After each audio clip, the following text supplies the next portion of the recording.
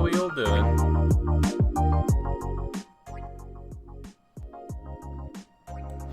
I'm gonna turn that down a little lower. It's quite low now, hang on. What's a good... I was gonna say temperature. So... First political discussion stream. What I'm hoping to do is every couple of weeks, we're gonna have a sit-down chat about some politics. I hope some of the regular viewers, because they've had some warning, I hope some people will have brought some of their own questions and topics, theory questions, theory topics, news, praxis, whatever, whatever you like. Hey Morrigan, good to see you. So, that's the idea. And... oh, let me just change this. And we should have Jess. Oh, I think maybe I'm still muted. Hang on. I was. Jess, hello. Hello. How's it going? Good. I just realized I was still muted when I was trying to talk to you. I've had some... all good. Yeah, well, I mean, don't worry. I'm here to make you look smart in comparison. Oh, so. Good. Perfect. So, the topics that we're going to talk about today primarily, and then we'll open it up and chat with any topics people have in the chat that they really want to cover. I can't promise that I'm like so caught up with news with like everything that I'll have a meaningful thing to contribute about everything. Same, I mean, obviously same for theory, obviously same for anything. It's no total guarantee, but especially if it's a really interesting topic, I might take it away, do my research in the meantime, and come back with it, next week. I think you're on the wrong platform to be doing research beforehand. Oh no! I think it's standard for Twitch. I've done way too much research for this stream then. My mic is a bit loud, and your mic is a bit quiet. I can turn. Actually, why don't you turn me down in that case then? Yeah, sure. I'll turn you down. But yeah, no, I think Twitch politics is general. That you don't do very much research ahead of time. But I may be basing that on a couple of outliers. I don't know. I don't watch as much politics Twitch as I probably should. Or maybe I don't know. How are we both sounding now, chat? I know of some people who do a lot of research and are very well informed, and I'm constantly impressed. And I know of some other people who could really sit down, who could really do with sitting down and listening, shutting the fuck up. Either way, the topics that we're going to talk about today are first, the land back movement, but not just the land back movement, because the land back movement is American specific, not North American specific. We're going to be talking about indigenous land justice, land rights. Okay. The second topic, we're going to be talking about minority representation from a materialist standpoint. So if you're a Marxist, if you're a leftist, if you believe in material analysis of politics, we're going to be looking at why you should actually care about representation and not just throw it off as a neoliberal culture war, lib pop culture issue, which it isn't. Third topic, conspiracy theories on the left. I have some notes, I have some studies I'm going to refer to. The second two topics in a big way is discussion of concepts, discussions of ideas. It's more of an open forum, I'll be open to more discussion with it. The first topic, indigenous land rights, it's more that I've done some research on a topic and I want to kind of share it with people. Although I'm obviously open to hearing what people have to say to some degree as well. Will you have Indigenous guests talking about Indigenous rights and politics? Not today. Tim, sorry, this is giving the hand away a little bit, but Tim, our friend who does the excellent channel Conquest of Dread, is Maori, and he is very well informed, but it's unfortunately 8 a.m. where he is, so not ideal. I've done a bunch of research, including reading some things that he's sent me personally. I hope at some point in the future he'll be around to be on the stream, but it's a bad time, time zone wise. Time is the problem. Yeah, Tim is awesome. I think that he would be awesome. Yeah. On. I mentioned it to him and he was immediately like, I would absolutely hop on and take part in that. Again, unfortunately, it's 8 a.m. The channel is called Conquest of Dread, and if any mods want to grab the link and spam it in chat, that would be cool. That would be helpful. So, right. I haven't... A little patience, because I haven't done this before. So, let's try and figure out the format as we go along, okay? The first thing, the starting place I'm going to go for is the Land Back Organization's manifesto. Because I know among leftists, there's been some degree of trouble with understanding land back, indigenous land rights, what it is they're asking for. So, I googled land back. The first thing that comes up is landback.org/manifesto. It's like it's on the first page anyway. And they have a really simple manifesto. I thought we'd run through it together. And then I guess I wanted to talk about people's hesitation, people's reservations, people's common complaints.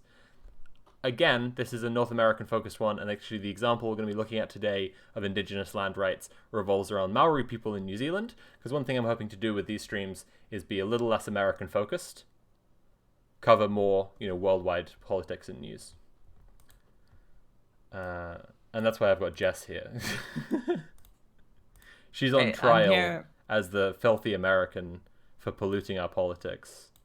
Yes, I'm Trump very and all sorry. this. I promise I won't talk about hamburgers. I won't talk about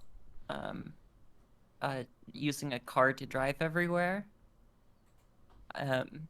Anything stereotypically American. Okay. I'll keep it out. I'll Okay. keep it out of today's No chat. cowboy talk.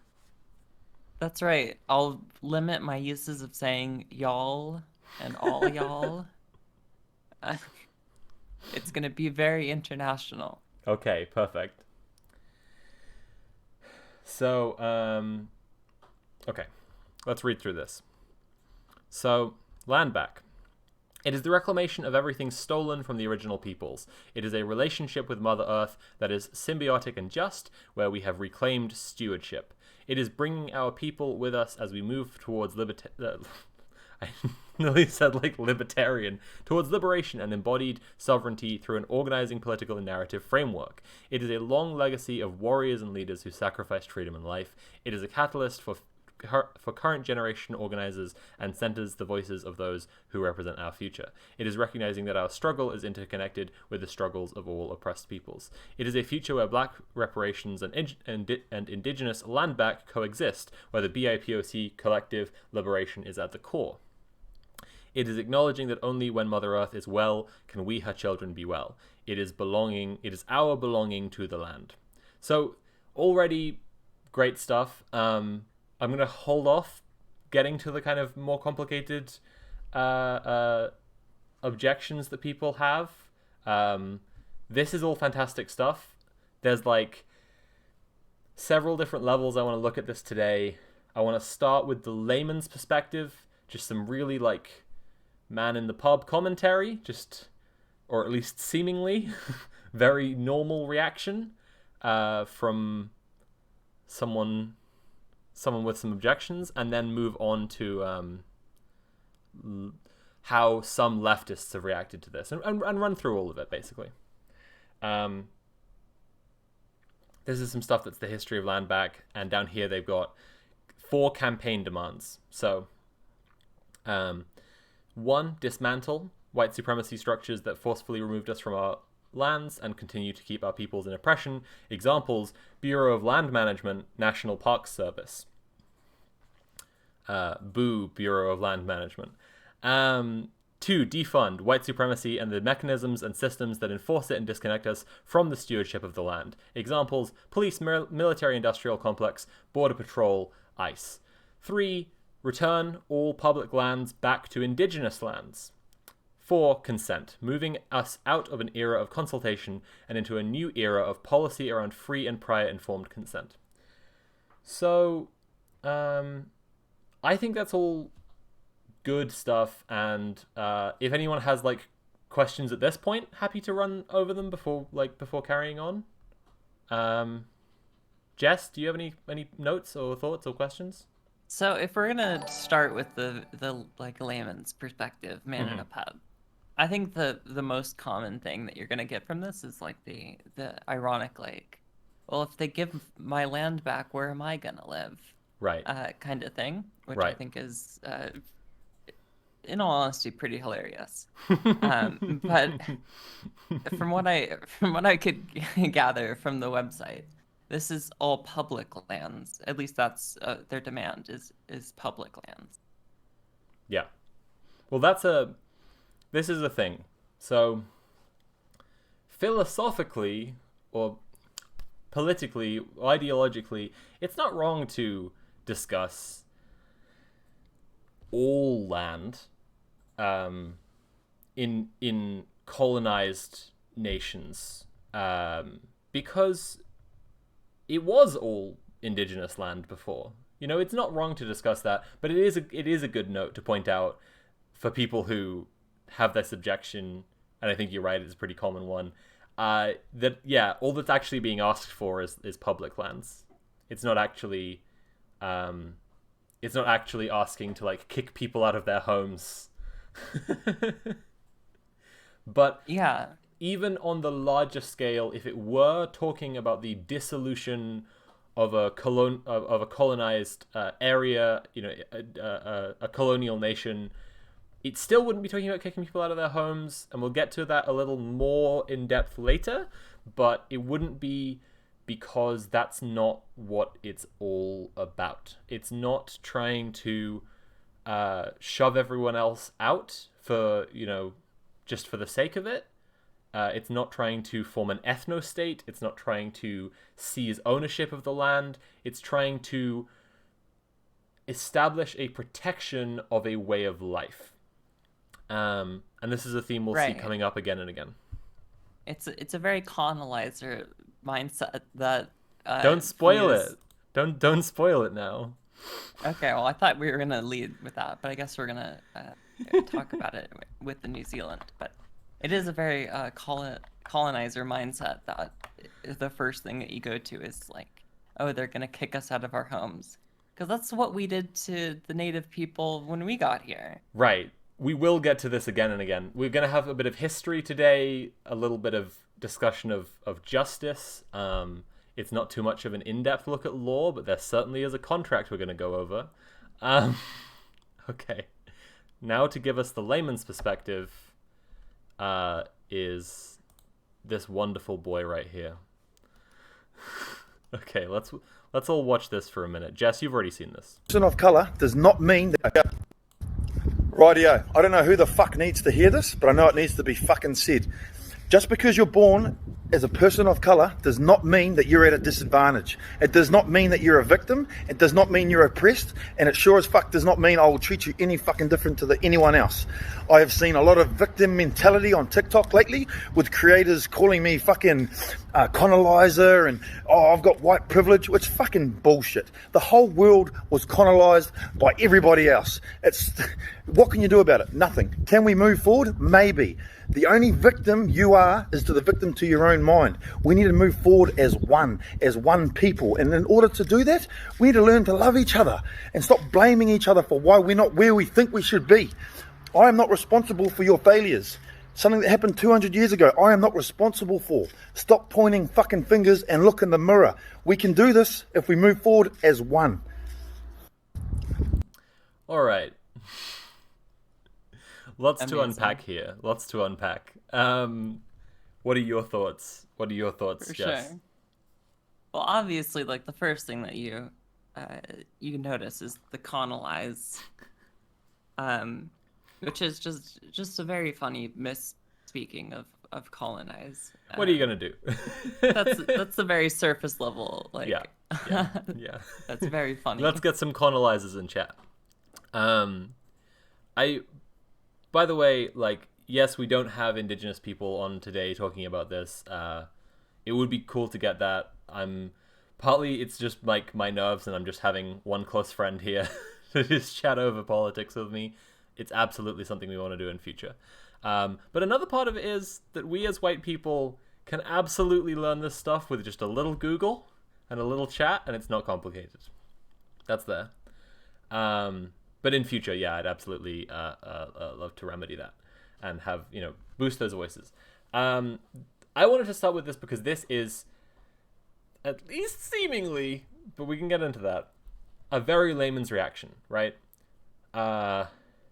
People have a victim's mentality, and they are trying to blame white people for something that happened 200 years ago. I'm not sure it is fully 200 years ago, because New Zealand is a very young country, and it's closer to 150 years ago, I think, but that's fine. Over 100 years ago, generations ago is a good way to put it. So the first thing, obviously, is in seeing this layman's, this commonplace reaction that we see. It's not about blame. That's the first part. We're going to deal a lot with justice today. Blame describes punitive justice or retributive justice, models of justice that either are based on forcing someone to go through something or seeking revenge for something bad done to you. I said this pretty much as soon as I first watched the video. This guy should be glad that Maori people and Indigenous people around the world have, as he sees it, a victim mentality and not a revenge mentality. Because, frankly, when you look over what's been done, who could blame people, really? It's pretty fucked up. As he said, the entire world's been colonized, so... and that's a pretty egregious thing for we white people to have done. When did it stop being a colony? I don't know, actually. I actually don't know about New Zealand independent statehood. I was looking at the history of the Waitangi Treaty today, but I didn't see that. Anyway, so sorry, my nerves are getting a little bit the better of me because it's my first time doing this, like I said. Yeah, well, he's one thing that he repeats throughout the video is just we need to come together and move together as one. Yeah, he says we're going to move forward as one people, yeah. Right, which it does nothing to address the issues. What does that actually mean in his mind? Right, he's being aggressively anti-systemic. He aggressively does not want us to think in a systemic way. He's saying, I'm not responsible for your failures, which is not. So this is the response I'm looking to set out as the baseline, right? We aren't people in support of Indigenous land rights aren't trying to make white people responsible for something. Justice is not being sought out against white people today. He says this about feeling targeted, essentially. Again, there's a lot to unpack because he says that he's seeing a lot of victim mentality and then complains about people calling him a name he doesn't like. But it's not about seeking out justice against white people now. It's about seeking out historic justice. So that's the concept I wanted to focus on today, like historic justice. So you can't simply, I mean, how much is there to be done if you fundamentally don't believe that people of color have any disadvantages in life? I don't know. Just go read any book. Just read one book, please. I don't know. It's a pretty tough sell to someone who is willing to stand their ground over the idea that people of color have no systemic disadvantages. But realistically, I think I would just say that's someone who doesn't trust and believe any people of color and listen to any people of color. It's like it doesn't take long for you to know that that's a real thing. Well, yeah, him saying we need to come together as one sort of presumes that everyone's coming from the same starting point, right? Which is kind of exactly what's at issue here. Right. See, that's the interesting thing. He's using language of togetherness, but it's clearly only defensive, right? He wants everyone to just be one people, so far as it means no one points out that he is white and that white people have done bad things historically.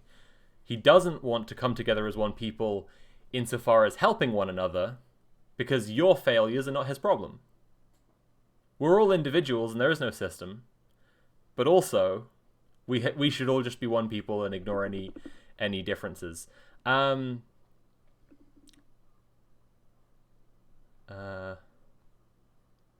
Yeah, was there anything you wanted to say before we move on a bit? I mean, no, I think that pretty much is it. It's just a very funny video that is very fitting for the topic. It is very funny. I've said this a couple of times now. This guy's reaction is seemingly very layman, very, very everyday. If you interrogate it a little, claiming that people of color don't face any disadvantages is actually a pretty seriously racist position, and I have my suspicions. I haven't looked into this guy. I'm not going to waste my time on it, but it does give rise to more serious racist, fascist ideas to be claiming that there is no systemic injustice and that all of this, right, is actually anti-white racism, which is the position he's basically coming from, right? So if you go from there onto white, anti-white racism, white people are being oppressed, white people's freedoms are being cut back, you go from there onto white genocide, conspiracy theory, and whatever, right? I don't know this guy, so I'm not talking about him specifically. I'm just saying that this is the way that what seems like a very commonplace reaction can actually be a lot more insidious. Oh yeah, absolutely. Yeah. I think it's relevant to bring up that in the video he says that, he sees everyone the same, and if you think that he's going to treat anyone different, then you're wrong. But the content of the video clearly suggests otherwise. Yeah, he says that people have been calling him a colonizer, which means that he's been in arguments with Maori people, probably, but indigenous people certainly, who are disagreeing with what he's saying. He's been saying something that's been upsetting people. Again, we don't know, but it's pretty clear, right? Yeah, so the real news item I wanted to focus on today was the Iomatau site in New Zealand, which I have the news article about this here. Let me just get it up. Okay. So Iomatau sacred site bought by New Zealand government for $30 million. Basically the thing... Thank you. Oh my goodness. Thanks for this up. The thing that is going on here is there's an area of land, Iomatau, which is a historical, traditional Maori village. If you look here, it's about 3 kilometers outside of Auckland. which is where I was born. Thank you. There's Auckland. There's Thank you. Yamato. There's Top Trans. You know, they've got it all. They've got it. It's all there.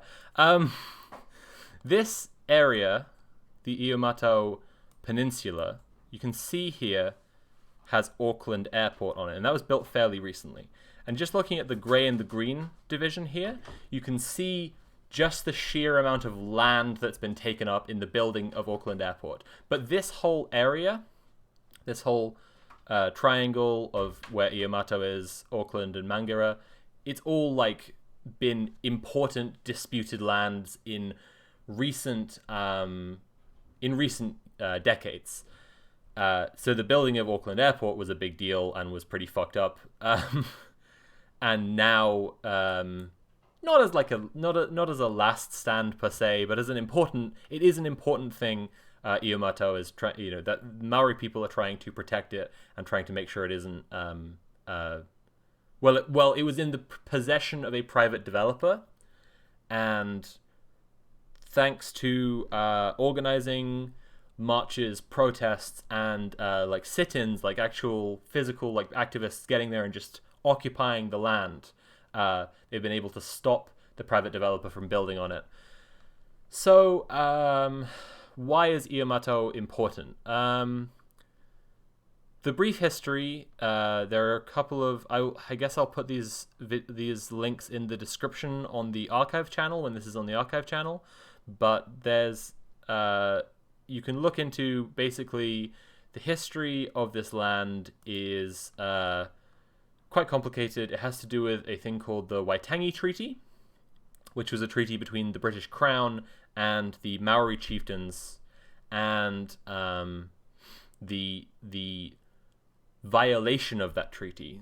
Yamato, as well as being a historic village and being an important place where their ancestors lived for a long time, also may contain archaeological like evidence of how badly the British Crown broke their own treaty, which is cool. It's good to have archaeological forensic evidence of the crimes. So you can see why it's important, as well as just being a culturally significant spot. There was a bit down here that I just wanted to read out, which was that was it at the end of this one? Oh beans, I might have misplaced my stuff now. Might have misplaced my links. No, that's the wrong one. Okay. In the recent political disputes over Yamato, the thing I was going to read out was that Winston Peters, who is a New Zealand First Party leader, and you might be able to guess from the name New Zealand First what their politics is.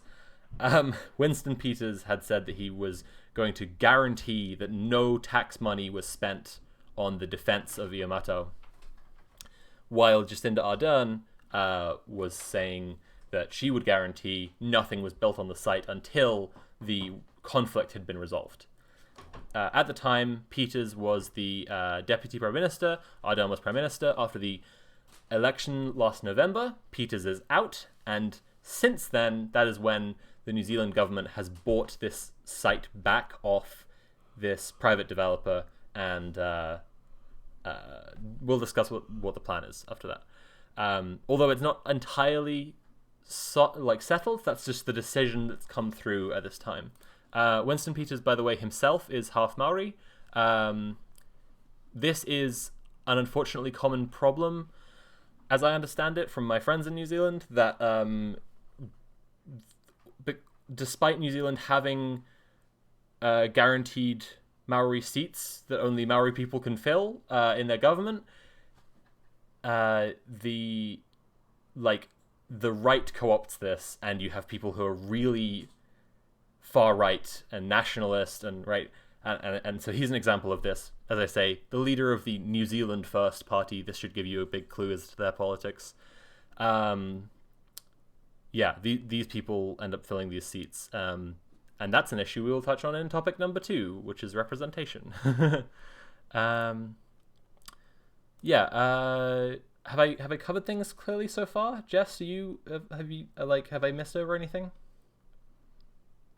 Just I think the sort of plan, and I think a little bit more of the history. I was reading that it originally, like, well, I say originally, before this event started, it belonged to the government. Yeah. And then they sold it to a private developer. Yes. And now they've just purchased it back. Yeah. So this isn't really land back. Yeah. I'm aware of it. But it is like it's better than it being in the hands of a private developer. Yeah, sure. So it ties in with the notion of land back and the notion of indigenous land rights. But this is something that I was going to get to, which is that the government's best plan so far is that they're going to build a housing project. That's like, like that's their like the current sort of best proposed, like most solidly proposed plan I've seen anywhere, which is not the same as land back. Again, land back is a North American specific movement. It's from the NDN collective, but the kind of notion of land back, if we're to extend the kind of philosophy, it's this isn't quite that. Yeah. Right. So it's good that the land is now going to be used for the native people. Right. But it's not as good as letting them decide what they want to do with the land. So that's something, yes, that's exactly it. So that's something I especially want to talk about, is letting people decide what they do with land.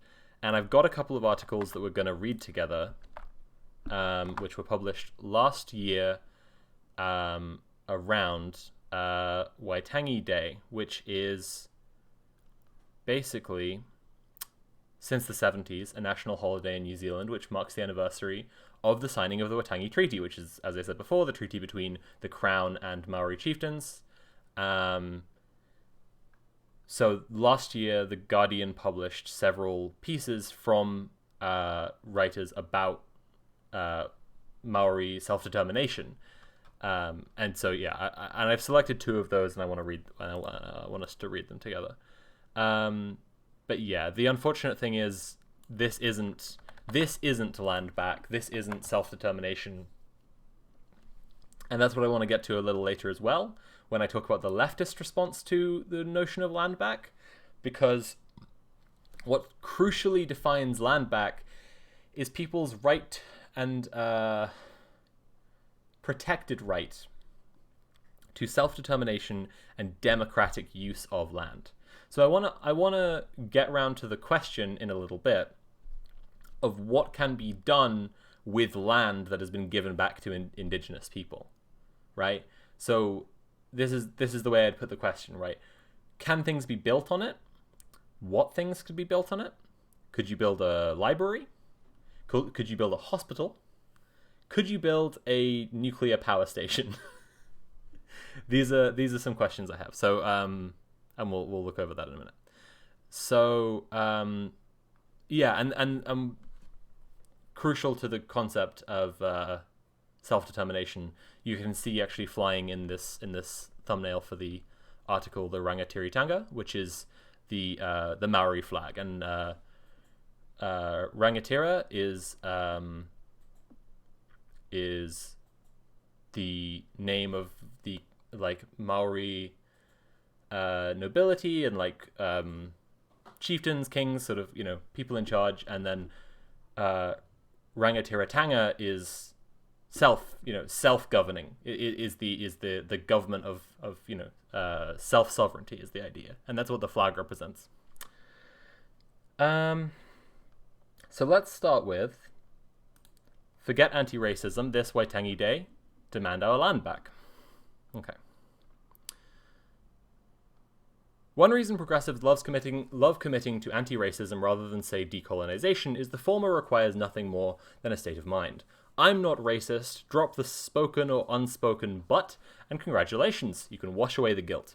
It's a seductive commitment, and it finds form in privilege checking, language policing, and public institutions to listen to diverse voices. Again, we'll be covering this next. This is the next topic. I feel like I've linked things up fairly well today. I hope so, anyway. The trouble, of course, is racism isn't something you can escape with sufficiently virtuous thoughts or deeds. Racism is a social relation. It occurs in every society that structures itself on a founding theft, land, and operates via exploitation, labor. I really don't mean to jump the gun too much here, but my point when I get to the leftist response to these notions is that land back and indigenous land rights are inherently intensely leftist, and particularly align with anarchist thought, but in general are intensely leftist. And when there are claims otherwise, that's not only worth being skeptical of, but being like, go read a book, please. Okay. This is why Waitangi Day, the national holiday marking the moment Northern chiefs put their names and marks to a treaty with the British Crown, centres on land and its loss. This, not racism, is the break in time that shapes our lives as Maori, and we understand that from our earliest years. Parents and grandparents who left their homes to Auckland, to Wellington, to Australia for wage work. Great-grandparents who remembered that what their own old people did with the land: agriculture, horticulture, canalling. The contrast with Australia's National Day, where centrist politicians and progressive campaigners prefer corporate-funded euphemisms like shared history, is striking. The term is seemingly everywhere. It leads the Prime Minister's op-ed in the Sydney Morning Herald celebrating Australian heart. It's the clincher in Indigenous Minister Ken Wyatt's call to, first and foremost, celebrate the good things in life. Now, can we see there's a very strong correlation with what our friend in the shades was saying earlier, right? But what does it mean? No one, other than Indigenous activists and radical campaigners, seem willing to come right out and say it. The history Australians share is one people's ancestors took the land, and the other people's ancestors lost it. This is what distinguishes Waitangi Day. That founding fact, land loss, is impossible to ignore. And again, Waitangi Day has only been celebrated since 1970, I believe, 4? Feel free to check me on that. It's the 70s anyway, and it was because of Maori land marches and land rights demonstrations that Waitangi Day began to be celebrated. So this writer is exactly correct that there is an inherent connection to the loss of land, and that's the idea of the national holiday. Even it's not just a coincidental connection or a way to focus it. It is inherently tied there. Okay. In New Zealand, everyone from activists to the political elite understand the country's foundation is a treaty and its subsequent breach. Even the Queen, delivering the Crown's apology to the Tainui tribe in 1995, told the nation its founding document was, in regal understandment, imperfectly observed. Oh, fuck off, Lizzie. The plain meaning? Tainui had its land stolen in a treaty breach, and that's the heart of every Indigenous struggle. But well-meaning progressives often frame that struggle for land as one for recognition and rights. That makes a certain sense. In Fanon's accounting, misrecognition or non-recognition always constitute colonial states. Think terra nullius. But the trouble with recognition and its attendants, like the glossy history tellers, is it's a cunning standard. Does recognition restore Indigenous peoples' power to develop and protect their land, or does it just reinforce existing power relations? These are all questions I'm welcoming on the stream. If I'm going too fast for anyone, or if you have questions, I will take some questions after this, and hopefully everyone will be caught up at the end.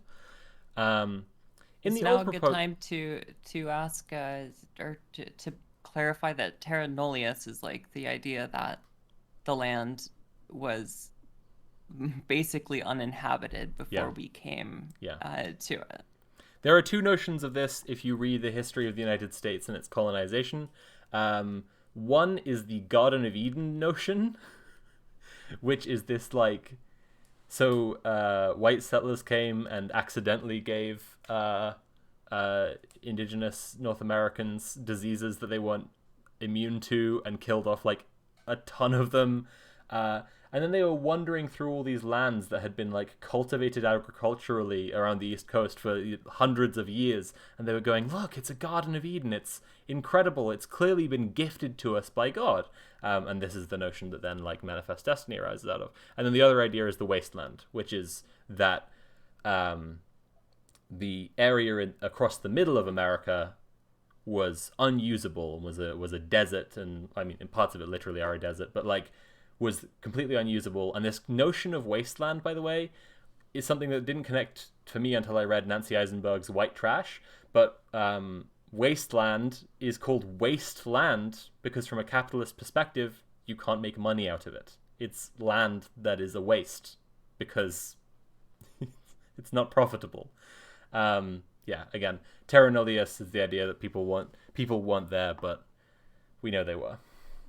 Right. Okay. Well, at the very least, what we would consider, like, we don't grant personhood to the people who were there before, because I'm certain that they acknowledge that people were there. They just didn't consider them to be people. Right. Okay.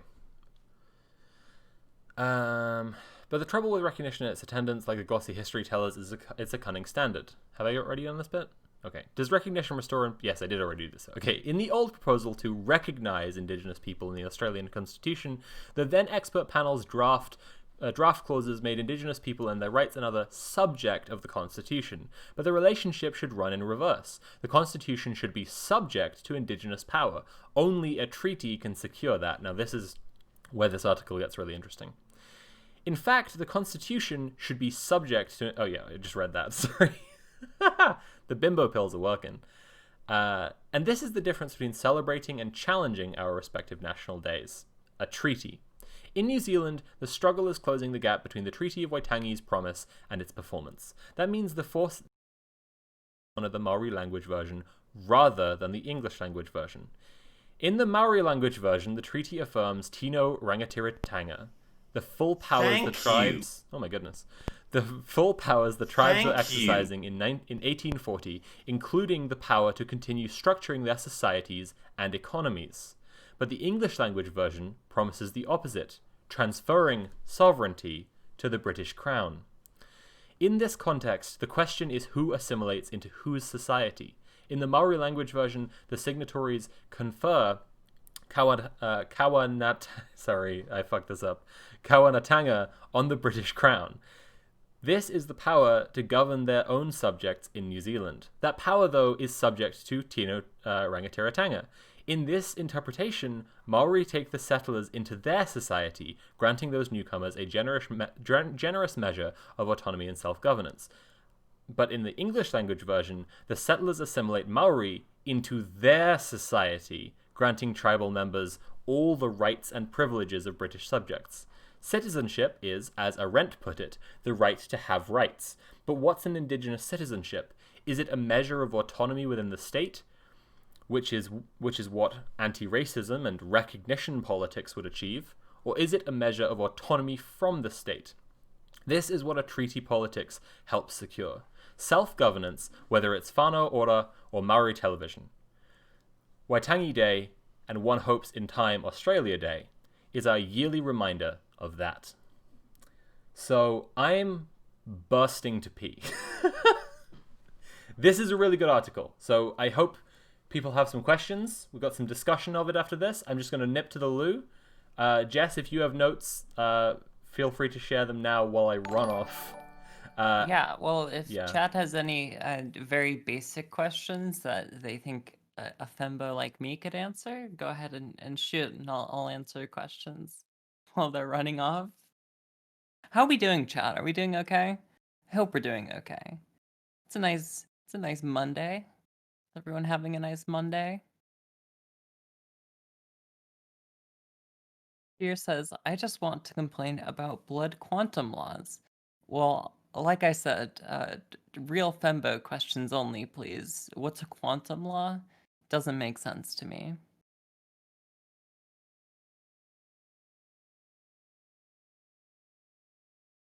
Welcome in, Iglybo. Just a guess on the pronunciation there, but Either way, I think that's a fantastic username.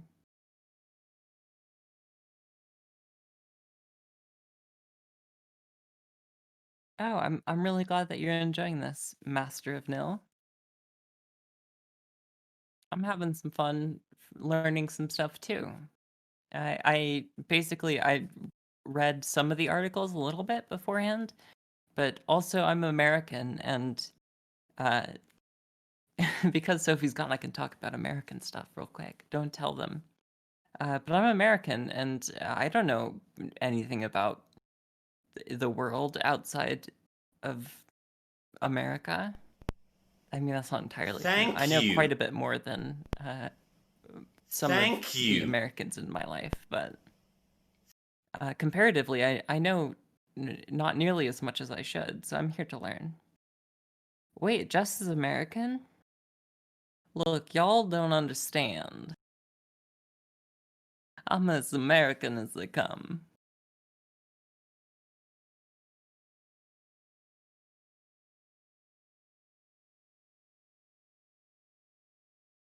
How similar is this issue to US laws regarding native land rights?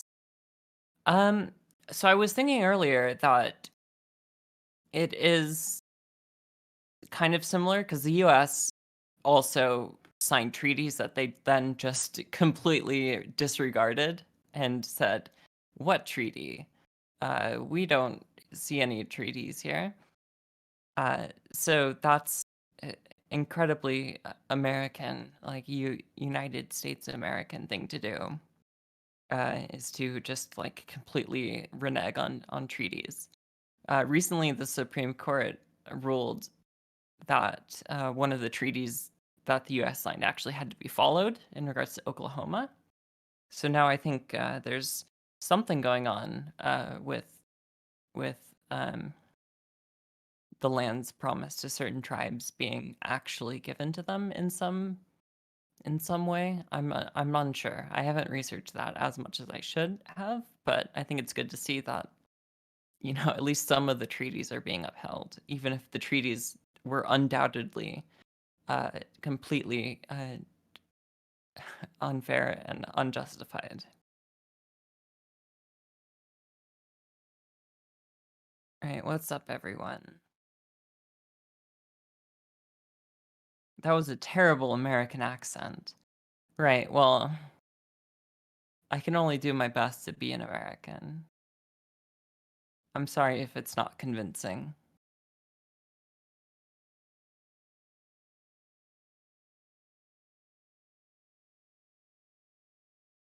Yeah, I seem to remember. I think Iglibo, you're talking about maybe Legal Eagle?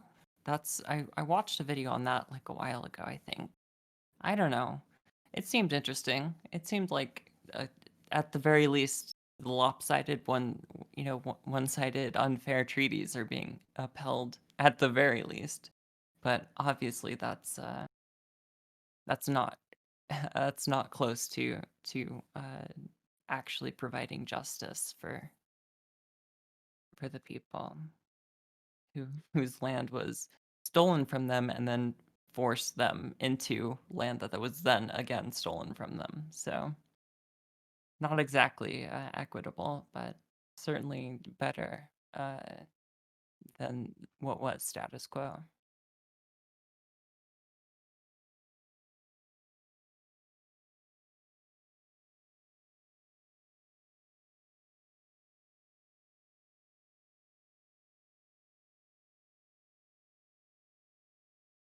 Here says typically it was make a treaty, ignore while civilian settlers broke the treaty, send the army in to defend the settlers, sign a new treaty.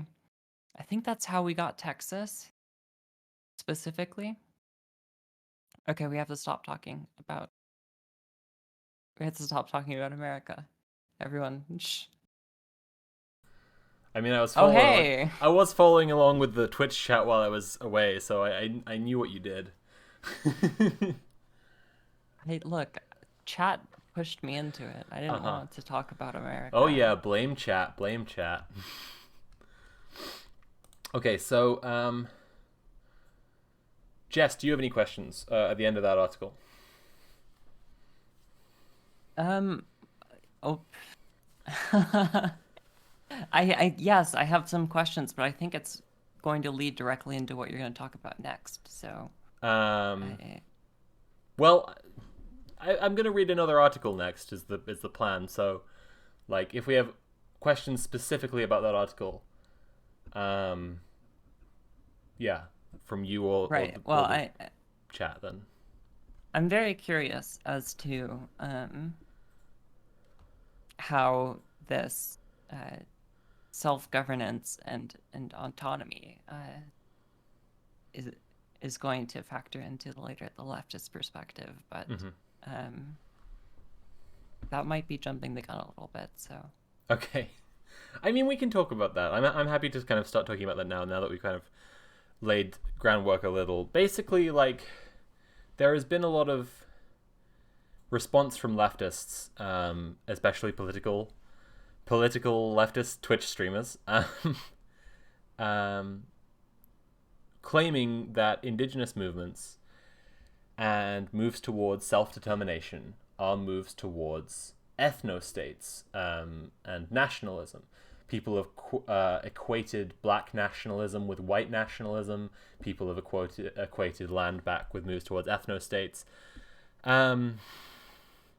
A kind of annoying comparison I've seen is where people have talked about Israel, which is a little mind-boggling to me, because Israel is a very good example of a place where there should be land given back.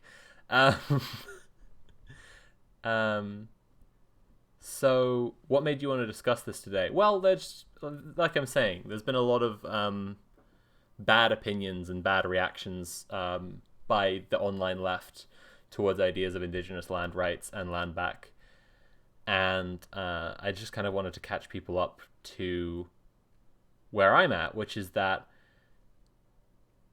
the notion of land back, if we go back to the manifesto, and I'm just want to clarify, I'm using land back here because their manifesto fits in with the philosophy of indigenous land rights, but it's not, but land back is a North American specific organization as opposed to a worldwide indigenous group. But here, this last line of the introductory paragraph says, "It is our belonging to the land," right? And that's kind of the crucial difference, right? Is that ethnostatists or nationalists agree with the current status quo, the current power structures that exist. To quote the article that we just read again, right? Does recognition restore indigenous peoples' power to develop and protect their land, or does it just reinforce existing power relations? Existing power relations doesn't just mean white supremacy. It also means the basic concept of nation states, the basic concept through which, like, land is possessed by a ruling class, as opposed to being democratically controlled by the people who live there. So this is why I raised this question earlier that I'd like to return to, this concept of what could be built, whether things could be built on indigenous land and what could be built there. And under the philosophy of land back, the answer is anything could be built there. The examples I gave, right, were a library, a hospital, and a nuclear power station. And the answer is that if the people who lived there democratically decided together that those were things that they needed, then they would build them. That's the notion, which is inherently the anarchist understanding of land occupancy and development. It's a little more complicated in that historically, Maori, for example, existed under a nobility class and had, like, chieftains, and I don't know if the word aristocracy would entirely apply, but certainly, like, heredity and ideas like this. And then during the colonial settlement and during the New Zealand Wars, there was a movement towards trying to get one Maori king, because their idea was, like, of unifying around, like, one king. But, people who are pushing towards land back now aren't really pushing towards living under a constitutional monarchy. But the kind of essential thing here is that, like, that's to let those people, like, figure out amongst themselves. I remember a conversation, we mentioned Tim earlier, and I really do hope I can have Tim on the politics stream in future. One time I was talking with Tim about, there was the stupid, like, cannibal discourse going around Twitter again for the millionth time. And Tim was talking about how, like, people talk about indigenous people and traditions of cannibalism when they talk about that. And they talk as if you have to respect a tradition and not, like, override it because you find it morally repugnant. But that in itself is also reducing the agency of indigenous people, because it assumes that there aren't indigenous people who also find something morally repugnant and object to a tradition. There are, like, human traditions the world over that people don't like and are vocally against. And it doesn't do to just assume that people all feel one same way. So basically, like, this is the thing that I'm crucially coming back to, is an idea of true democracy. Because anarchism, as it was originally conceived in, like, ancient Greece, the etymology of the word is the rejection of the archon, which was just a hierarchical governmental ruler in ancient Greece, and to instead have people horizontally equal in power and voting amongst themselves, democratically deciding. So that's why I'm saying that I really think it's fundamentally the same thing. And if traditions that contain different power structures are what those people decided to live by on that land, that's okay. I mean, but the point is that it's about democratic self-determination and self-sovereignty. Right. So what you're saying isn't, so what you're saying is land back isn't current hierarchy, take off the top of the hierarchy, put indigenous people there. Right. Exactly. I'm saying it's take the current legal rulings over a land and wipe them out, and now the ruling is the people who live there can decide what is done there. So let's, like, to run through those examples I was talking about before again. If you were to build a hospital, right, in land that belonged to indigenous people, or let's just say land that belongs to the people who live there, because that's my point, is I think this works for both an understanding of, like, an anarchist society and for an indigenous society, right? Or an indigenous peoples living on land they've gotten back. If the nearest hospital was far away and everyone agreed to work to create a hospital together, then they would build a hospital there. If the nearest library was far away, or the nearest library was shit, or it was only stocked with, like, white supremacist books because it was in the non-indigenous land, or for any number of reasons, you wanted a library, and the people who lived on the land democratically decided together that they wanted a library, they would build a library together. And it's about the people whom it actually affects. There's something, this word I just learned, like, yesterday, usufruct, and I believe it was a quote from Lincoln, or I don't know, Natalie told it to me. It was this quote, which was that, like, the earth belongs in usufruct to the living, which is, usufruct is the notion that something is there to be, used, so long as you don't use it to its own destruction, or use it up too much that it can't be used in future. And that's a handy notion, right? usufruct, like the land exists in usufruct to the living, except to also challenge the notion of ownership, because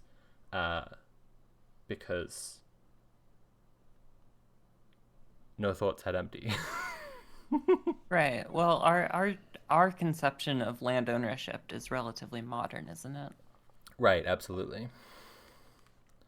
Like, it's also all one way. Like, it's an odd ideological thing where our conception, which means like more similar to the like European conception of land ownership, is one that won't abide other people's conceptions of land ownership. And so everywhere it goes, it needs to establish itself, and it can't exist alongside other stuff. So this is what I was saying before about the protection of a way of life. In North America, where, you know, the land back with a capital L, capital B, like the actual land back movement is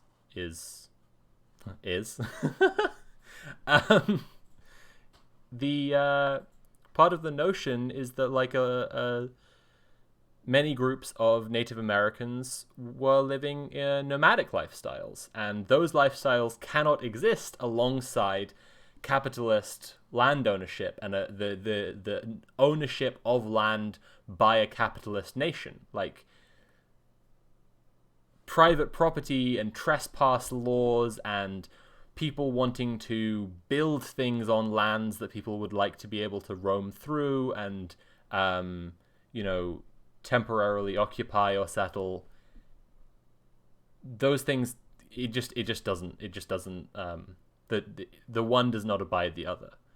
So one thing to bear in mind is, like, we have our modes of living, and there were just ways of living that people were doing already that didn't require saying, I own this land, this bit is mine.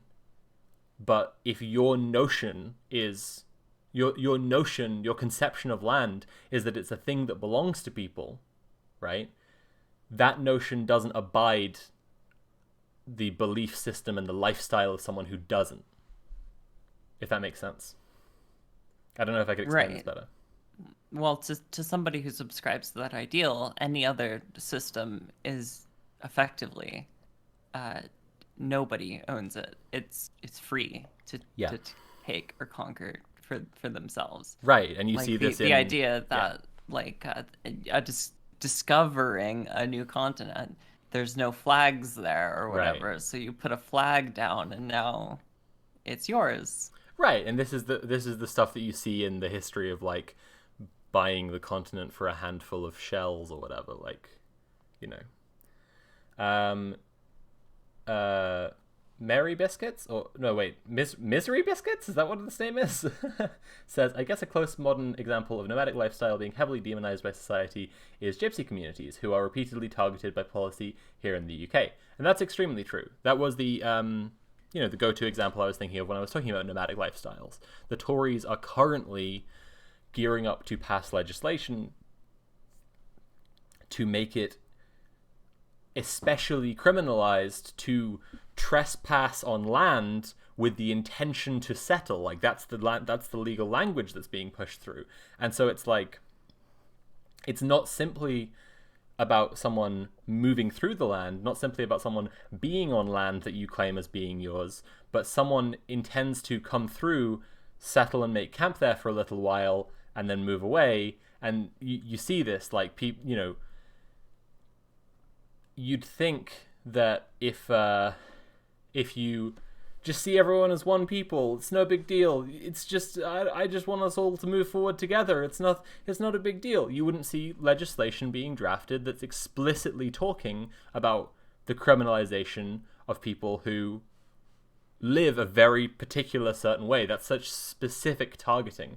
So, like, to come back to the guy I was talking about earlier, the guy whose video we watched, you know, he feels like people are targeting him as a colonizer, and he views the concept of, let's say, land back, but indigenous land rights as a move against white people. And this is what I mean about it being insidious, because it appears like a layman's reaction and uses only layman's speak. But there is something a lot more insidious going on there, where he claims that people are targeting him as a white person and he just wants everyone to be equal. The point being, like, indigenous people are seeking justice, but they aren't seeking it from him. When he says he isn't responsible for something that happened 200 years ago, he is right. And indigenous people aren't seeking justice from him for something he didn't do that happened 200 years ago. Because if they were, they would be putting him on trial for crimes against humanity. If he were being held responsible, then he would be on trial for mass murder, mass rape, mass enslavement, the burning of people's livelihoods, the destruction of their homes, the systematic erasure of their culture quite deliberately, okay? And no one's saying that he's responsible for that, because that would be a very serious, thing for him to be, on trial for. Because that's the thing. It's not just that people aren't seeing him or any one white person as so responsible. It's not about that. It's not about that model of justice either. So that's what I'm trying to distinguish between. There's punitive justice, which is what we're kind of imagining when he says, I'm not responsible for something that happened 200 years ago, right? There's retributive justice, where someone seeks an eye for an eye, and then that's, again, where you get a little more insidious, where we have this idea that people are trying to do all those things to white people, and this is where you get your white genocide conspiracy theory. And you just have to throw those models of justice out entirely, because that's not what's being discussed here. What's being discussed here is historic justice. Things were one way before. People had a lifestyle. People had a way of life. People had rich and fulfilling lives that just didn't subscribe to our originally European capitalist nationalist model. And they were all erased and destroyed. But where I want to go with this notion of justice is that it's even more clear-cut than my kind of maybe a little fuzzy, nebulous, philosophical notions here, because there was a treaty. There was a literal contract, right? And the contract was fucking bullshit. Legally, right? The notion of justice here is pretty easy to arrive at. If we go over this again, okay? This is the difference between celebrating and challenging our respective national days. A treaty. In New Zealand, the struggle is closing the gap between the Treaty of Waitangi's promise and its performance. That means forcing the Crown to honour the Maori language version rather than the English language version. In the Maori language version, the treaty reaffirms Tino Rangatiratanga. The full powers the tribes were exercising in 1840 including the power to continue structuring their societies and economies. But the English language version promises the opposite, transferring sovereignty to the British Crown. That's a fucking scam, right? You serve people a document that they can understand in their language, and they agree to it, and in a different language it says a different thing, and then you claim that that's the treaty that was agreed upon. That's just fundamentally not true. So when we're talking about historic justice, there are actually clear-cut examples like this where agreements were made, and even pushing for that seems radical in a modern context, but actually, it's only very, literally, it's only fair. There was a contract made. How are we doing? Any questions? Any notes? Yeah, no, I mean, I think that the colonizer was right in the very basic notion that we can move together as one. because supporting the general idea of land back helps everyone. It doesn't just help indigenous people. Absolutely. So that and there we have the notion, okay, that we could live under a society that was democratic and where we all agree together on what we do and how we operate and how we live our lives. But currently there are these systems in place that govern us and control us, and land back is in opposition to those exact systems. So this is where I wanted to say about the leftist reaction, where some leftists have had the astonishingly bad take that they think land back is pushing for ethno-states, right? That it's ethno-nationalism, which it just fundamentally isn't. It is. Here are some things it isn't. It isn't pushing to remove everyone except a certain ethnicity from a land. It isn't seeking to punish people of a certain ethnicity or not of a certain ethnicity. It isn't even looking for land ownership. And this is the thing we've been trying to go over here. It isn't even looking for anyone to own the land. And I don't know, honestly, of a more leftist conception than that, because landlordism is the fundamental basis of all capitalist venture. And so telling people, no, the land cannot belong to anyone is just about the most leftist thing, honestly. Right. Yeah. It's give the land back, not give the land to us. It's the land back to the land. That's what needs to be understood here. So, one last note on the colonizer was just for people's layman understanding here. He feels like people are holding him responsible. People are asking him to not stand in their way. That's the difference. People are not, as I said, people aren't holding him responsible, because if they were, he would be on trial for crimes against humanity. In states where there is no death penalty, he would receive the death penalty. That's how extreme it would be if he were being held responsible for colonization. That's not the case. People are simply asking for a way of life that has been systemically attacked, historically destroyed, and according to their agreements, was meant to be historically protected, to be historically protected. They're just asking for historic justice. And where it comes to white people, they're just asking for all of us to not stand in the way of that. It's a very passive thing you can do. Just don't stand in the way of it, right?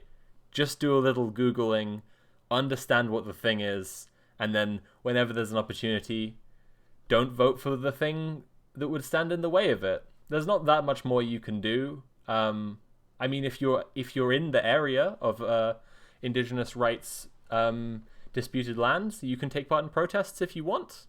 You can donate, I'm sure.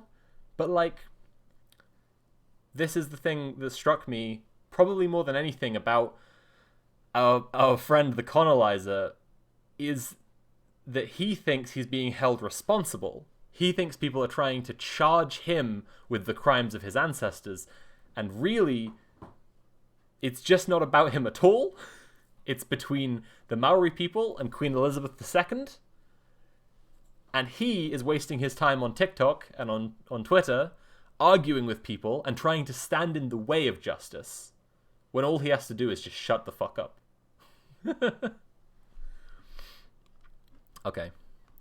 I want to read this last article. If there's any more questions, I'm happy to take them. And then I guess we'd move on to discussions of minority representation. As I said, it ties in interestingly with some things we've actually seen here today in this topic already. Shall I start, or are there any questions? I'm just giving chat a moment to kind of catch up in case anyone has any questions. Forks Are Free says, he's just mad that a thing isn't about him. That's absolutely correct. That's completely correct. Marina, hello, says, Sophie, what are your earrings? And they are fairy wing earrings. They're like Oh, I realized I'm not on the close-up. Hang on a second. There we go. They're fairy wing earrings. And then I've gotten this second piercing recently, but that's just a little silver stud. There we go. Okay. Andy says, I can't imagine they're cruelty-free. No, it's actually quite painless. You just say, I don't believe in fairies, and then you can just, like, harvest the wings.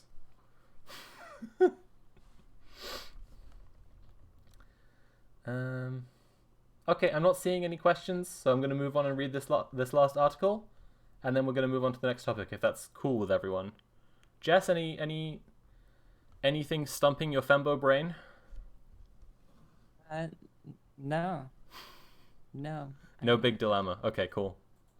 I'm doing okay. Okay, well, I'm going to take that as a sign that I've been explaining things well, and we've been having a productive discussion. Yeah, no, I've definitely learned some stuff. Awesome. I mean, bare minimum, I think we've probably been learning some history today, but I hope we're learning some stuff conceptually as well, and it's really the conceptual stuff that I'm saying. If you know, that's what I'm hoping people have questions about if we want to discuss. Okay, let's read. Maori people have been robbed of our identity in our land. We must fight to get them back. The tagline.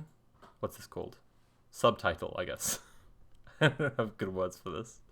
I'm not a journalism. Says Jacinda Ardern is doing a good job, but Waitangi reminds us of what we have lost. And for those who may not know, Jacinda Ardern is the current Prime Minister of New Zealand. She's a sock dem. She's doing a bang-up job. I would rather have her as the enemy of the working class than someone from New Zealand First or the National Party. It's good. It's you know, she's pitching softballs. Jacinda Ardern is doing a good job, but Waitangi reminds us of what we have lost. So, okay. I am ashamed to say this year was my first time at Waitangi. I am Maori, an indigenous person of New Zealand. I belong to the I should have looked this one up. I'm sorry, everyone. Ngapui tribe, a tribe that descends from Waitangi and other parts of Northland. My ancestor is Hongi Hika, who was once a Maori rangatira, chief of Ngapui. The internal conflict I experienced as I stepped onto the grounds is one I have experienced my entire life. Am I Maori enough? Do I belong here? What if someone starts speaking te reo to me? What should I do? For those who don't know, te reo means the language, and te reo Maori is, you know, it means the Maori language anyway. What should I do? I should have been here years ago. I should be with other Maori, holding a banner, holding government accountable for all the wrongs and injustices Maori have suffered. My memories of past Waitangi days are this: a nice sleep in, a day out at the beach, hanging at some random festival, and in the evening, I might turn the news on during dinner and see an army of angry Maori holding up a sign at Waitangi. And then I turn the TV off and never think about it until the next year. This is familiar as a politics nerd, as someone who cares, who's decided to care about politics and be invested in politics. This is upsettingly familiar. Okay. There's nothing wrong with being at the beach on Waitangi Day, but what is wrong is the general public, including many Maori. And again, like I said before, there are a common trend is for the Maori people who occupy the guaranteed Maori seats of the New Zealand government to be quite like right-wing, even far right. And yeah, we'll talk about that next. Okay. Including many Maori, have no real understanding of the treaty and how it affects us today. A covenant was made between the Maori and Pakeha in 1840. That covenant was broken, and the consequences have brutally traumatized Maori across generations, including my own family. This is not something that just happened in the past. This is affecting us now, as in today. I could easily talk about the impact of colonization. It's a struggle not to say colonization at this point after all our memeing around. Can I get a colonizer in chat just to cheer me on? to give me the energy? Okay. I could easily talk about the impact of colonization on our health. Maori statistically die earlier. My grandparents died in their 50s before I was born. My understanding of Te Ao Maori was limited for a number of reasons, but one reason is I missed out on sitting at my grandparents' feet and learning from them. Or I could talk about the overrepresentation of Maori in the criminal justice system, or how Maori lost 95% of their land in less than 100 years. Now Maori are struggling to afford to rent a house, let alone buy one. How ironic is that? We can't even afford to live on our own land. These are all manifestations of the treaty not being honoured. But this is not the worst part. Perhaps the worst part is how we as Maori have been robbed of our identity. My Maori mates and I talk about how we should be called the lost generation. We are orphans. We grew up not knowing where we come from. We can't speak our own language. We're expected to be a dialer poveri or a translating service, and when we can't do it, we're called plastic, and our identity is questioned. Are you even a Maori? We already grow up ashamed to be Maori because society tells us we are less. We're already questioning our identity, but the shame that has been put on us for our loss of culture and language can be soul-destroying. A reminder that we don't belong in the Pakeha world or the Maori world. No amount of compensation can make up for this. And now, like a flick of a switch, we are expected to just reclaim our identity, to go to te reo classes with other non-Maori who see it as a hobby. Our history wasn't taught in schools, so now we seek out our own knowledge, read books in our spare time, and relearn and unlearn everything we have been taught by society. And in brackets, the Labour Party has now introduced New Zealand history to be taught in all schools by 2022. About 100 years too late, but at least it's a start. It's a good summary. Let me move the light a little bit. I'm feeling like there's a very stark contrast on my face, and I want it to be a little softer. You can dim the light. It's not about how bright it is. I want it to be at the right angle. That was Nat, but she's promised to not be in the stream and to not butt in. Okay. Is it even a trans girls stream if we don't stop and worry about lighting for a minute? Okay. This year, I found out that being at Waitangi is like going back to the mare for a tangi, except no one died. The aroma of hangi and fry bread lingered. Te reo is spoken naturally and not forced, and I could be my authentic self. I didn't have to put my Pakeha face on. This word has been in the article a few times already, and I just realized that people might not know Pakeha means white people. It means non-Maori, but it specifically means white people, and even more specifically means white New Zealanders. I was part of the majority rather than a minority. I was home. I echo many others who believe Waitangi Day is better without politics. Walking to the Tawhare Runanga at the Upper Treaty Grounds is like a different world. I'm butchering these Maori words and I'm very sorry. Herds of silly politicians and journalists running around in suits, dresses, and full faces of makeup. A white woman at the center of attention. Waitangi should not be about Jacinda Ardern, although it is not her fault. Jacinda mania, or the Jacinda effect, is still in full swing. Teenage girls in school uniforms waving their phones in the air, desperate to get a photo. I passed two men in their 60s praising Jacinta. Iwi leaders raved about her after the annual Iwi meeting. Even my own mother lined up in the breakfast line for over an hour to get a selfie with the Prime Minister. It's now one of her most liked photos on Facebook. One can't deny the fact Jacinda is doing a good job. I cannot think of another politician or leader in this country, or even worldwide, who would decide to jump in with the waka last minute on Hine Te Aparangi and paddle with locals. Perhaps Ardern is the reason why after the dawn service and breakfast, my friend and I were left scratching our heads.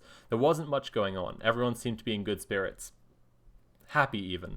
Where were all the protests I've grown up seeing on TV? Mainstream Pakeha reporters looked lost, searching for some kind of conflict or protest. Being at Waitangi was a spiritual and profound experience for me, but it was also a reminder of how far we have to go. Oranga Tamariki water issues, poverty, unemployment, Iwamatao, and the rights to our land back. Maybe Waitangi 2021 will be less focused on our dern and more on Maori issues at heart. What we have lost, we can never get back, but we can try. There you go. And I thought that was, a good article to close out this kind of segment on. Yeah. One thing that I like this article touches on is acknowledging that I think this all comes back. It all comes back to the colonizer.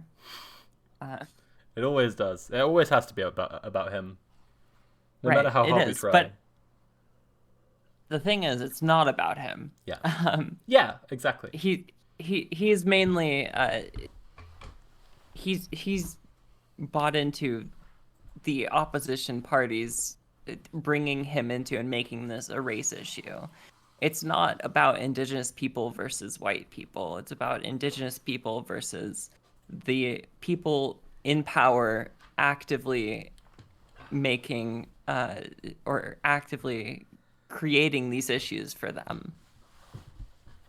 Yes. So it really is. It's not about. It's really not about the colonizer. It's just something that he's been brought into through propaganda that's pitting this as a race issue when really it's an issue of indigenous people versus all of the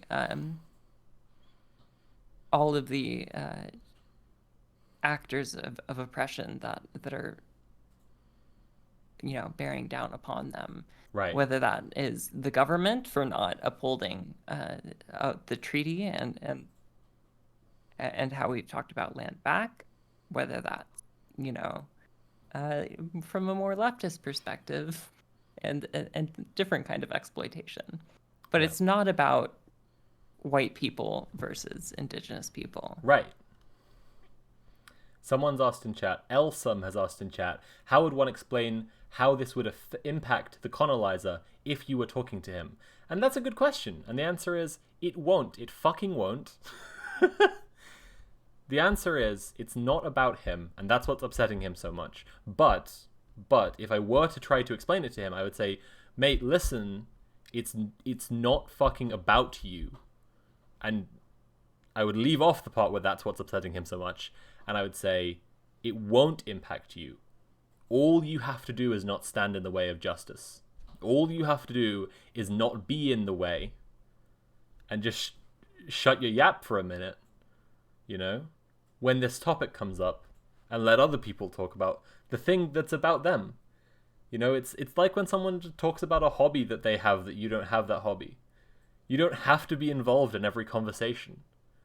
And it's the poisoning of the discourse around it, as Jess was just saying. There's a propaganda by conservative political structures that's trying to make you think this is all about you. If this much effort is being made and it's talking about what white people did in the past, then it must be trying to blame white people now. And it's not. It's just not. It's just not. That's just bullshit. That's just bullshit some politicians fed you to try and make you vote for them, to try and make you afraid, to try and make you vote for them. Yeah, I mean, I personally have never had that sort of hobby talk that's never happened to me happen to me. I just felt like I should let you know that thing that you mentioned has never happened to me before. You never had something discussed when you were around that wasn't about you. I've never had something that didn't affect me being discussed, and then feeling like I need to mention that that's never affected me before. So you just wanted to. Right, you just wanted to let us all know. Right, yeah. It's never been the case before that people have discussed something and it's not about you. Yes, I'm just letting. Okay, well that must be really hard for you right now. That's all. I sympathize. I'm doing okay. Okay. Well, thanks for checking in about it. Of course.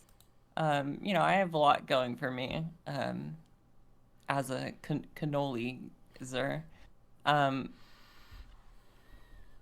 just, thought you might want to know my perspective on this thing that doesn't pertain to me.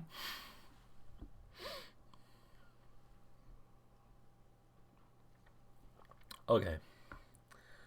I'm giving chat a minute in case there are more questions about Indigenous land rights.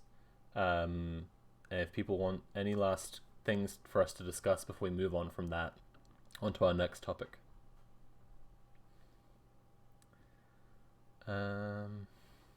Thank you, Cloud Envy. Thank you for the validation. I really needed it in this trying time for me. Andy says, cultural genocide is really close to my core issues brain space because my best friend is a Native American with no ties to the tribe he would be part of if his mother hadn't died, which is the U.S. government, and which the U.S. government considers his tribe because of blood quanta laws. Yeah, yeah, that's exactly it. I mean, this, going back to the colonizer once again, because we can never escape from him. This belief gets put around. I'm bringing this up because it'll be relevant to the next two topics we'll talk about, which are representation and conspiracy theories. This belief is being put around, right, that if people are seeking justice for their culture being wiped out, their people being wiped out, their way of life being destroyed, they must want to go the other way, right? And it's a concept I mentioned in my Zack Snyder video, which is that someone with a hierarchical mindset can't imagine this. This can't become this. It can only become this. That's the only thing they can imagine, right? You can't become equal. You can only trade places. For someone else to gain something, you must lose. Everything has to be a zero-sum game. That's, the mindset that the colonizer has been really marinated into. How much do we put colonizers' attitude to ignorance, though? I mean, 100% or 0%. It's up to you. With different people, it will be different amounts. I just wanted to repeatedly examine and really demonstrate how this stuff could be being said by someone who is doing something more insidious. Someone who believes in more extreme racist, nationalist, fascist beliefs, even though it appears to simply be, a very layman's reaction, a very ignorant reaction, right? It's like the feminists just want to hurt men, people, which is sadly my mum's attitude. I'm sorry to hear that about your mum, Iglibo. Yeah, that's exactly it. It's the same thing again. Like I say, it just if you believe. Sorry, Natalie made a really, really spicy curry for dinner. I was like hacking and coughing for a solid hour afterwards. I was really hoping it was gone by the start of the stream. But I've still got a little bit. If you not only believe in, but you your mind is just so entrenched in this hierarchical mindset, you can't imagine the current underclass becoming equal. You can only imagine them taking over.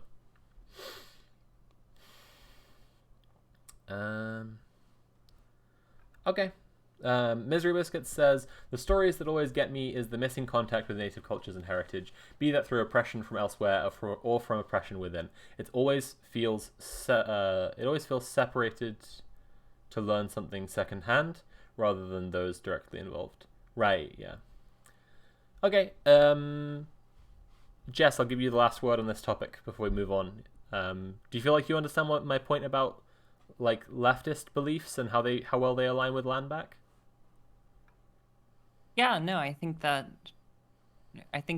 it's good. I mean, the land back manifesto that you linked at the start has this really important line that, well, I say important in regards to that point.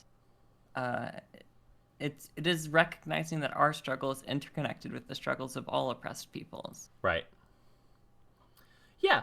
Right. Absolutely. Yeah, I think I would make one more note, which is going to be I guess this would segue us nicely into the next topic, right? People on the left who are opposed to talking about decolonization often hand wave it away as being like a liberal, moderate kind of politics, whereas actually it's like incredibly radical. And you see people being really dismissive of this, and often it comes from quite a disingenuous place.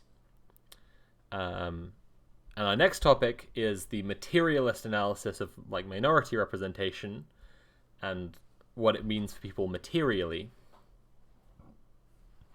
And that ties in really solidly as well. Basically, there's a leftist attitude I've seen repeatedly, both from people who are more explicitly class reductionist and from people who aren't but haven't necessarily thought things through fully, which is that issues of minority representation are inherently a co-opted liberal trap trying to shut down the working class. I.e., if you see that there's a woman president, there's a black president, okay, this inherently is a liberal trap to try and shut down efforts by the working class. And the thing is, that kind of example, yeah, kind of is. But it gets extended out to the point where anyone who cares about representation, it's treated like it's an entirely fluffy, meaningless, non-materialist topic, issue, right? And I wrote a piece about this a little while ago, where I was relating it back to Aldous Huxley's Brave New World and the technique described therein called what is it called? Can't remember now. Shit. I gotta look up my own essay. It's embarrassing. It's got a really weird name because it's misusing its like etymological roots. Okay. Should we read my essay? Is that tooting my own horn too much? I think we might read my own essay. Go for it. The thing is called Hypnopedia, right? From the Greek words meaning sleep and child, which is fine. That's fine. That's fine, because it's only done to children in the book. But you know, it's sold as being sleep learning. It's not. It's sleep child. Okay. Before we start on this topic, like, Jess, do you have kind of priming thoughts on like minority representation and its like importance? You can only know you don't know something until you know you don't know it. Is that your way of saying you don't have any notes yet? No. I actually have an essay that I've half written about this as well. Okay. Okay. So you say priming thoughts. That's the most cryptic priming thought I can give. I agree. It was very cryptic. I feel like I've been given a little riddle. Okay.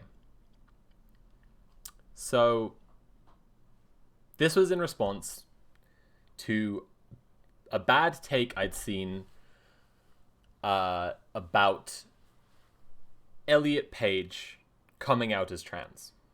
The bad take was that Elliot Page is wealthy, and so their coming out is actively bad for trans people because they don't represent trans people. Yeah? Because most trans people are working class. Now, I agree, most trans people are working class, and I agree to some degree that Elliot Page doesn't therefore have a similar lived experience to most trans people, and therefore you could say maybe doesn't represent trans people. But Elliot Page agrees with that too, and said in his coming out statement how rich and privileged he is, and focused on the struggles of poorer trans people and the struggles that trans people face in general, and it was the main focus of his coming out letter, actually. So it was a bad take. Anyway, it was such a bad take I wrote this essay, so let's read it. It's called Brave New World and Transgender People.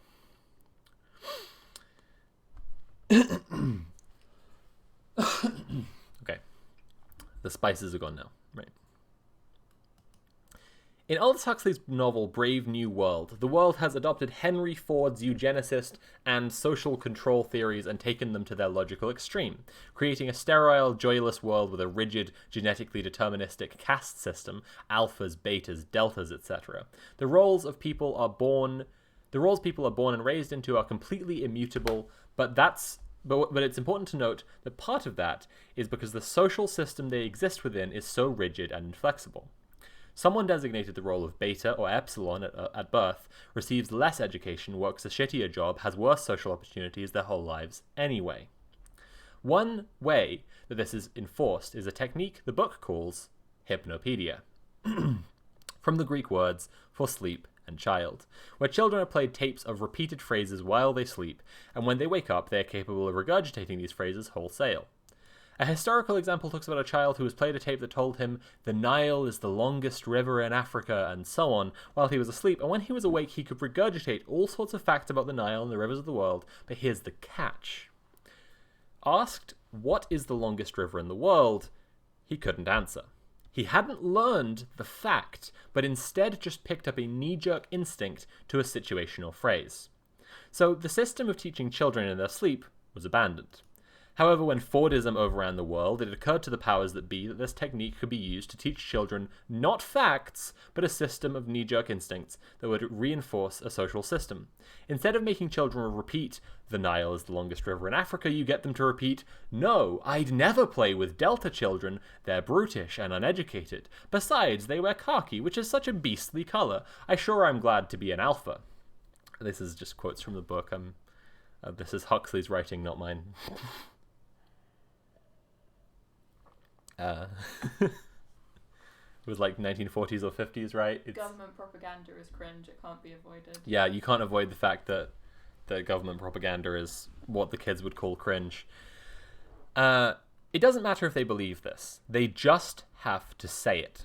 Socially, if you say something like this, you're going to have to stand by it once it's out. And even if you didn't, the lower caste children aren't going to play with the children who say this. Such an extreme example lets us look very explicitly at something that often happens really implicitly in real-life society. Children who are around each other, who naturally want to play together, so the activating context for that phrase is just seeing children from a different caste. In Brave New World, indicated by color-coded clothing. In real life, people notice things that mark others as different from them, perceived racial group, disability, gender signifiers, sexuality. And humans, as social animals, want to be able to interact, like children playing together. The thing about the way people interact with difference is that if they feel like they have permission to enjoy and appreciate difference, they will. But if not, then the social context is the trigger for phrases that we absorb socially and through media, nonsensical jokes and stereotypes. Okay, this is the link. This is my link back to Hypnopedia. This is me editorializing my own essay as I go now, just unpacking it. Which, you know, if I feel like it's unclear, I just should have written it better in the first place. But I'm still just going to do this. This is why simply knowing people from a marginalized community dispels so much prejudice. It isn't that a cis person who knows a trans person constantly has conversations with them about bathrooms and hormones and pronouns. Instead, the social context arises that would trigger all the nonsense that the cis person has soaked up, and they can catch themselves and examine it, and simply find it to be unfounded gibberish. An example I would pause and look at here is that there's this notion that when misgendered, trans people fly into a furious rage like a bull who has seen a red flag, right? And it's bullshit. Like, it's just complete nonsense. Like, trans people are misgendered all the time. Like, all the time. I'm talking by number of trans people and by amount that it happens. I don't mean that every single trans person is constantly misgendered, but, like, in the experience of being trans, most trans people are misgendered most of the time. You're very used to it, and you either ignore it, or among friends, if it's a slip-up, you just say, oh, it's this. It's they. It's not he. Right? And then people go, oh, I'm sorry, they, and carry on. And it's fine. And people don't fly into a huge offended rage. And what's crucial in this example is the concept of trans people becoming incredibly offended. This is Hypnopedia. Okay? These stereotypes are the things that are playing unconsciously in media representation, in problematic media representation, in stereotypes, in jokes about trans people, in some pathetic, insecure, middle-aged dipshit stand-up routine where he likens being trans to identifying as a chimpanzee, right? All this stuff, it's propaganda against a minoritized group to reinforce a caste system. And it's just about the most unradical thing you could do. So if you think that you're an edgy, boundary-pushing comedian, Ricky Gervais, you're not. You're Goebbels. You're just pushing propaganda towards the extermination of minorities. Good job, dickhead. Okay. And then when people encounter trans people, and they know trans people in their real life, things like this happen. Oops, you mean they? Oh, sorry, they. And then you carry on with the conversation. And then next time you see Ricky Gervais, you go, oh yeah, you're not funny at all. I can't believe I ever thought you were. You're just kind of a sad old man constantly grappling with his fear of his own mortality and a desperate need to belittle those around him and make others feel small in order to make yourself feel less small. And that's what happens. Right. Well, these jokes, these stereotypes, they are in a way their own representation of trans people. Right. Which I think we're going to get into later as right. well about why. Yeah. Okay, but back why to the essay. Elliot Page and everyone else is actually really important. Right. They find So we find the Hypnopedia to be unfounded gibberish. This is a key way that media representation. Sorry, I'll hide my patron's comment. Protect their identity. This is a key way that media representation of trans people, both fictional and celebrity, can have a real, tangible, noticeable effect towards deconstructing transphobia. People have the chance to catch themselves earlier, shake loose some of that hypnopedic nonsense they've absorbed. Besides that, they wear khaki, which is such a beastly colour, is a nonsense phrase as soon as it's thought about in the conscious mind. Not just in the context of seeing an epsilon caste person wearing a different colour than khaki, but simply self-evidently. There is no metaphysical quality called epsilon that makes someone wear khaki, nor does it make them inherently socially lesser.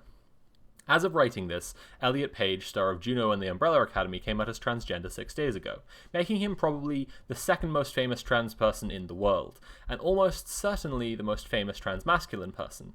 This will materially affect the lives of trans people, who will feel safer to come out as trans, not just because it will show them a trans person being treated with respect and compassion, but also because it will force the issue to the surface in their lives, make the people around them talk about trans people, and yes, shake off some of the hypnopedic nonsense these people have learned. Transphobia is a material reality, not just through disproportionate rates of unemployment and poverty, not just through work discrimination and hate crimes, but through the experiential differences between a trans person's life and a cis person's, and it needs to be considered on its own terms. Not just in terms of economic effects on trans people, but also in terms of the social. More transgender celebrities coming out as trans will not single-handedly solve the issue of trans people, which are the issues of trans people, which are intersectional and inextricably linked to other forms of bigotry, as well as capitalist class-based oppression. But it will challenge transphobia on its own terms, and that is a real change to the material conditions of trans people. There we go. There's the essay. Jess, what are your thoughts? Right. Yes. 100% agree. I think that a big part of what I want to touch on is that not only does this help like trans people who know they are trans people are also subject to this hypnopedia, as you put it in the essay. Absolutely. They also have all of this transphobia internalized, and it's no wonder that they don't feel safe coming out as trans or don't even have the tools to know that they are trans if all they have is the representation that's provided to them by stereotypes and if I can jump in there, like especially trans feminine people, the stereotype being that trans feminine people are some kinds of like perverts, some kind of sexual predator, then like if you're an AMAB trans person who hasn't come out and you've internalized all of this hypnopedic, offensive, all these lies, then you will be really afraid of that. And not just afraid, because that kind of plays with the notion of like knowing and denying, but simply unable to contemplate the possibility. Right. Well, it's correctly surmising I am not these things, therefore I can't be trans. Like that can't be what I'm experiencing. Right. And if it is, then I don't want to deal with that because that doesn't correspond to my lived truth of what I see myself as. That's exactly right. So in the case of trans people, it's an interesting one because trans people, at least for some amount of time, believe themselves to be cis people. Or haven't thought about it. Okay, but believe themselves to be one thing and then realize they are a different thing, and that different thing includes being a minority. And this is more true for trans feminine people because of the amount of trans misogyny as opposed to generalized transphobia. If people want a resource on that, you should read Julia Serrano's Whipping Girl. It's a very good book. But it's an interesting perspective. And to get into that a little more, we should talk about Frantz Fanon. Fanon talked a lot about recognition in the Hegelian sense and non-recognition, how people are treated like a nothing. And he also talked about stereotypes, but the way that people are aware of a kind of mythical version of a minoritized group. And that's what we're talking about here in this essay, right? This is the Hypnopedia. People are aware of this stereotype, and the process of coming out as trans is tied in with the process of like learning to accept yourself as trans and accept other trans people and accept that it's okay to be trans and like live your life.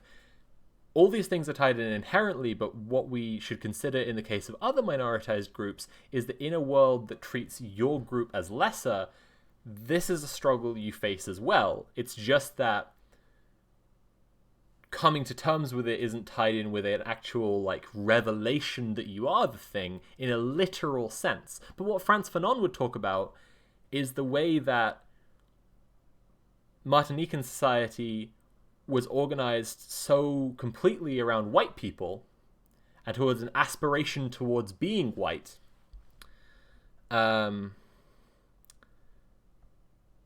That black folks were acting essentially with no recognition of blackness as a valid identity. So that's where we get the idea of recognition and non-recognition. Am I making sense so far? Yeah, I think so. It is like playing into what we were just talking about knowing that an identity is an identity rather than right, like you say, like a stereotype or right. So the thing is, the reason I'm pointedly bringing the notion of materialism to representation and minority representation here is that I want us to understand that materialism doesn't simply end with money and resources. That is not the whole of materialism. It is that which is materially real, you know?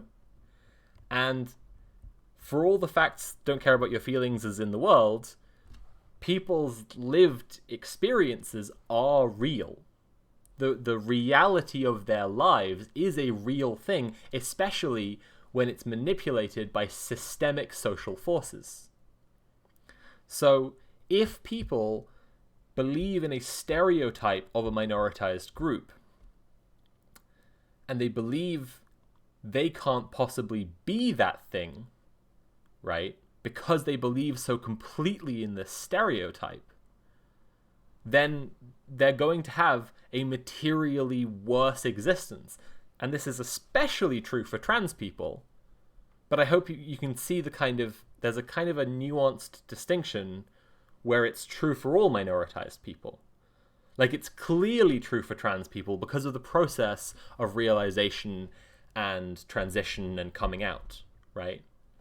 But for all minoritized people, seeing that the minority group that you're a part of isn't this fictional monster, this myth, right, that's been created, is an absolutely revolutionary process. And furthermore, it's materially real. It affects your material reality. It's not simply in your head. I know this sounds very psychological and very like purely psychological, but that's the kind of the point I'm trying to get at. Well, all of those like Hello. I'm butting in. But all of those like economic conditions that come along with the systemic discrimination. Yeah. Like also do result from that systemic discrimination. People are homeless because they've been kicked out by accepting parents. People are unemployed because everything stems from this. All the material stuff stems from this. The material effects of workplace discrimination, of harassment, of hate crimes, of pay gaps. All of this stems from this psychological stuff. If we are to talk about the concept... Oh, we've got a question. Let's hold this for a minute. Beef Tony says, to what extent do you think the model minority fits into this discussion where people will use the success of someone from a minority group as proof that sort of oppression is over or can be overcome if you work hard enough? That's a very complicated issue, so I'll get back to it in a minute. But all of this stems from the psychological stuff. If we were to imagine an instantaneous communist society tomorrow, right? Now, personally, I don't believe that this could happen or could be what you'd call communist without challenging other bigotries. However, if we were to imagine something that destroyed current capitalist modes of production and the capitalist class system, right, and gave workers the ownership of the means of production and dissolved the nation state and all these things, people would still have this hypnopedic nonsense embedded in their minds, and their behavior would still go accordingly, right? And you would see, like, you would have a new class, right? People would be disenfranchised and moved away from power, and people's relationships to power, which is classes, would still be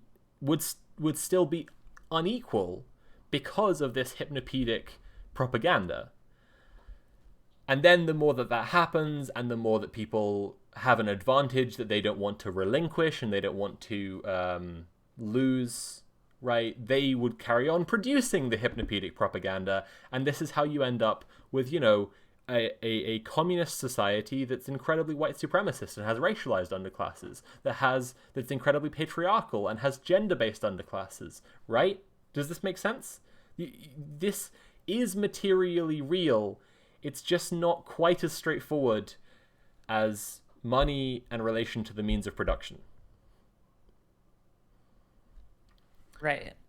But the means of production is one form of power, and classes are your relationship to power. You are in the owner class, of the means of production, and therefore that's your relationship to power. You own it. Or you're in the white supremacist, you're white, which in a white supremacist society means you're in the racial superiority class. That's the relationship to power. You're in the dominant class. You're in the supremacist class in a racial sense. It's still classes. Class just means groups, but in the sense that we're using it, right? It's about your relationship to power, and this is still materially real.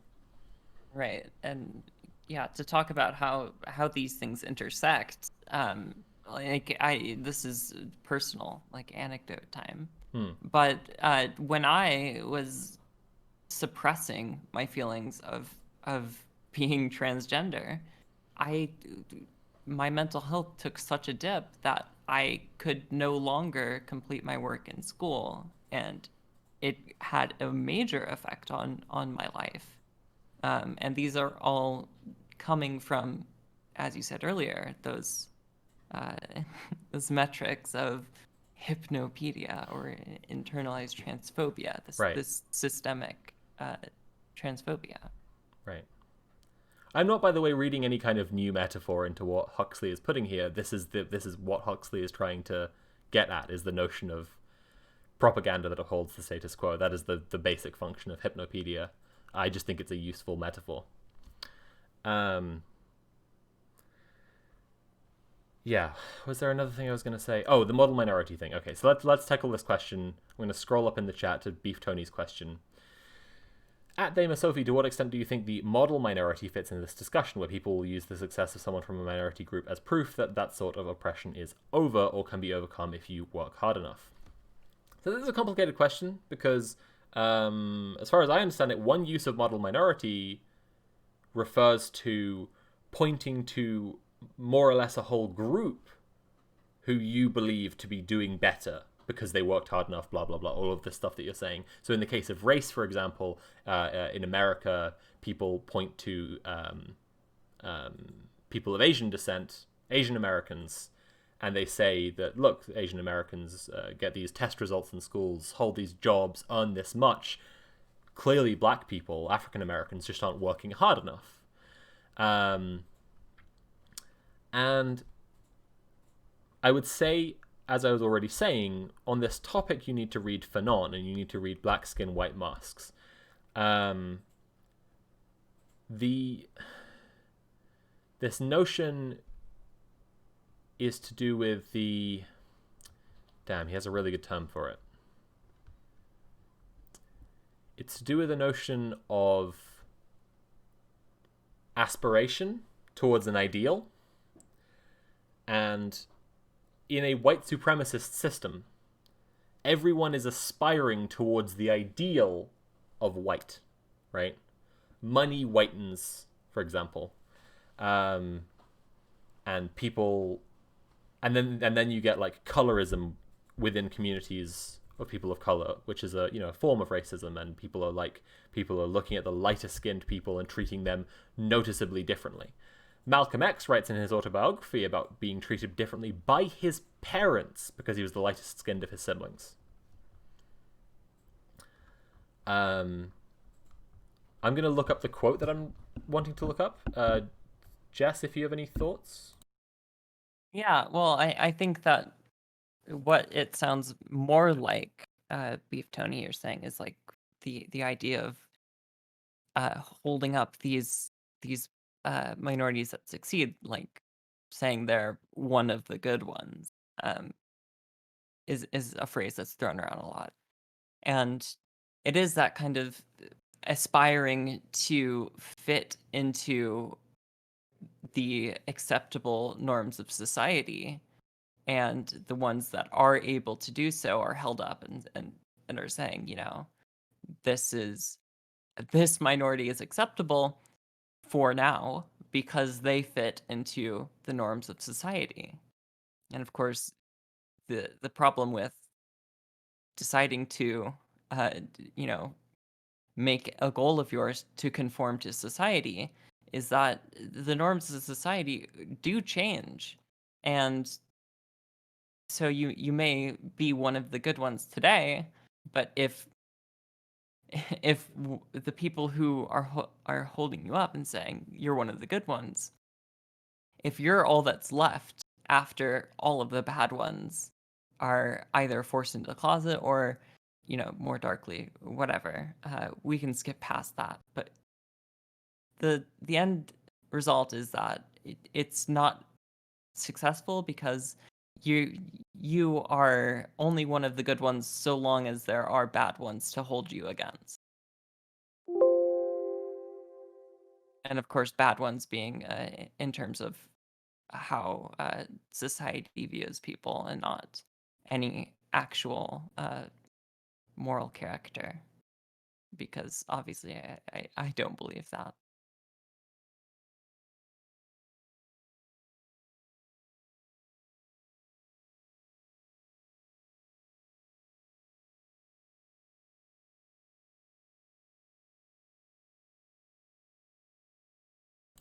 Yeah, I think that's very true. Yeah, about the effects of a model minority and people who try to aspire towards that. In terms of the materialist thing I'm talking about, it certainly reinforces this notion. It reinforces that when people are aspiring towards being the class that rules in a hierarchy, rather than aspiring to dissolve the hierarchy or aspiring to just be themselves and accept themselves, they're reinforcing it. And yeah, that's the alignment with what you were saying. Like, it's not simply like they'll be the next ones to be thrown under the bus. That's completely true. But it really drives home even further the idea that, if we take this caste system metaphor again, right, and you have the alphas and the betas and the deltas, if the betas try so hard to show the alphas that they're not like the deltas, they're reinforcing the notion the deltas are bad, and they're reinforcing the notion the alphas are good, and they're reinforcing the notion of the hierarchy and making it harder for everyone else. Again, I think sorry, I just remembered. Right. I guess the perspective of where I was coming from with saying that, you're only one of the good ones so long as there are bad ones to hold you against, is that it puts it in a frame of a view that I think people who believe that they are one of the good ones can sort of sympathize with, because it's a very individualistic look. Like, if you don't believe it for the sake of it being the right thing to believe, here's why it's also in your best interest to not buy into that. I think I've found the... Oh my goodness. Where's it gone now? Dang it. I found the quote and now I lost it again. But in Black Skin, White Masks, Fanon writes about the pattern... Oh, here it is. Here it is. I found it. The Martinican does not compare himself with the white man qua father, leader, god. He compares himself with his fellow against the pattern of the white man. So this is the dynamic that's at play with the model minority. This is why I wanted to look up this quote, right? You can see people of color, even from different groups, okay, as the fellow in this quote, right? He doesn't compare himself with the white man in a way where he's like simply comparing himself and being like, I should be like that. It's not that conscious. It requires there to be worse people. And this is again where this concept comes in, right? About the illusory mythological version of minoritized people that are these horrific stereotypes. They have to exist in your mind to make you better than that. There's the hierarchical mindset, and this is much more true for the fascist mindset, which is a really exaggerated form of the hierarchical mindset, but it requires for the ideal man to exist in the world. And it doesn't require for you, the believer of the ideology, to be the ideal man. It simply requires for that ideal man to exist. And this is why you see fascists always forming into cults of personality around one person, because they need for that person to be the ideal man, right? To justify their hierarchy. And in exactly the same way as the superior man exists, the inferior has to exist as well. I'll read it again. The quote is, "The Martinican does not compare himself with the white man qua father, leader, God. He compares himself with his fellow against the pattern of the white man." Right? If you're this kind of trans person and your fellow is that kind of trans person, and you believe that of the two of you, you fit in better with cis people, then you're comfortable because you've created a superiority of you over someone else. There's still more rungs on the ladder that can be chopped off before it gets to you, if that makes sense. Andy says this is what peak performance looks like, referencing Dumbo Trumbo, of course, and yeah, that's exactly it. Like the weird fanatical pretension that Trump is in any way like a masculine, cool, smart, powerful man is exactly that. They need the ideal man to exist, and they need him to be the guy that they organize around. Any more questions about this? I have more about representation that I want to move on to next, but if there are questions about what we've covered so far, I'd much rather people were all sort of caught up together before moving forward. And Jess, if you have any thoughts.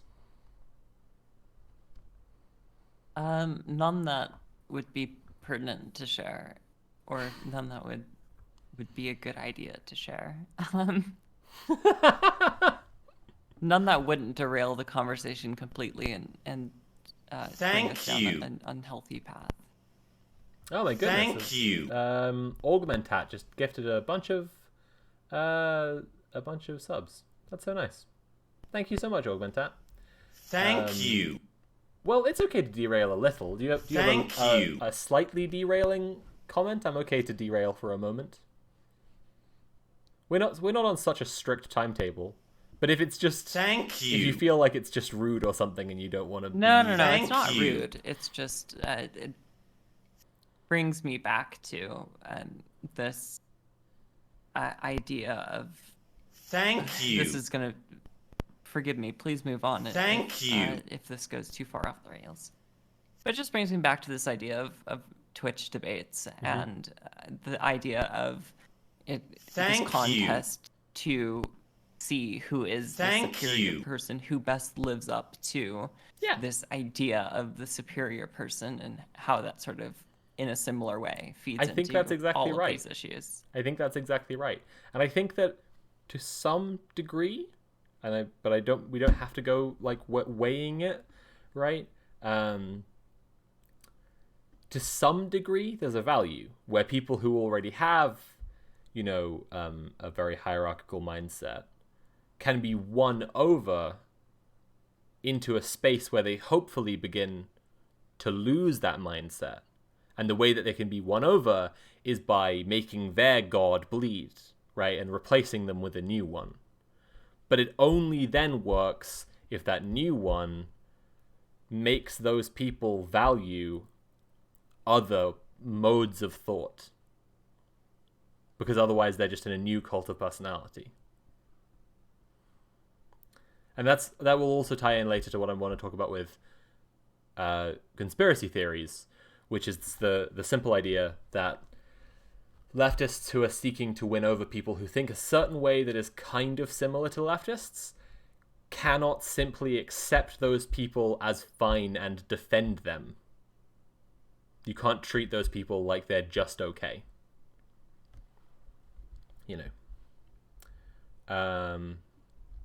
But yeah, I think you're right. I think that's a very good comparison. That's a very good application of the cult of personality thing, and this is why you see so many of the chud YouTubers and chud Twitch streamers focus their entire thing around debating and around like owning people with facts and logic so completely, and why fundamentally there's like no room for kindness in their worldview, because they need this incredibly hierarchical thing, and then this like this cult of personality that treats them like the ideal person. Anyway, yeah. I think it's also why you see so little diversity in that area, but that's also I don't want to get too far into that. I think that's fair. Yeah, like I'm happy to move on in a second, but it does relate back to what I'm trying to drive at overall here, which is that we, in the online left, there has been a repeated like move to like a repeated attitude treating issues of representation like they're simply unimportant liberal triviality. And so with all of what we've already covered so far in mind, I hope we're starting to see that that's just not true at all. Like, it's a really materially affecting thing. And then the thing I wanted to move on to discussing next was exactly this: how much it affects people to be able to see people like them, and like how much representation matters in regards to like making people connect with your ideas. It isn't very diverse, the space of like debates. The reason for that, the pretty simple reason for that being, and Furiously Steph, the Twitch streamer who's trans, she commented on this and had a lot of shit kicked up around her for commenting on it. The reason for that is in an audio, especially competitive setting, when someone is a minority, people can just yell slurs at them and do other lesser but like still aggressive things that make them feel uncomfortable and unwelcome, and they just get forced out of that space. And then you have a self-reinforcing, very homogenous, very undiverse space.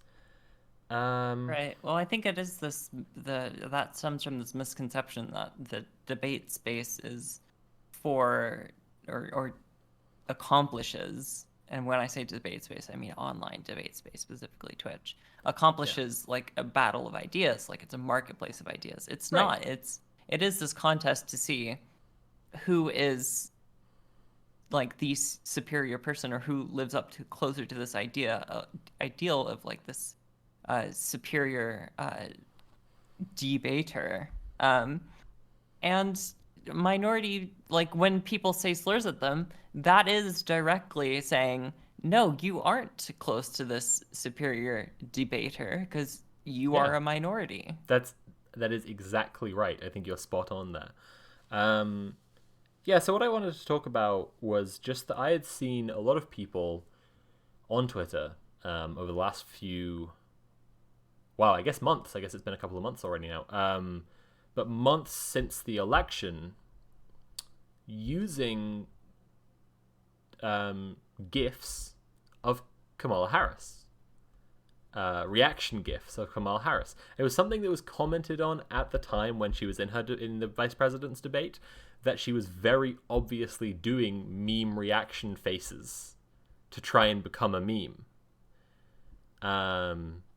Mike Pence would say something ridiculous and she would do a real like spit take, like she would do a real like take to the camera about, like showing that she got how ridiculous that was.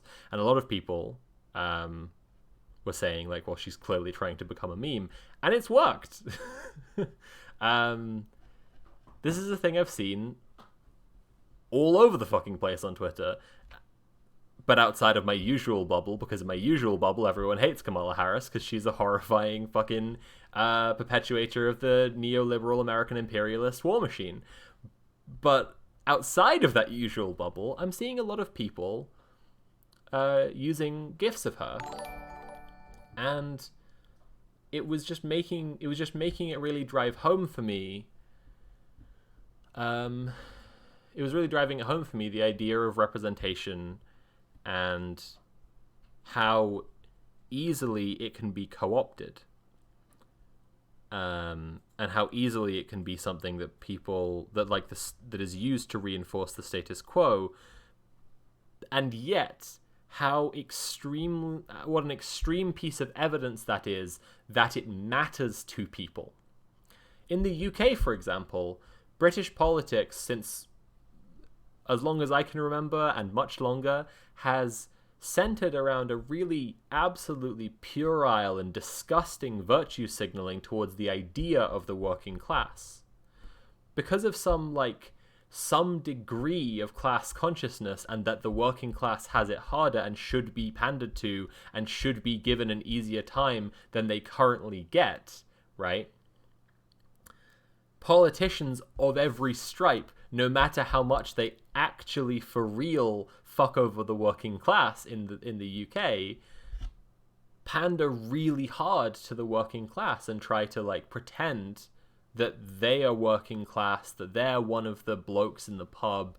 Nigel Farage has successfully cultivated this image, despite being a Wall Street fucking finance creep. He's incredibly rich. He's a toff, he's a Tory, he's a rich dickhead, and he's cultivated this image of the man in the pub because he's had enough pictures of him taken holding a pint.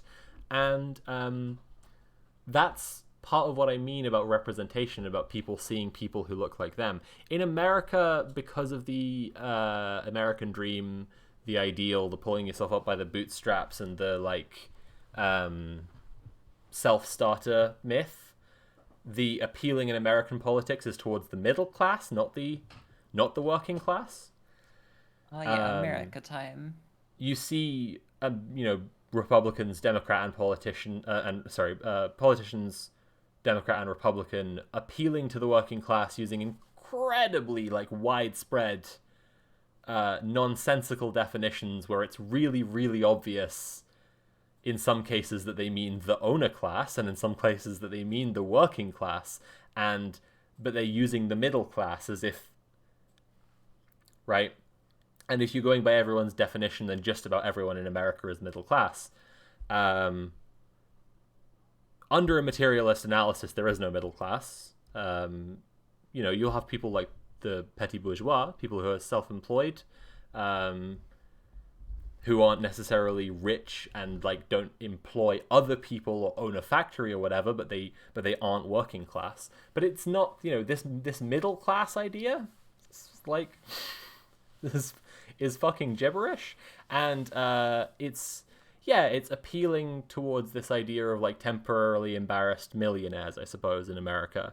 If you're appealing to the middle class, it's because everyone should expect that they will be able to make their fortune in America, and so everyone identifies with the middle class who are comfortable and making their own way. Which is another interesting example of economic class representation. Because everyone views themselves as a thing, they're able to appeal to that. Whereas in the UK, everyone wants to view themselves as a normal bloke, which means working class. No one wants to view themselves as a toff and a Tory and a fucking factory owner. There was a guy who was on Question Time for the bathroom sickos in the audience. Question Time, I mean non-UK people. Okay, really, the Brits are the bathroom sickos. For the non-bathroom sickos in the audience, Question Time is a show where various political, also sickos, various political goblins of different stripes, politicians, pundits, anyone, all sorts of people are brought onto a panel to just discuss various topics. And there was a guy in the audience, because it's audience participation, and they receive a lot of questions from the audience. There was a guy in the audience who earned 80k, who earned £80,000 a year, and believed himself to be working class. He was talking about the dangers of Corbynism, and how Corbyn claims to be for the working class, but wouldn't stick up for someone like him, and would raise his taxes significantly. And then when questioned on it, it turned out he earned £80,000 a year, and and and is not working class whatsoever. These things are self-evident, is my point. Like, you can earn £80,000 a year and still be working class, right? I mean, it depends on what definition you're going off of, like whether you work like for like sell your labor for in order to live, or whether you're like a part of the owner class, right? Yeah, in one, yeah, I suppose in one definition. But he was literally self-employed. By like the Marxist analysis, yes, you could be, by the Marxist analysis, working class and still earn £80,000 a year if you were just selling your labor. But no, he did own a shop. I think he did something else as well. I think he was like a multiple entrepreneur. I think he had more than one thing. Anyway, my point is, like, you can see that it's a well-worn pattern. It's like self-evident if you think about it, that, like, politicians are appealing to classes of people in this way because representation matters, and it is clearly just really, really important to people. And you're not going to go out to, like, you as a leftist aren't going to go out trying to gain support and not not say to people that you're like there for the working class and that you represent the working class and will make things better for the working class. Of course you are. But it's become unpopular in political discourse recently for politicians to say explicitly that they're here for white people. It used to be perfectly acceptable for politicians to do that. Then there were some horrible crimes against humanity and people got really embarrassed about it. But, it used to be a thing people would do all the time. Now they only say they support or they're here for the people who say that. You gotta be right, secondhand about it.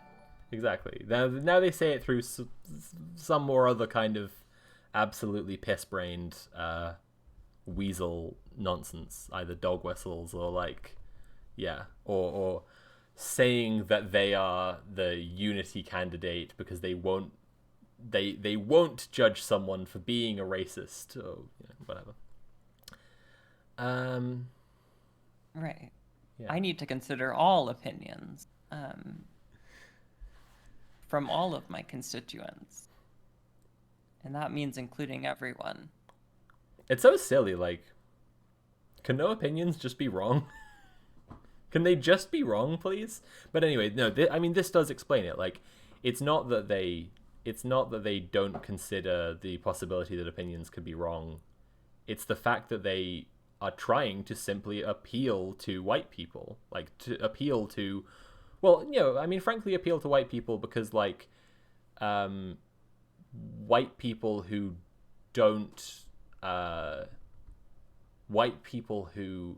aren't white supremacists, who aren't racists, aren't an organized bloc as white people.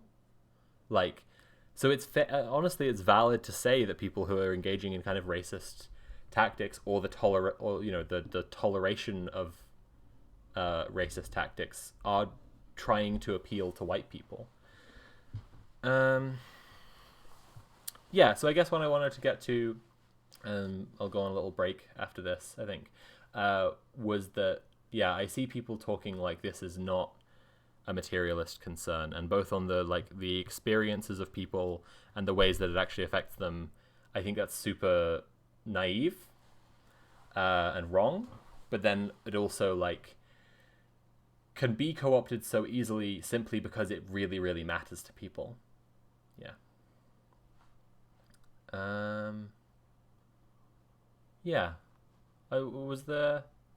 Does anyone have any questions about either the previous bit we were going over or this?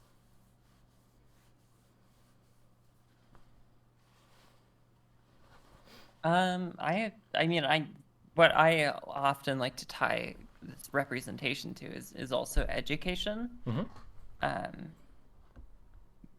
Because a lot of this, I think, comes up a lot when you a lot of people tie them together implicitly, like when you see a gay couple kissing in the street, it's think of the children. What is that teaching them? Right. And it's teaching them that it's possible to be gay. Right. Quite simply, yeah.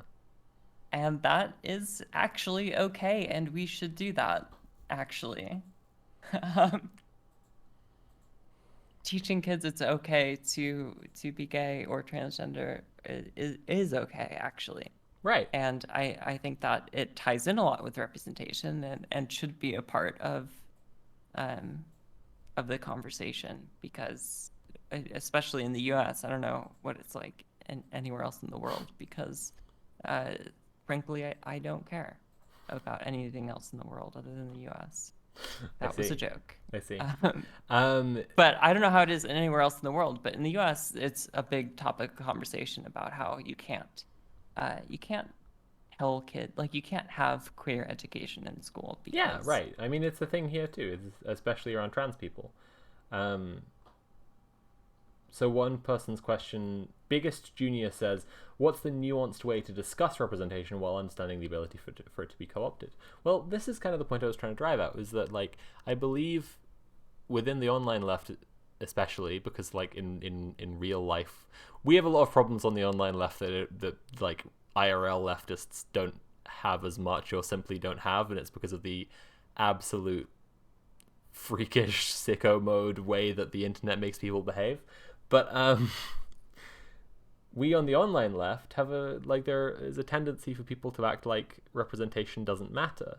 And when people are in the middle of acting like representation doesn't matter, either they dismiss it as just like liberal nonsense, or they really go to bat for the idea that, like, only class matters. And you get into this class reductionist area where people claim that the only materialist thing is class, and then they will only talk about class and they refuse to talk about other issues, as if other issues don't have materially real effects on people, and as if all things could be solved if only the current economic mode could be ended, right?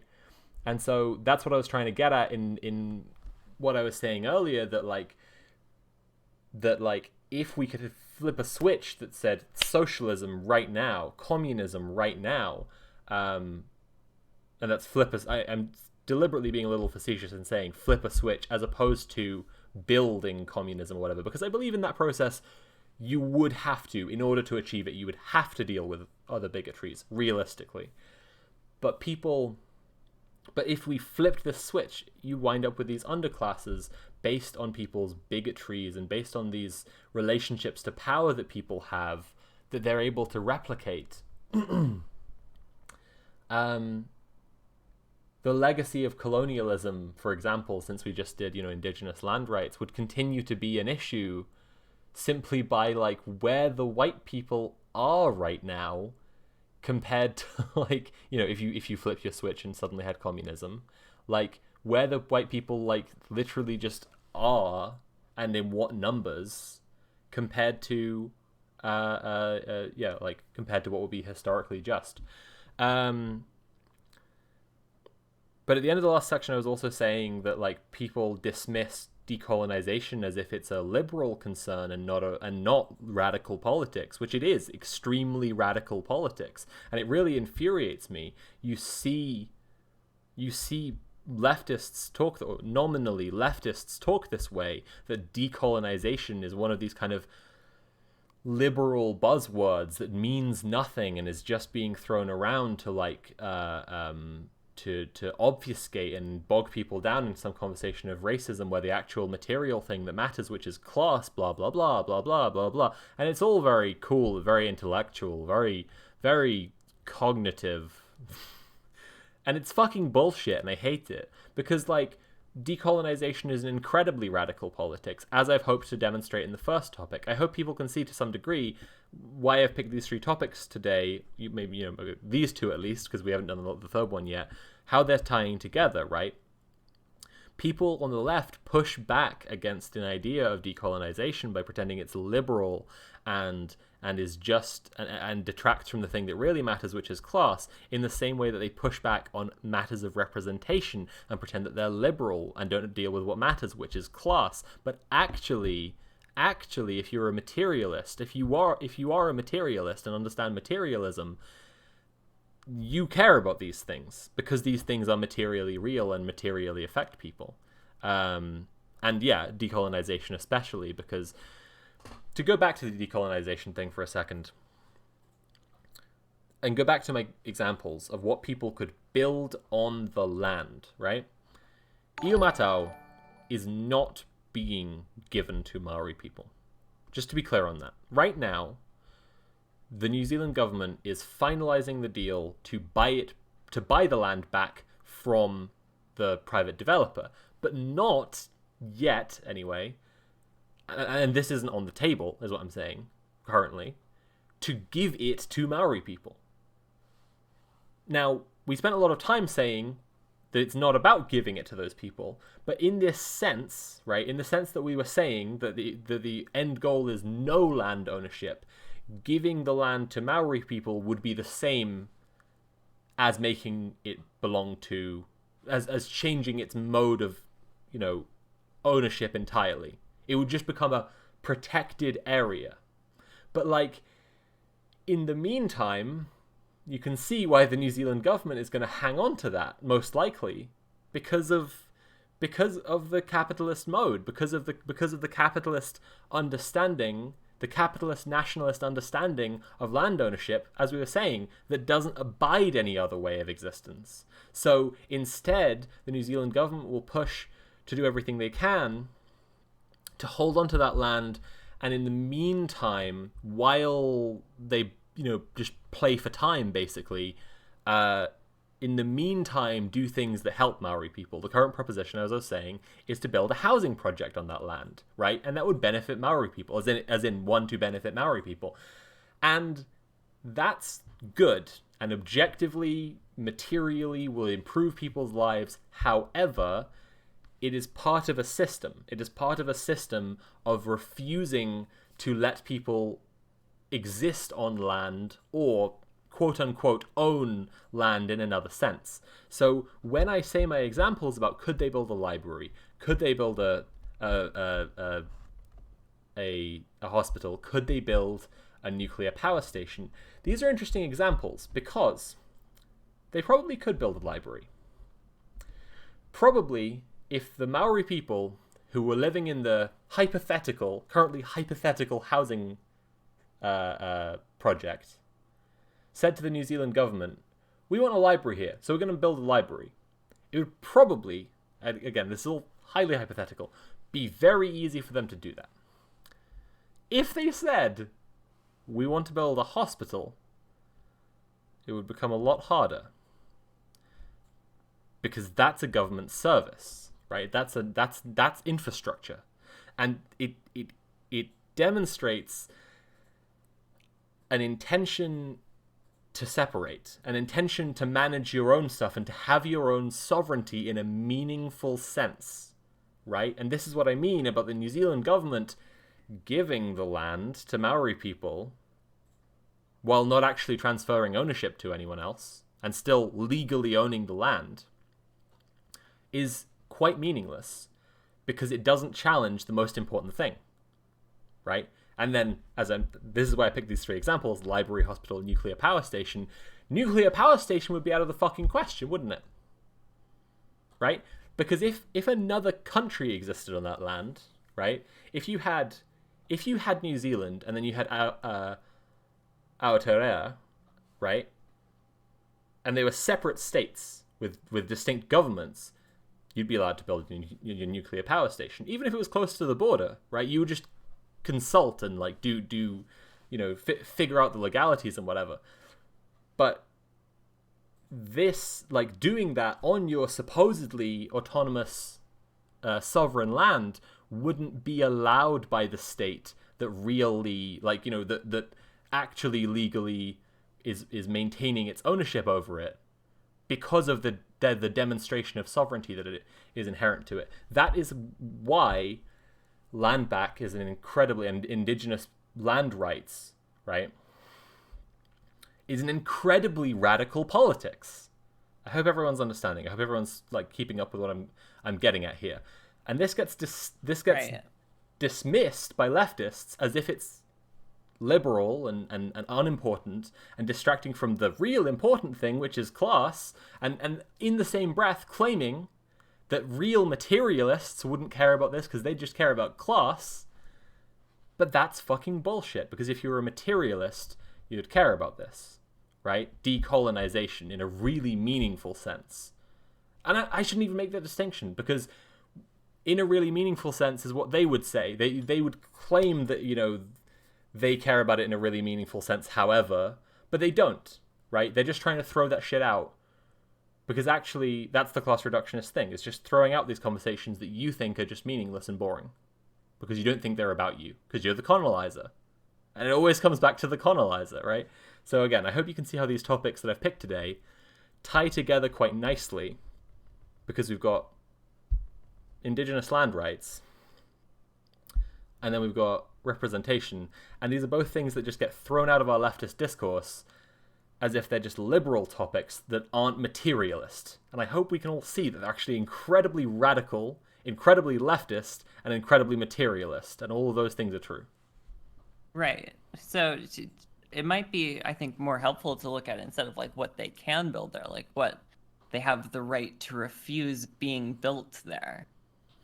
Because if they don't have, like, under the system, they don't have ownership over the land. They, for instance, can't say democratically, no, we don't want a police station on that corner of the street. 100%. But I think it is also crucial, in terms of their actual sovereignty, it is important to think about what they can build. Because, as I say, a nation with sovereignty on that same land would be allowed to build a nuclear power station. Simply because they have the sovereignty and it would be acknowledged in law.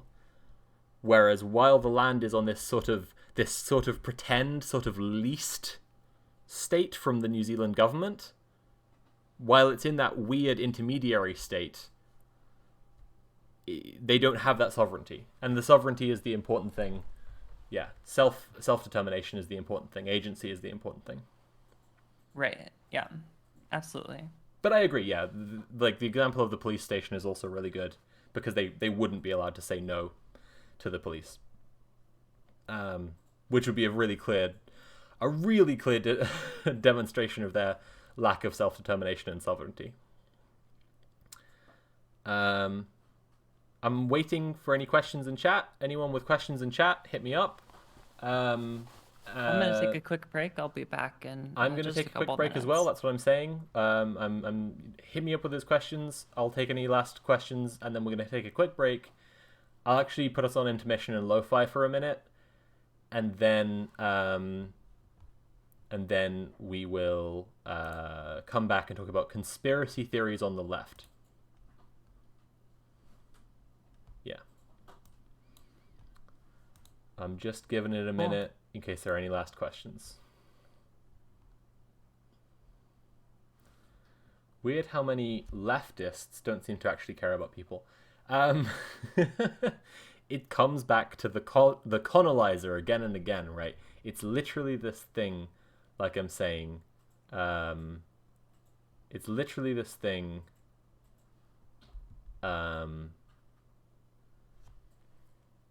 That way you think the conversation isn't about you. Sorry, the conversation isn't about you, and you think it should be, and it really outrages you and upsets you. What I've seen from white leftists again and again and again and again and again, and I really wanted to demonstrate that white leftists can just fucking Google this stuff, learn about it, and listen to indigenous people. That's why I read out 2 articles by Maori people in this stream to discuss these perspectives, right? It's easy, okay?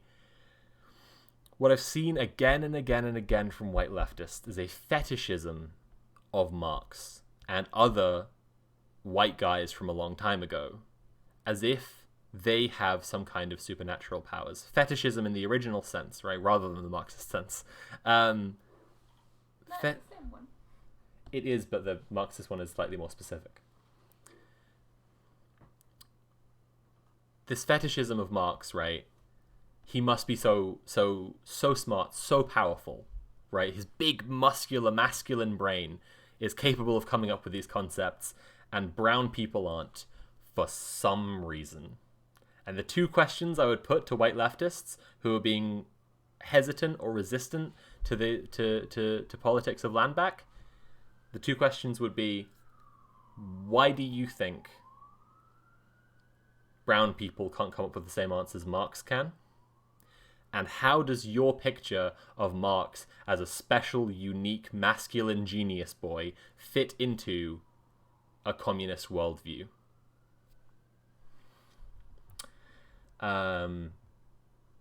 Red Aramere says, to repeat my question from earlier, do you think the Republican Congress people / senators who incited the Capitol attack are going to see some sort of consequences? No.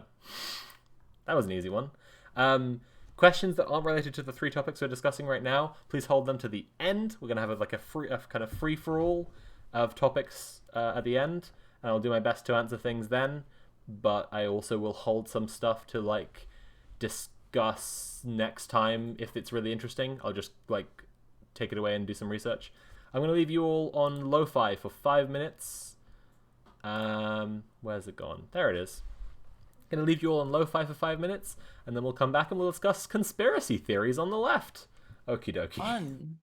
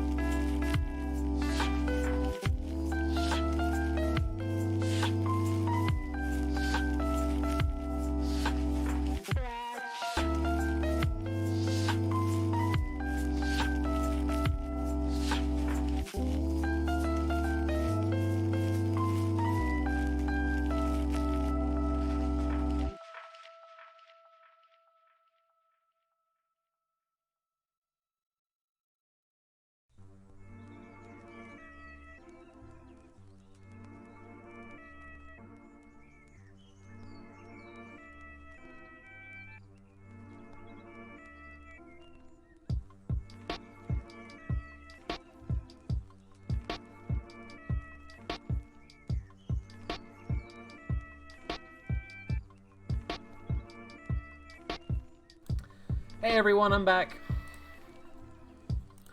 Okay, I'm back. Let's get this lo-fi turned down. Try to leave it on this time though, because it is quite nice.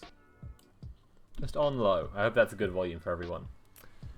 There aren't too many questions coming through. I feel like this might be an indication that for some people this is fairly new. Well, whereas I know that for some people this is also like old hat.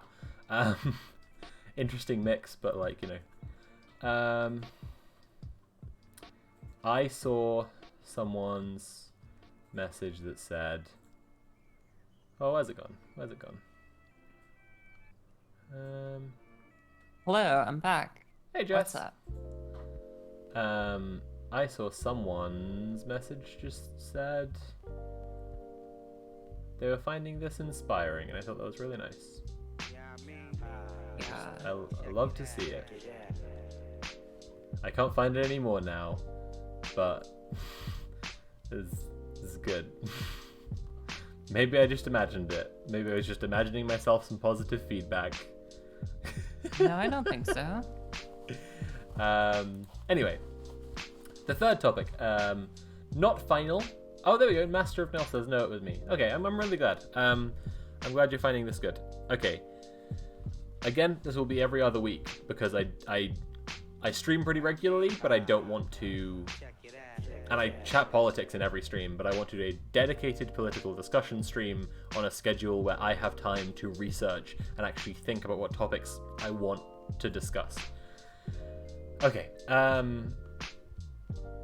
the third topic today is conspiracy theories on the left. It's an interesting topic to me. It's something I'm actively trying to write an essay on, not for a video, but just kind of for its own self-contained thing. I don't know where it will get published. It'll certainly go up on my Patreon when it's done.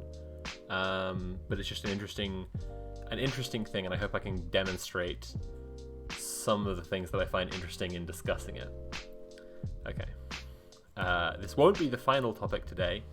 Not that we have pre-planned ones, but that, as I've been saying, I hope we can take some questions afterwards and chat about what people want to chat about.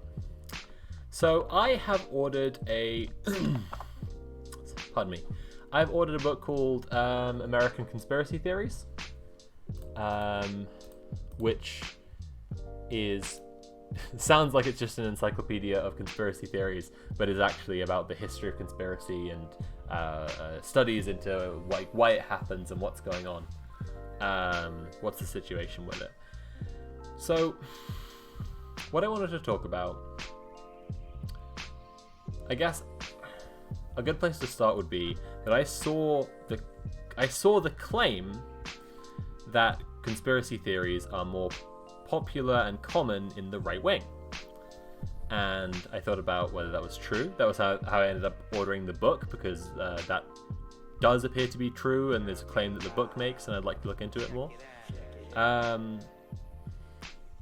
But thinking about why that might be true is an interesting topic in terms of ideology, I think. So, here's a study. Is this the one? Is this the one I wanted to look at? Oh, Jesus, I don't know. So, belief in conspiracy theories, basic principles of an emerging research domain. Does this have the principles that I was looking for? It does. Perfect. Okay, this is one of them. There are two studies here, and then this has to do with so this is the psychology of conspiracy theories, and it looks at different kinds of motives, like epistemic motives, existential motives. They have social motives down here. Okay, and they're just discussing, this one's a literature review, so it's discussing what other people have looked into. We're not going to read these whole scientific papers. Don't worry. I know some people are panicking. That's not what we're doing. That's not what's happening. Don't leave unless you're leaving to, take care of your needs as a human being. That's okay. Stretch if you can.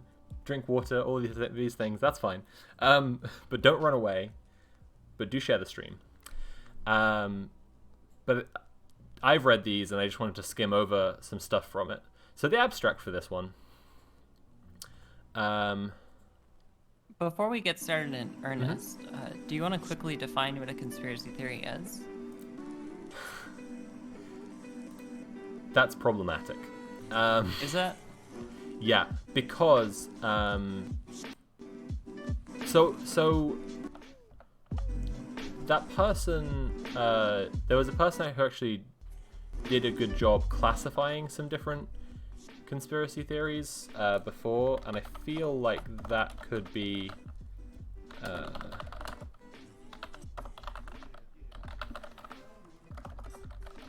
so the reason it's problematic is that it comes into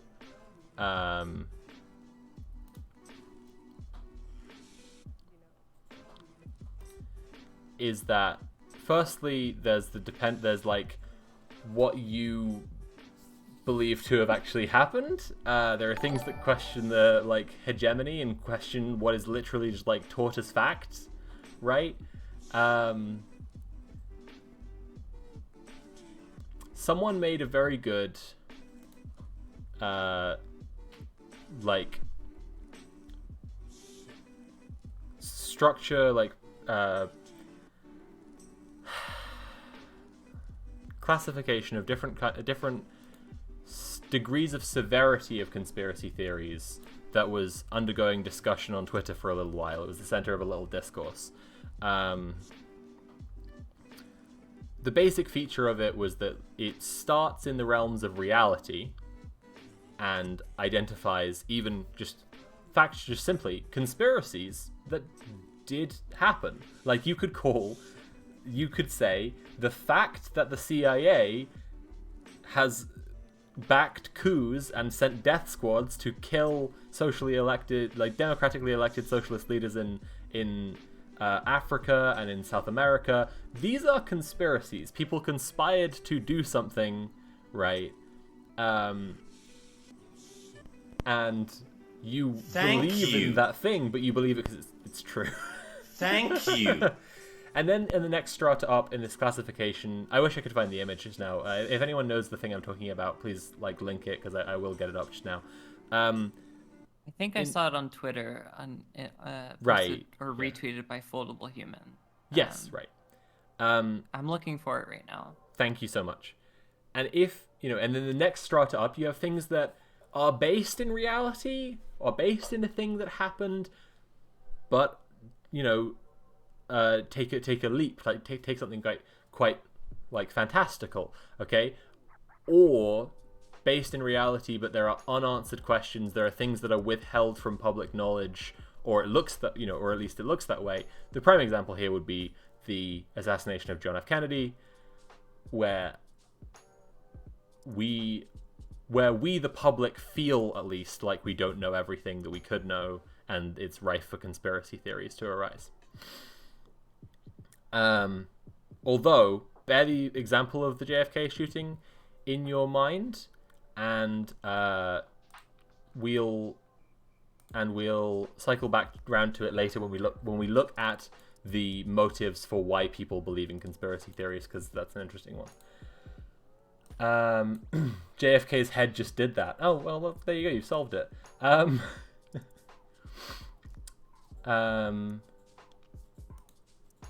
So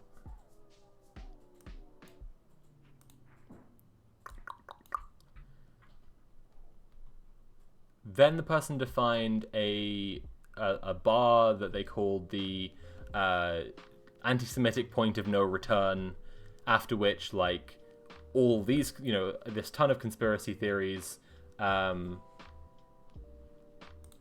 all fascist nonsense that are all like outright like dangerous. They're actually buying into something really, really, really sinister. If you look at the literature here that we're going to be looking at today, it's a little more complicated than that still. So this is why I say it's problematic to try and define a conspiracy theory in the first place. But if we're going really simple, really, really simple, you believe that some sort of conspiracy, i.e. people have gotten together to do a thing, has taken place to achieve usually nefarious or sinister goals. This is the definition, this is the simple working definition we can go with for now. Okay? As I say, it opens up all sorts of problems, like if you believe that a group of people called the CIA got together to do something really bad by doing coups in other countries, you believe the truth, but you could say that's a conspiracy theory. And that is why I want to talk about conspiracy on the left. You can see how this ties in, right? Like, where conspiracy thought could be similar to leftist thought because of the actual conspiracy of people in power to keep power and keep other people out of power, right? And the various, the enormously manifold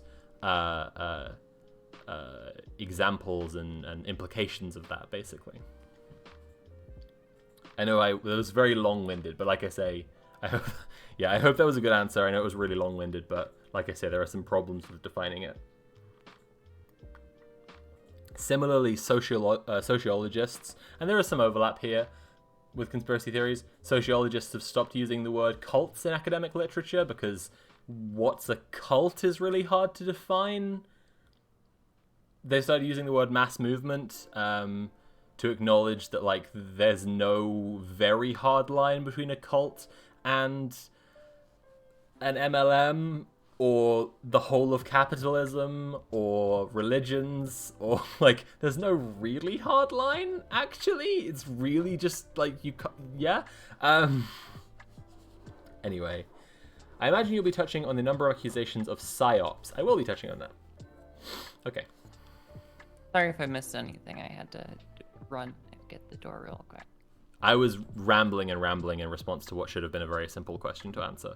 But the working definition, the simple definition I've given, with the acknowledgement that this has problems and is very problematic, is if you believe that some group of people conspired to do something usually nefarious or sinister, you could call that a conspiracy theory. A million caveats spring forth from there.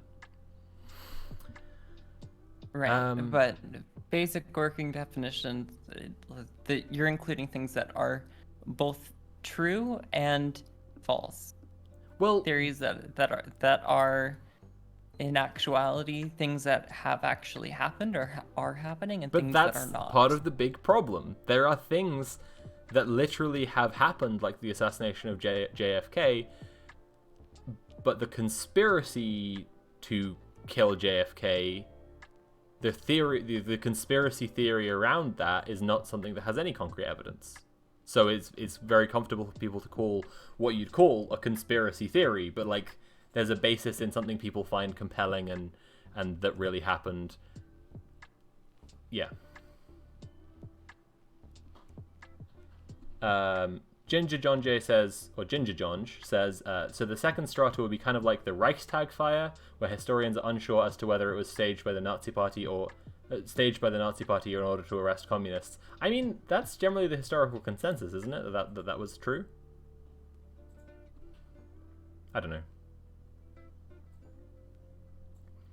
All right, I guess we're just gonna work with the caveats as we go through these then. Okay. If we want to simplify it down, conjecture makes the biggest part of conspiracy theories. There we go. There's some degree of conjecture that make what we'd call a conspiracy theory compared to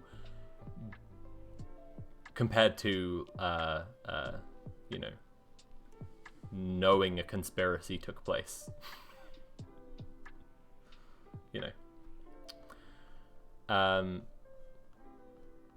And the reason that classification is actually very good, the one I was talking about, and I wish I'd thought of going to find it before the stream now, actually, is very interesting in this context, is because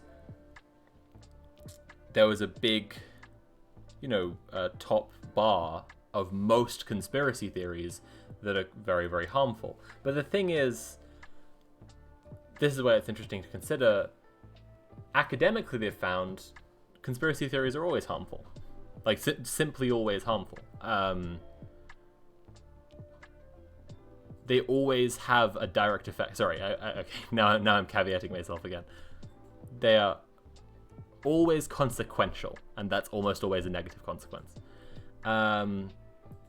Let's look at the... Okay.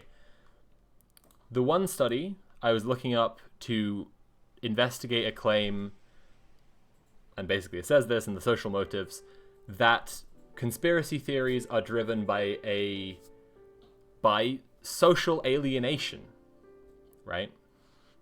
When people feel like they don't have power, like they don't have connection in society, like they're alienated, like they're disenfranchised from power, like they're disconnected from people around them, all these things, they like, that's where you see conspiracy theories arise.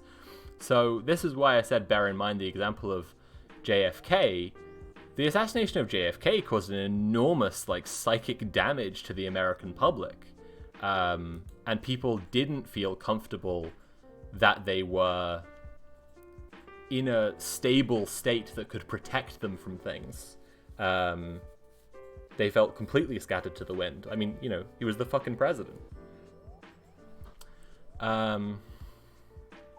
This one is easier to skim because of the way that they've broken it down, and also has an interesting 4 principles we can look at. So, belief in conspiracy theories. 4 basic principles. The 4 basic principles that we put forward here specify and expand the 2 key insights discussed earlier. That is, belief in different conspiracy theories is driven by similar psychological processes.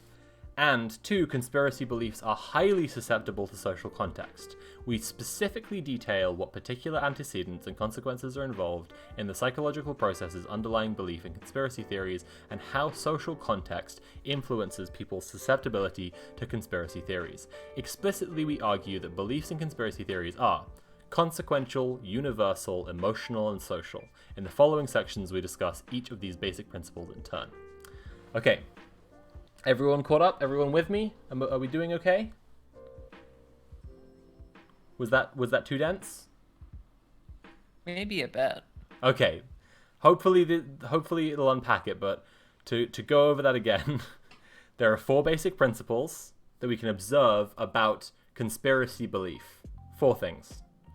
They are consequential, universal, emotional, and social. And now we'll explain those things, okay? Conspiracy theories can be one of 4 things. They are all the 4 things. Conspiracy theories are all of 4 things. There are 4 things. Conspiracy theories are 4 things. Believing in conspiracy theories contains 4 aspects.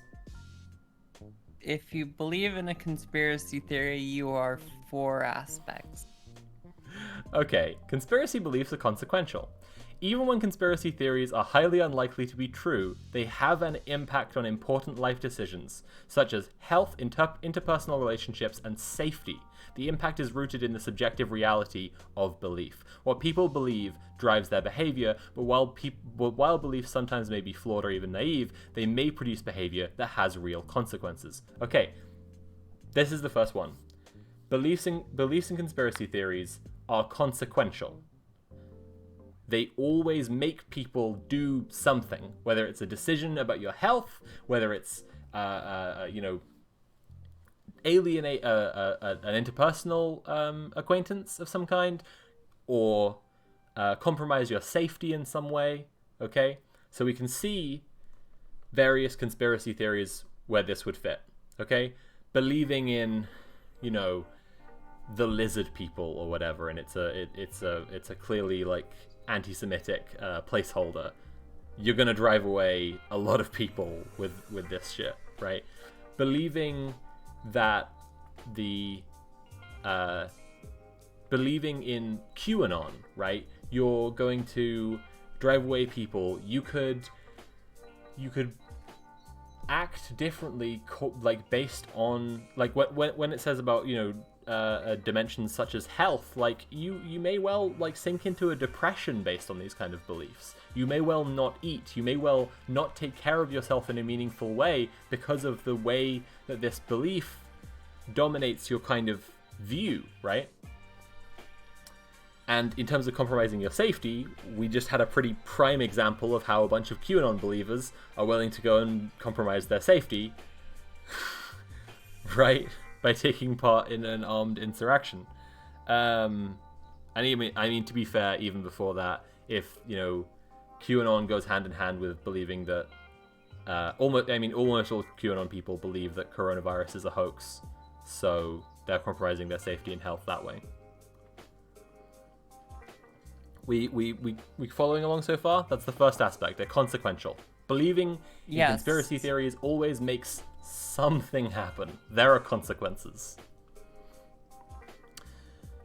This is academic studies for you. Like the all of this boils down to a very simple and seemingly meaningless statement. Something happens when you believe in conspiracy theories. Okay. So, like, thinking that Reylo is the best ship of all of Star Wars isn't a conspiracy theory because it doesn't. For a lot of reasons, but one of the reasons is that it doesn't affect me in my life at all.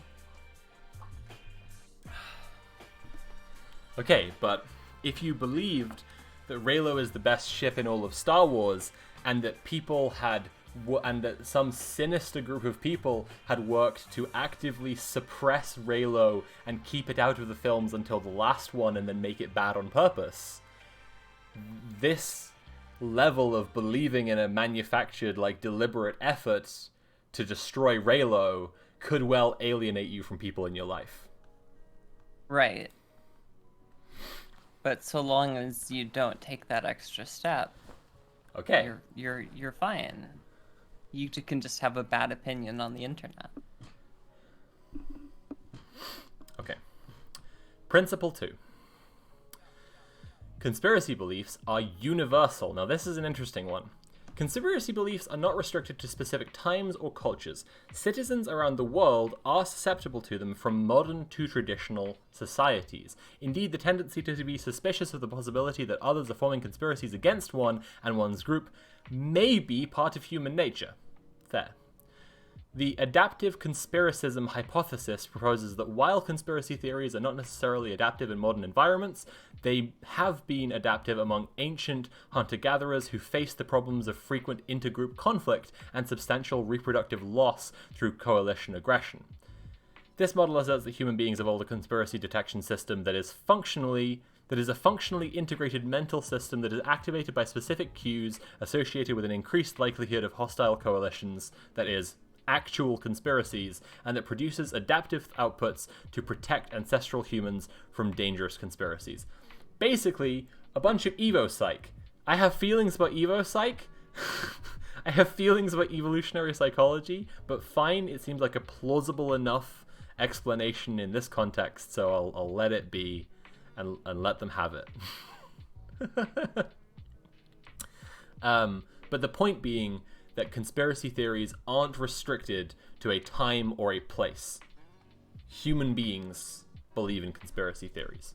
To answer the question, who believes in conspiracy theories? Human beings believe in conspiracy theories. But there will also be more as to who believes in it. Okay.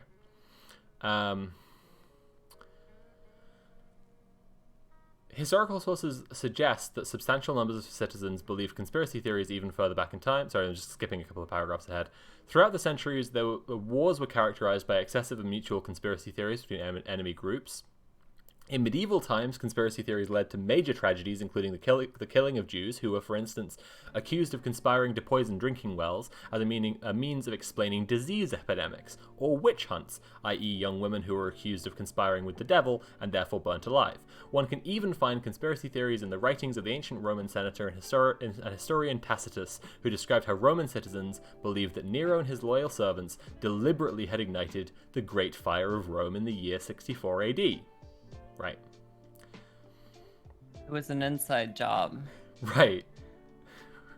Right. Rome was an inside job. You're seeing, right, how this works. Like,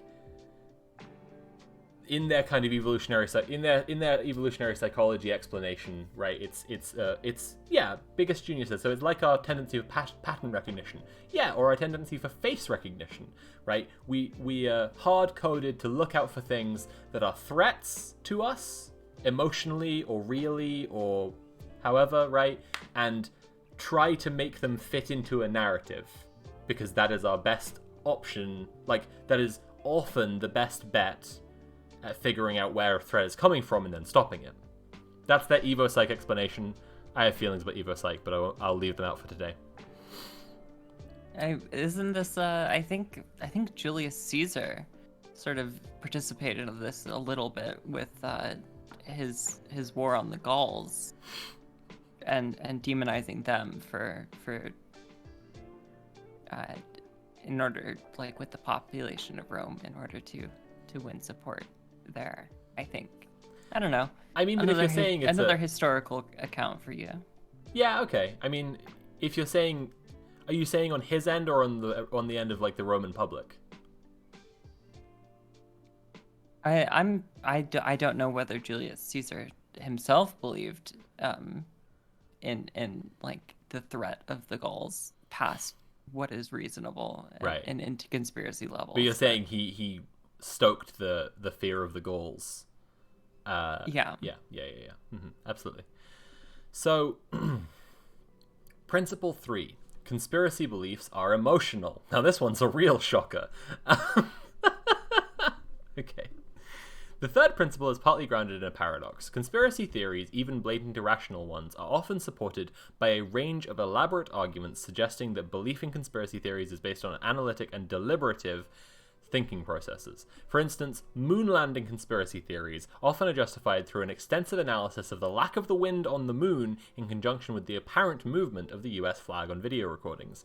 Likewise, many 9/11 conspiracy theories are based on a range of scientific arguments pertaining to the steel construction of the former Twin Towers, the maximum temperatures of burning kerosene, and the temperatures at which steel melts. It would therefore be tempting to assume that belief in conspiracy theories is closely associated with an inquisitive mindset that does not take for granted the official readings of impactful events, and that critical analyses and that critically analyzes evidence in favor of or against a conspiracy theory.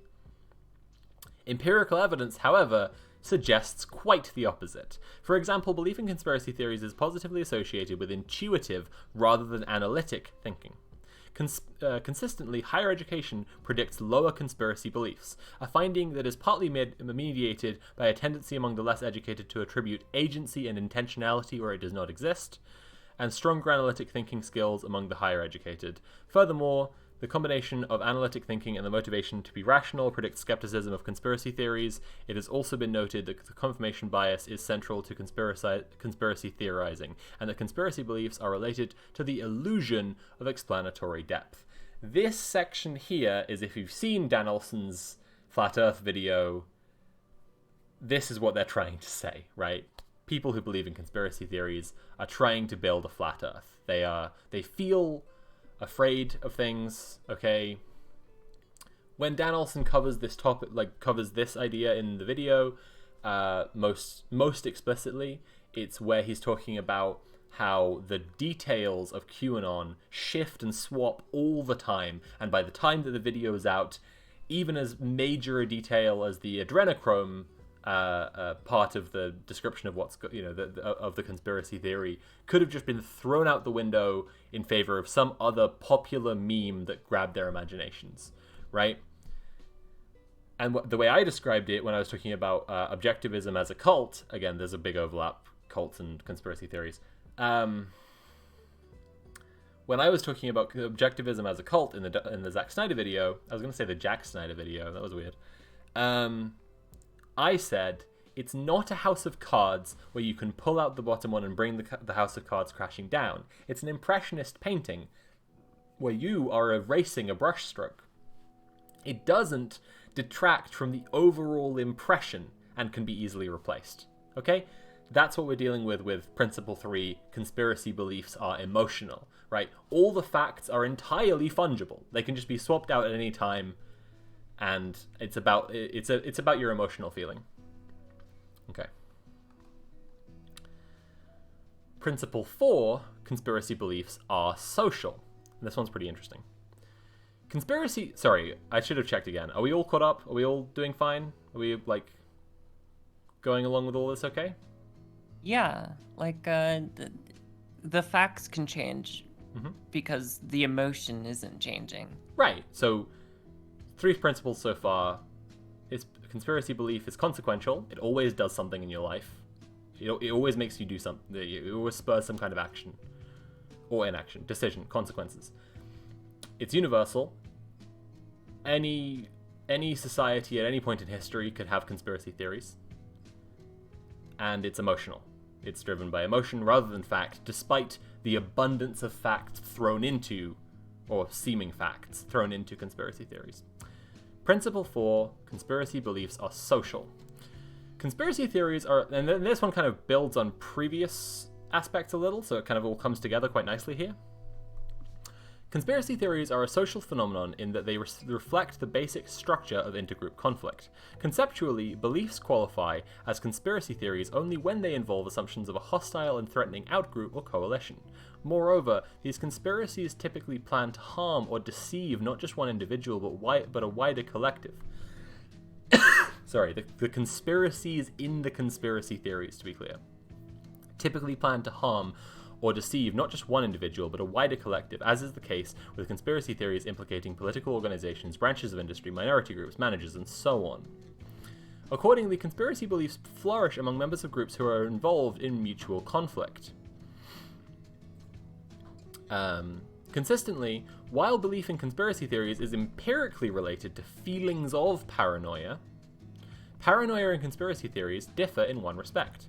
Paranoia is self-relevant and necessarily pertains to suspected hostility against a perceiver personally, but instead, conspiracy theories are usually conceived of as intergroup beliefs that assume a powerful or hostile outgroup is conspiring against a perceiver's in-group.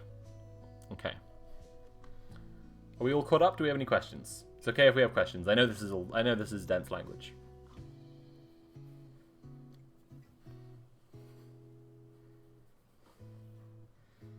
Jess, how are you doing? I'm good. I'm all right, good with cool, that. Cool. Sounds good to me. I thought especially interesting was this thing about paranoia is self-relevant and is hostility against you, the person who believes the paranoia, but conspiracies are about your in-group getting attacked. I think that's a pretty interesting distinction. It creates an us versus them. Master of Nail is on it. Okay. Thank you. So, thank you. Thanks for the subscription, Avi Jones. Thank you. So, those are the things I wanted to skim. Right, we've had the important bits from those studies, and I wanted to discuss various examples of conspiracy theories, and then I wanted to discuss the leftist attitude towards conspiracy theories and conspiracy theorists. So, if we take, for example, the assassination of JFK, right, it's grabbed people's imaginations for a long time because it was an extremely shocking event and caused a lot of political turmoil. In the other study that I looked up, that we didn't really read any of, it was saying how conspiracy theories are more popular among people who, or generally arise out of people who feel alienated and feel unsure of things. You can see this is often like a self-reinforcing loop. Again, if you've seen the Dan Olson video, you see a lot of people who are in custody battles for their kids, and then they get into QAnon because they feel like the world is all against them, and then the things get worse and worse and worse, and there are several examples of people trying to kidnap their kids. This is part of the, like, conspiracy theories are emotional. It's like, yeah, you feel like the world is against you, and then you want an explanation of why.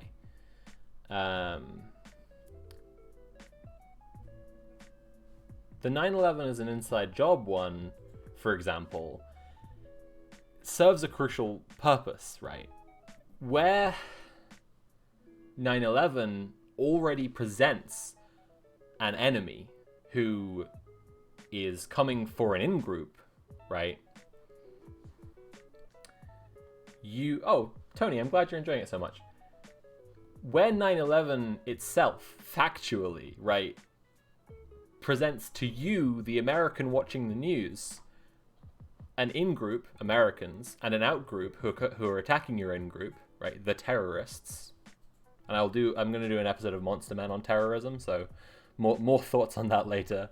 But where it already presents you with that idea, 9/11 was an inside job, makes the story about you.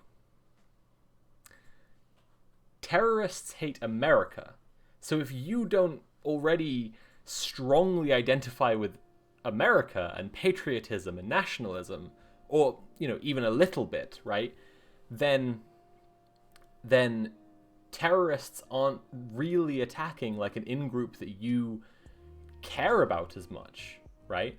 But the event of 9/11 causes a ton of political turmoil, and you feel like things aren't stable and people could be killed en masse, and things suck. And then around about the exact same time, okay, this is a scale of years, but around about the same time, there's a massive recession, and it throws tons of people into massive instability. People's lives are upended. They've lost everything, right? And they can clearly see that something was done by a group who were in charge of America that made their life shitty. And if we're supposing this kind of explanation about like linking together threats to you to believe that they all came from the same enemy, right? This evolutionary psychology explanation. If we're kind of following that logic here, right? If you've lost your house in the 2007 and 8 financial crash, and you're thinking about 9/11, and you know that some people believe that 9/11 was done by the people in charge of America rather than an outside force, this can link these things together. And you can see how this is driving the emotional right, threat simplification, right? You can see how this is driven by the emotional experience of losing things and the factual reality of being able to tell that it was caused by the people, the actual ruling class of America. And then there's something else that caused things to be extremely unstable and bad, and you want to simply believe that was caused by the same people as well. I think these two things are also connected by American exceptionalism. Right. So much like not even just like a core belief, but going back to a core identity to a lot of these people is that they are an American, and being an American means being better, living in the best country in the world. Mm-hmm.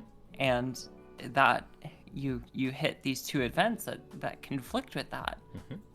and say, well, hold on, is part of my identity is under attack here. Right. Like, so what can I do about that? Some kind of nebulous, nefarious, and threatening them is subverting the country that you live in, and it's not being the best in the world. Instead, it's being really bad. Someone is making it be this way, and it makes a compelling narrative where you have a straightforward enemy to believe in. But it also ties into American exceptionalism in another way, and this is one I was hoping to get to. The 9/11 terror attacks are, and this isn't, this shouldn't be a controversial statement, a consequence of American imperialism around the world. Like, they were attacking America because of America's actions overseas. Like, they weren't attacking Greenland. Like, no matter your view of America and its actions overseas, you can agree with the fact that they were attacking America because of America's huge global presence. And so American participation in and control over global capitalism, right, is a big part of this. The existing power structures legitimately are a big part of this. It's not that 9/11 was an inside job, but it didn't have nothing to do with the people who do actually run the world. And then you have the financial crash, right? And what I think is tempting for some leftists here, so this is what I wanted to get to, right? What I think is tempting for some leftists here is to see these two events, right? And both have to do with the ruling class, both have to do with things that are systemically wrong in the world. And so, threat simplification, okay? They do actually link up in a long-winded way that involves lots of tacked on history and facts. That's just like conspiracy theory logic, isn't it? But it isn't. Because it's not driven by that emotional need, right? And yet, I see leftists not appealing to, right? Because I don't see them doing serious outreach towards people who believe in conspiracy theories, but I see them apologizing for people who believe in conspiracy theories in a very strange way. And I think it muddies our understanding of theory in a way that can be kind of harmful. If that makes sense. Instead of reaching out to someone who believes something, you believe they have parts of the picture. They believe there's someone in charge that's making things bad. And you're like, well, I know there's someone in charge that's making things bad, so I can explain things to them, right? It's fine if you want to, however you want to make friends and allies and comrades. But instead, I see it being done the other way around, where some leftists are trying to say that it's okay that people believe in conspiracy theories simply because they have half of it. Does that make sense? Yes, I think that what you get, and I think this is good, because this is sort of like what you have at the end of the H. Bomber Guy moon theory video. Okay, yeah. As he says, you're on the right track. Something is wrong, but the moon or the Earth isn't flat or whatever. Right. Maybe that was it. I don't know. He said that basically. I think that it's something that Dan Olson brings up in his video about the flat Earth. Right. Okay. Is that exactly? Leftists sometimes have this notion to say, oh, yes, you're 80% of the way there. You're just missing these key facts. Right. And that goes back to emotion over fact. Instead of giving conspiracy theorists new facts, it might be better to approach it from the emotional standpoint and try to explain, this is why you're not here are the facts that support why you're feeling this way, but here is the emotional intelligence needed to understand what you are feeling. Exactly. Dan Olson's response to H. Bomber Guy's bit, he says, people who believe in a flat Earth don't believe in it in a vacuum. They don't believe this one quirky thing in otherwise normal people. That's a misunderstanding. And this is, if we come back to our principles again, right? These things are always, they're consequential, right? They're emotional, they're social. They're driven by someone's belief in an in-group and feeling like that in-group is threatened and then believing it so strongly they're acting upon it. Okay, we need to bear these things in mind. They matter to our understanding of conspiracy theories. I've seen people going as far as, again, like nominal leftists, going as far as palling around with COVID truthers. COVID truthers who are otherwise nominally leftist or whatever. Because these people's emotional revulsion at like the neoliberal establishment has taken them so far that they're just buying into conspiracy theories, and it's incredibly fucking harmful. That's a scary thing. I think that's worth some discussion. I'm not entirely sure what to say about it, because the long and the short of it is, don't be a COVID truther. Don't tolerate people who are COVID truthers. It's not fucking okay. I've seen people who are talking about Biden rigged the election and COVID is a manufactured hoax, right?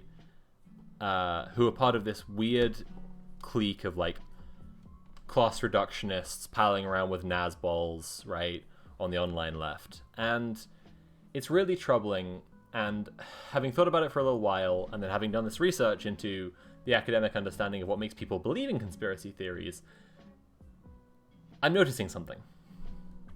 Okay. Let's go over this a little again. Okay. Principle 4. Conspiracy beliefs are social.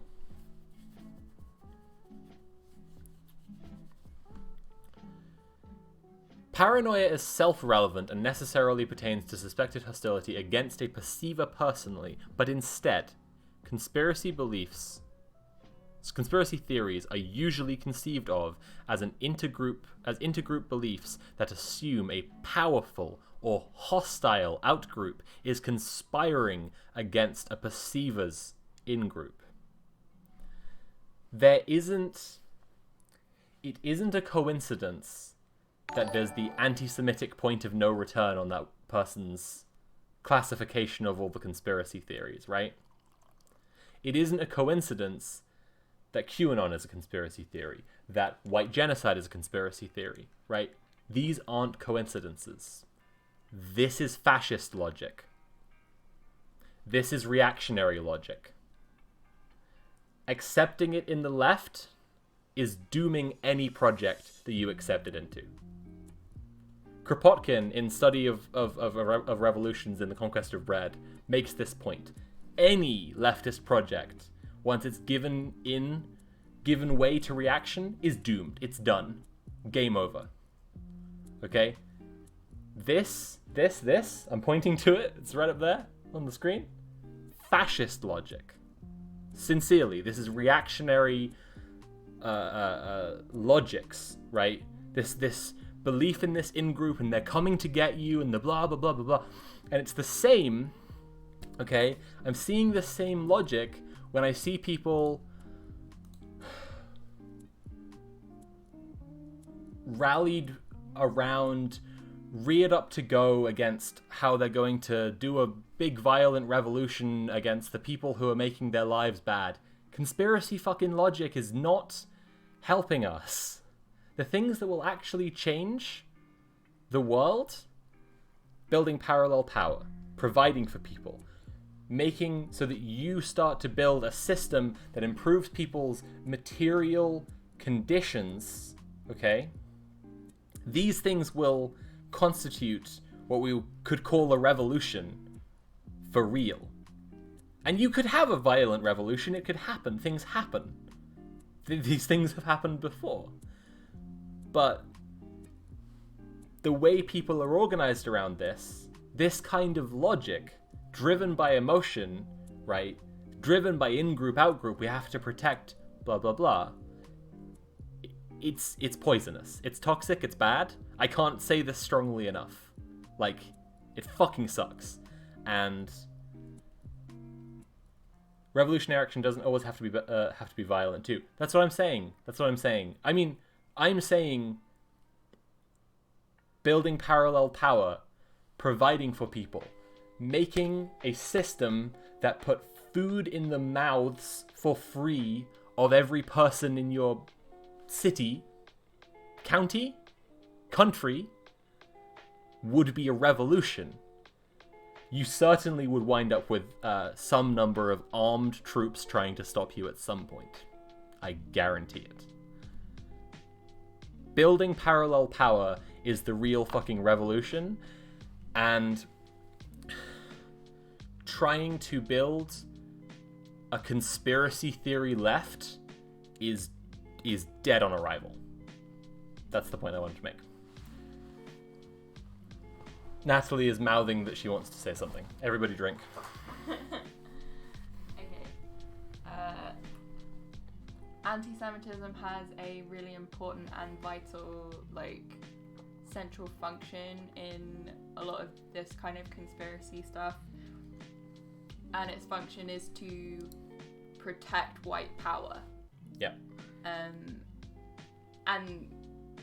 it's so that white, middle class, working class people or whatever can see a white appearing group of people who they attribute with some kind of power. Mm-hmm. It lets them have a full guy that they place all the responsibility for capitalism onto. Yeah. Without them hating the actual people who are making them unhappy. Yes. And also, QAnon, so often these kinds of conspiracy theories serve to protect the very people doing the very things that the conspiracy theories are, creating an evil out of. So QAnon, it's not a coincidence that it developed out of a website famous for harboring child porn in order to, create a hero out of a man who rapes children, is a paedophile, is surrounded by paedophiles, defends paedophiles. The first thing he did in office was defend Roy Moore, who is a paedophile. That's what created QAnon, because they were desperate to create an enemy that is worse than the thing that they wanted to protect. Projection and displacement are an absolutely crucial function of conspiracy theories. I completely agree. Okay, that's what I would say. And I think it's a worthy addition because of how crucial it is to conspiracy logic, right? And how if we are to have people who become class conscious, who think in systemic ways, who help in a leftist project of changing things. Now, to be clear here, I'm not talking about every single person in the world getting a degree in academic Marxism. What the fuck would be the point of that? That's not what I'm saying. I'm saying the people who are doing the work, right, building a system, can't be operating on this logic. It's not an acceptable logic. Right. Conspiracy theories aren't class consciousness. Their function is to protect power in a way that makes people feel like they're rebelling against power. I completely agree. So, Jess, any thoughts? No. I mean, no thoughts, head empty. I hope I've explained that well. I hope everyone's caught up on kind of not just the statement, but the intricacies of why conspiracy theories are a serious danger to any leftist project. We need to, rebut them. They are bad, really bad news. I am seeing a couple of questions in the chat, though. Mm-hmm. What are you seeing? So Ginger John J says that they have an older sibling who on paper has very similar views to their own, but they don't get on. I've witnessed them lie to people in order to win conversations. They often like using things like living in their heads rent-free and argue with people just to get a reaction. They scare me because even though they're doing this in support of ideas I agree with, I can't trust them to actually care about the issues. This is a bit similar, but reminds me of it. I think that is like the rhetoric that they're using, even though it's in support of ideas that you agree with, is ultimately harmful. Yeah, I think so too. I think it's to lesser and greater degrees, right?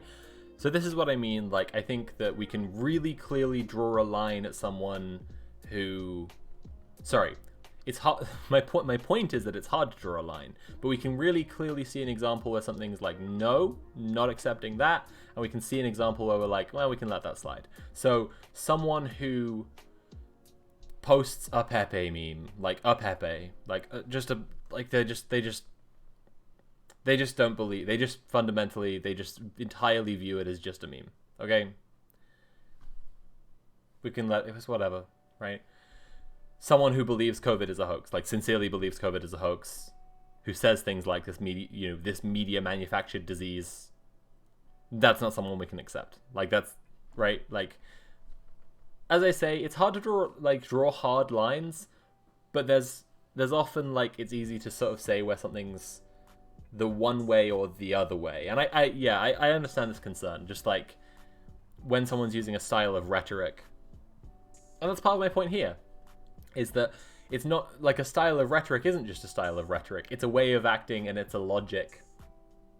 And as I say, like Kropotkin's point, leftist projects that make, that give way to reaction are just dead on arrival. Like, it's absolutely game over. And that's about a logic. And that's about a style of thinking.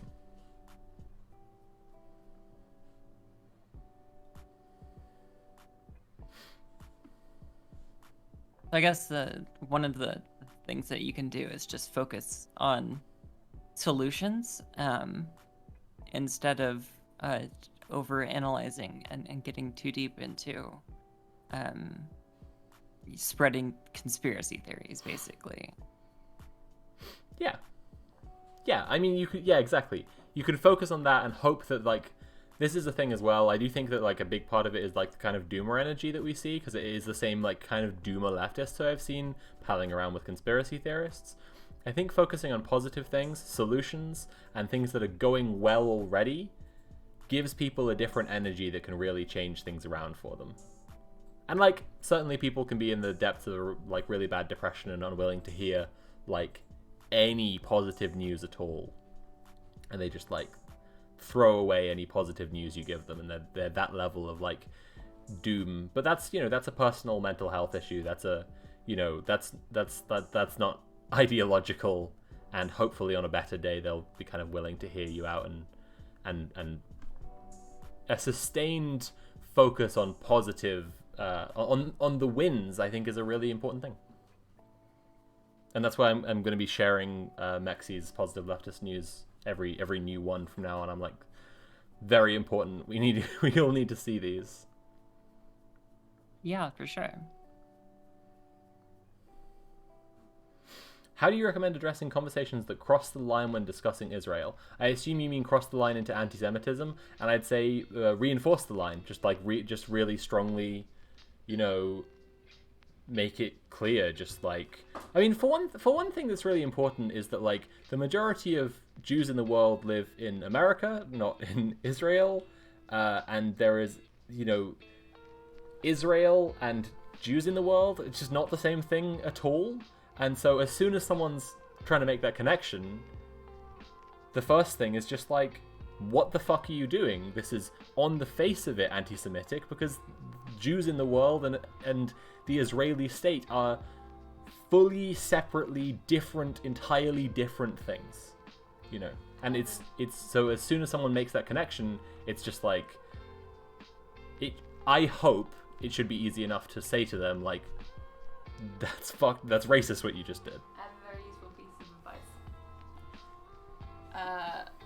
One thing that, like, regular people can fall into doing very easily is attributing Israel with a lot of, like, influence, and of course it is very influential, but the reason it has that influence is not because Israel is so powerful. It's a tiny country with a tiny number of people in it. Right. America, imperialist white supremacist America, is incredibly invested in Israel. They're trying to do the level being skip. its ally in the Middle East, and more importantly, Israel maintaining a monopoly on violence over brown people. Yeah. absolutely. And America does this for other countries. It does it for Saudi Arabia. You know, it's there we go. But yeah, so just get that relationship the right way around, and that's kind of easy to correct for people as well, because it's a thing that people do regularly, and it's a really simple switch. Have fun with your editing work now. Yes. That you need to get done now. Okay. I'm doing it. Naps. Wow. I think that's completely true. I think also, like, one thing you see is people... So there's the one way around that you just brought up, Master of Nil, right? You're having a conversation about Israel, it crosses a line into anti-Semitism. There's also the other way around. People discussing Jews, and then they bring up Israel. Again, it's just like, it's the same thing. It's just like, this is just not... This connection is just on the face of it. Like, I've even made this point literally for Israeli citizens, because Israeli citizens and the Israeli government aren't the same fucking thing. Israel has conscription, so every citizen serves in the Israeli army, and I saw people talking about Gal Gadot having been in the Israeli army. Like, okay, that just means she's Israeli. It doesn't, right? Like, because resisting conscription means you go to fucking jail. Like, it's really serious. If you want to complain about Gal Gadot and the Israeli army and the IDF, it's valid to point out that she is genuinely, like, outspokenly, like, supportive of the IDF and thinks they're great and all this shit, and she sucks. It's not to just say she was in the IDF, which is what I was seeing a lot of people saying, is just an attack on these people, on the citizens of a place who aren't the people who, you know, have that power, and it's a bad connection. Andy's pointing out the Taylor Swift fan account Twitter went to jail to resist conscription. It's true, yeah. Mm-hmm. It's a popular meme because it was very funny. I've missed some stuff now, so this has been lovely and productive. Can't wait to watch you next time. Oh, thank you. I'm really glad you've been enjoying it. I'll try and think of good topics to discuss next time in a couple of weeks. I'm not into conspiracy theories, but I do like the paranormal and aliens and all that type of thing. Well, that's because that's the gay version. Sorry, that's the... Conspiracy theories are like cool stuff like Mothman, but for straight people. I've listened to a lot of conspiracy theorists. I refuse to believe what they believed then, and I looked for what they were really saying, couldn't find it unless they were acting or joking.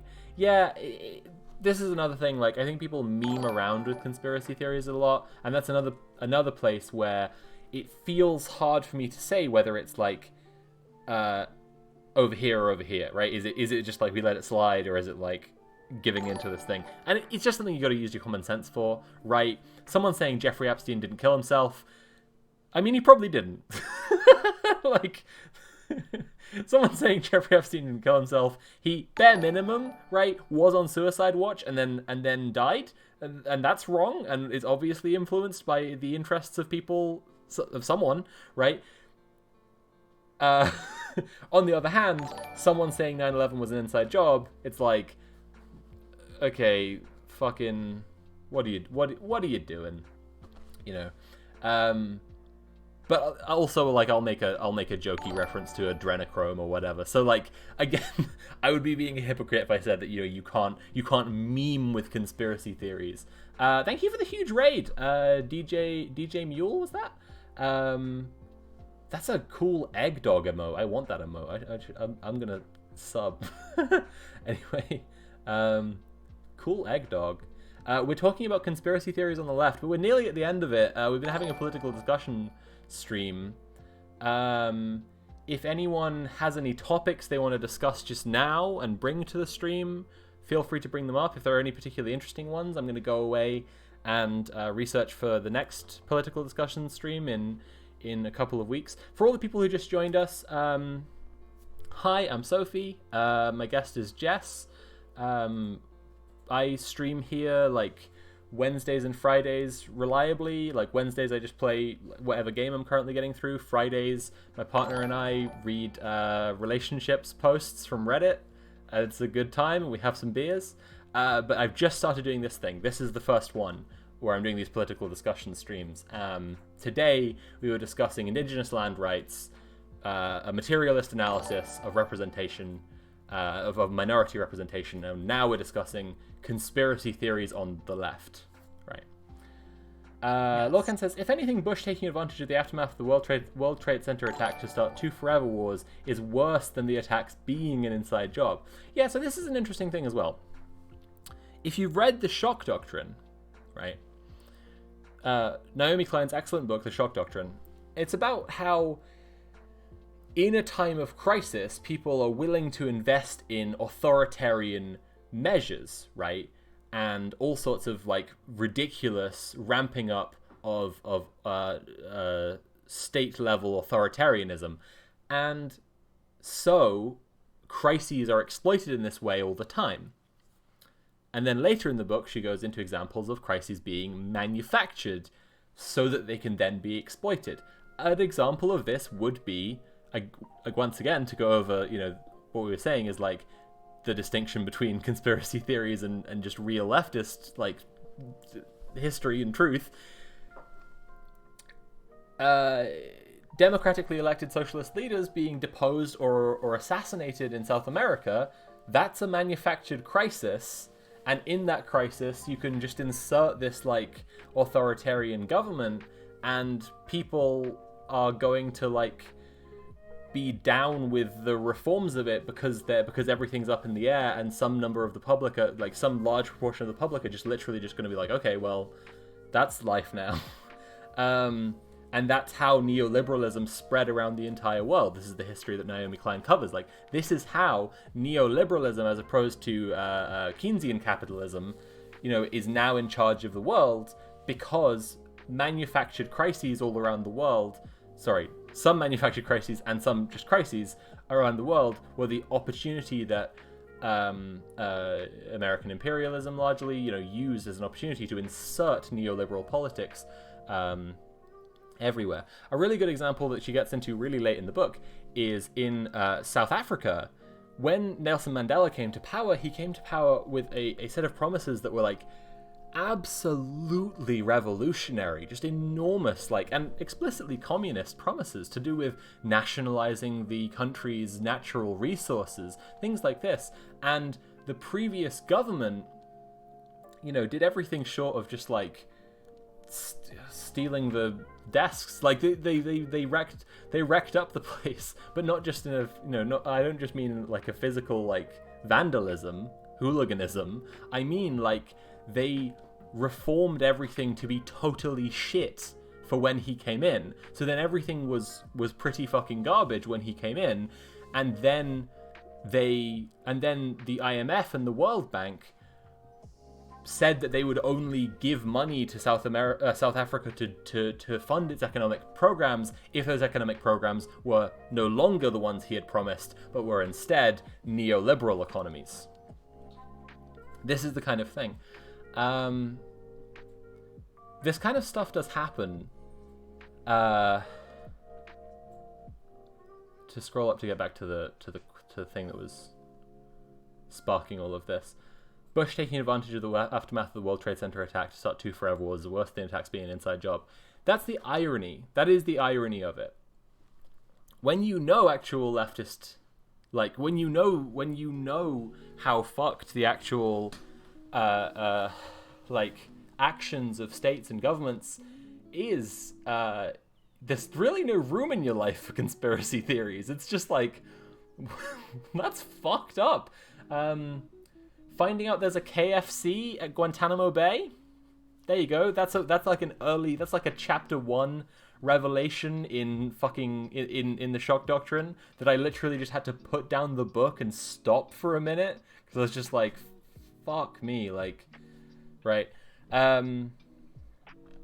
Anyway, so for those who just joined, we've just been going over some academic literature of like the impulses that cause people to believe in conspiracy theories, and my point is it's incredibly reactionary logic and it's incredibly fascist logic, and it shouldn't be entertained or tolerated on the left. And like I was kind of saying when you all raided, it's not about people memeing about it, it's about people being kind of sincerely willing to tolerate and pal around with conspiracy theorists. I've seen certain leftists, certain online leftists, palling around with COVID truthers, right? With people saying Biden rigged the election, with all sorts of shit like this, and we just shouldn't be letting that in, because it will just doom any leftist project we wanna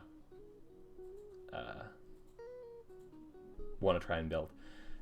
James Praylove says, does it matter? Wait, I don't know what Guantanamo Bay is other than a famous prison.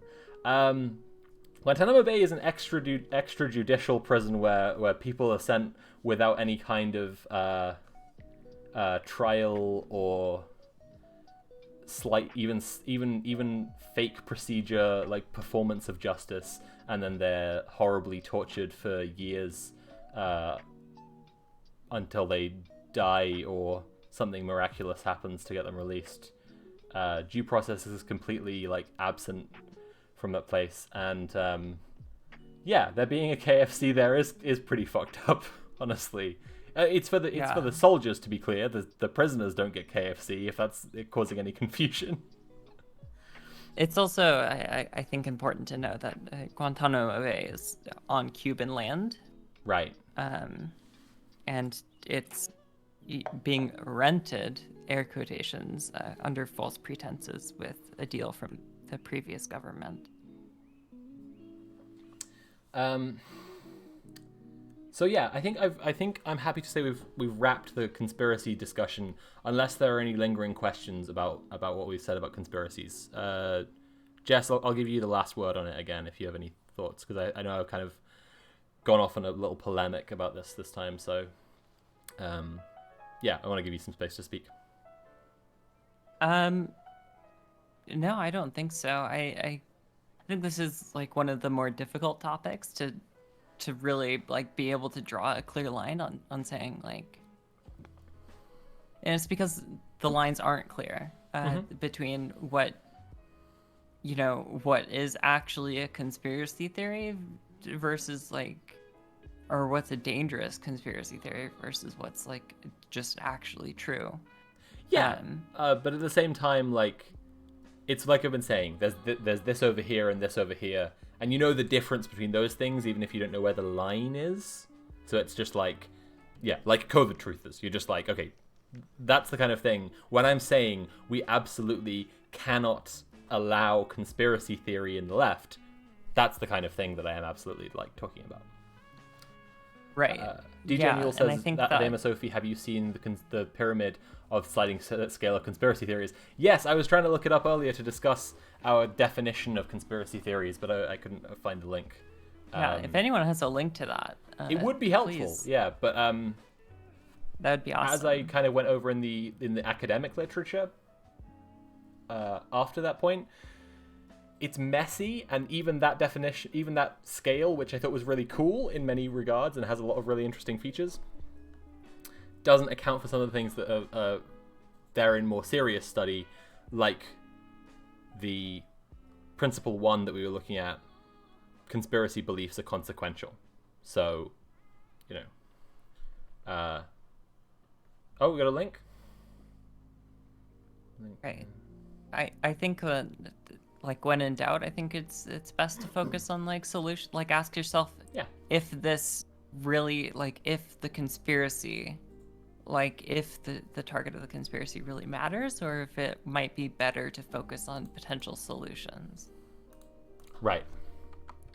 And yeah, my answer to that before was like, it's absolutely like a good idea to focus on solutions, because I think as well as being a very fascist, a very reactionary logic, conspiracy logic absolutely comes out of, like, I mean, this is what I was saying, it's the study, like, it comes out of a feeling of alienation and a feeling that things are bad. It comes out of a kind of a depressive logic, and showing people positive things, showing people where we're winning, can really turn that around.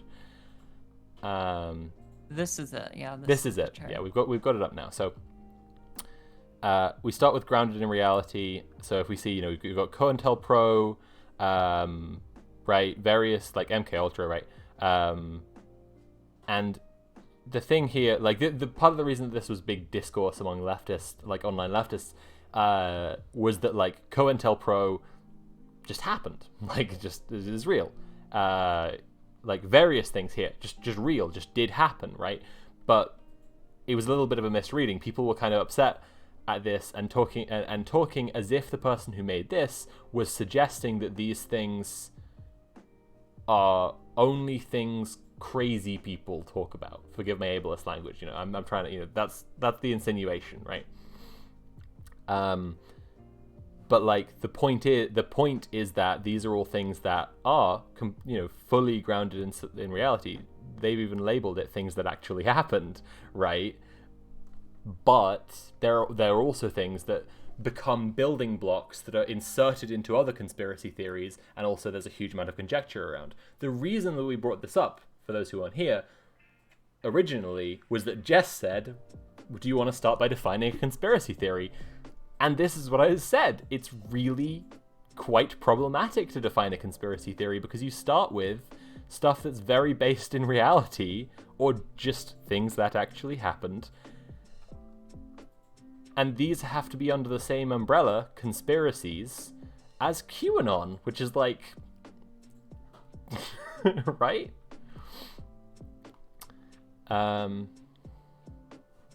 Yeah, you know. Yeah, so this is a pretty interesting one. I quite like it. We have questions is a very good way to just define the category that I was saying about JFK with, where the public feeling is that we don't know everything, as opposed to us clearly not, like there clearly being something withheld, right? Operations by the CIA, covert operations by the CIA to make the world shit, right? COINTELPRO, fucking... social, you know, anti-communist coups, whatever, NSA mass surveillance, right? These are things that we are just, we know that something's being kept from us, and then like we have questions by contract. Yeah, I just think we have questions is a good label.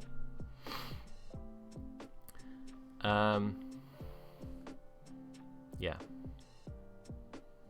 Unequivocally false, but mostly harmless.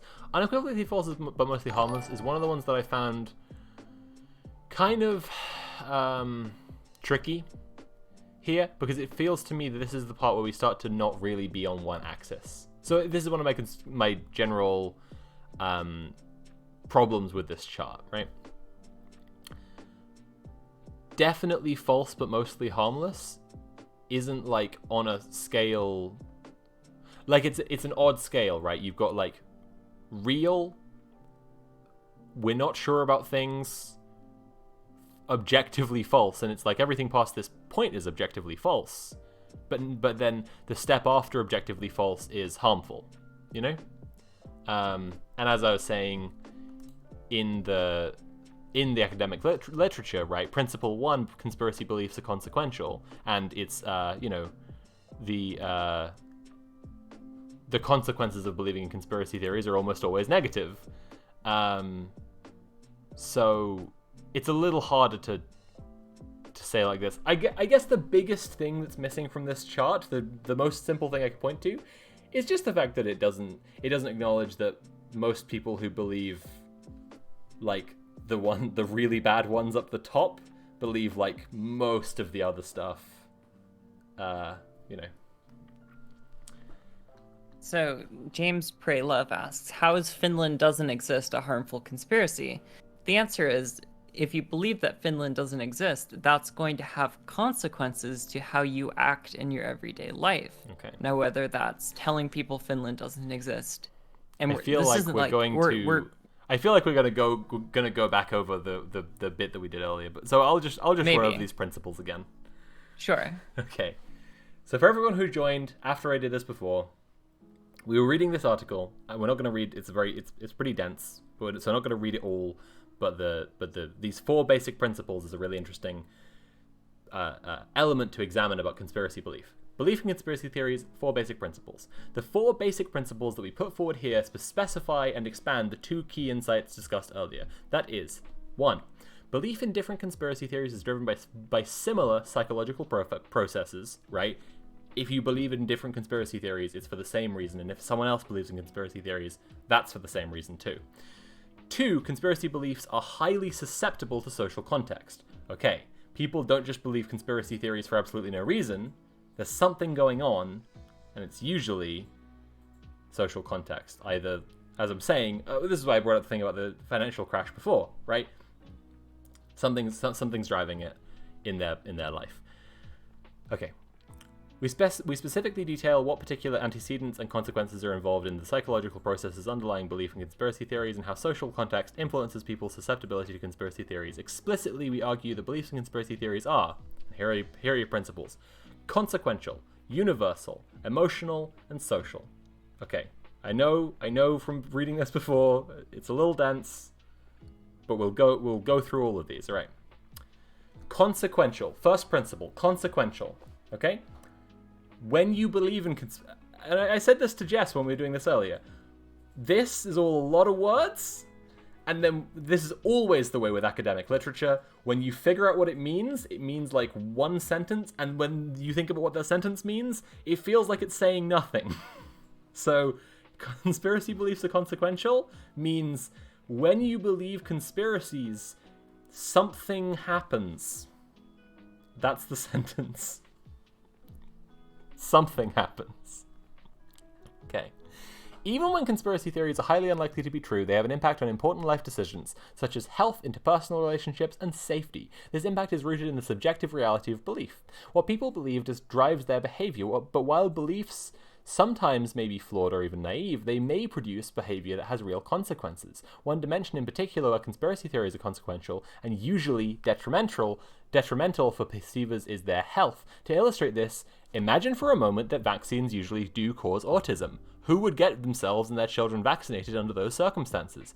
But while medical scientists widely agree that vaccines do not cause autism, many citizens firmly believe that the pharmaceutical industry conspires to hide the evidence for such a relationship. This motivates these citizens to deny themselves and their children important vaccines. Okay? So this is an example, right? And this is, again, I was saying it, like, COVID truther shit is, like, dangerous. Okay. But, James Praylove, your question was, how is Finland doesn't exist a harmful conspiracy theory? And exactly as Jess was saying, it's consequential, okay? In your health, your safety, your interpersonal relationships. It is harmful because if you genuinely believe Finland doesn't exist, you can't believe that in a vacuum, right? This is one reason. The other reason is, you're probably an obnoxious person if you believe Finland doesn't exist, and you're probably going to drive some people away, honestly, by insisting Finland doesn't exist. But then the other side of it is you probably believe that the pretense that Finland exists is being perpetuated by some kind of sinister, and then you see where we're going, and that's why it ties into other conspiracy theories. Okay. Just because there's new people here, and I'm going to run through all of these anyway. Okay. Principle 2, conspiracy beliefs are universal. Put short, no geographical historical context eliminates conspiracy theories. Conspiracy theories are not restricted to specific times or cultures. Citizens around the world are susceptible to them from modern to traditional societies. Indeed, the tendency to be suspicious of the possibility that others are forming conspiracies against one and one's group may be part of human nature. After that, there's a whole bunch about, like, evolutionary psychology, and I've already read it and I've already objected to it a bunch of times, but I'm not going into my reasons for disliking evolutionary psychology right now, so we're just going to skip ahead. The point is, wherever you are, you probably believe in. There's a possibility of you believing in conspiracy theories. Their explanation for if you're curious, like, the logic is interesting, is to do with threat simplification and recognizing a pattern, right? This their bad thing and this bad thing and this bad thing are all happening. So if I can construct a narrative that links it back to an enemy and I can kill that enemy, then I can protect myself. That's the evo-psych explanation. But putting out the, like, caveman logic for a second, like, the idea that you're simplifying threats all into one threat, that is an important logical step. Principle 3, conspiracy beliefs are emotional. The third principle is partly grounded in a paradox. Conspiracy theories, even blatantly irrational ones, are often supported by a range of elaborate arguments, suggesting that belief in conspiracy theories is based on analytic and deliberative thinking processes. For instance, moon landing conspiracy theories, assuming that moon landings were filmed on a TV studio, often are justified through an extensive analysis of the lack of wind on the moon in conjunction with the apparent movement of the US flag. Okay. Empirical evidence, however, suggests quite the opposite. For example, belief in conspiracy theories is positively associated with intuitive rather than analytic thinking. Consistently, higher education predicts lower conspiracy beliefs, a finding that is partly mediated by a tendency among the less educated to attribute agency and intentionality where it does not exist. Pardon me. It has also been noted that confirmation bias is central to conspiracy theorizing, and that conspiracy beliefs are related to the illusion of explanatory depth. Again, to just crunch that all down, right? It's emotional. You feel some way and you want to explain why it is, and so you throw facts at it. The line I had about this in my Zack Snyder video in explaining how objectivism is a cult is that it's not a house of cards where you can pull out the bottom card and the whole thing will come crashing down.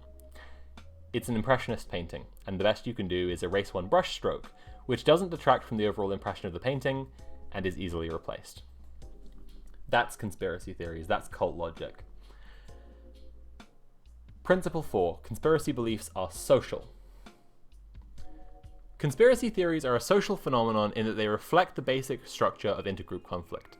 Conceptually, beliefs qualify as conspiracy theories only when they involve assumptions of a hostile and threatening group or coalition.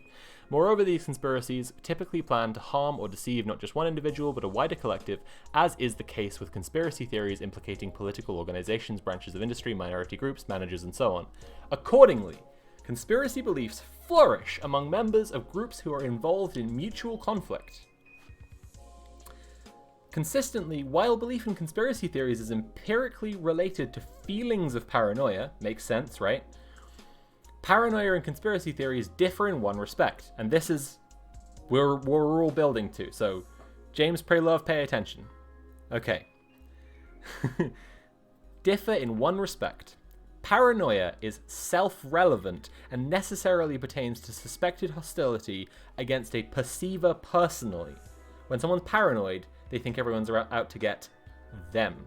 But instead, conspiracy theories are usually conceived of as intergroup beliefs that assume a powerful or hostile outgroup is conspiring against a perceiver's in-group. So, let's go back to Finland, right? If you believe Finland doesn't exist, right? Then how can you go back to it? Let's go back to Finland not existing. If you believe Finland doesn't exist, you don't simply believe Finland doesn't exist. You believe Finland doesn't exist and that fact is being covered up, and that people are pretending Finland exists to attack you and your family and your community and the people you care about. And you believe it because you feel some sort of emotional damage in the world. You feel alienated. You feel like you should be getting more. You feel like you're being screwed over. And you believe it as part of a wider thing, right? DJ Mule says, okay, I'm heading to bed, peeps. Awesome topic, Sophie. Hope to catch more streams soon. Every 2 weeks. Tune in again Monday in 2 weeks. Right. Now we've covered everything back over again. There we go. We've gone back over all the stuff. Sorry for Jess. I'm sorry for steamrolling like that again. I just wanted to run through it quickly. What? No, it's totally fine. I didn't feel like you steamrolled me at all. Okay.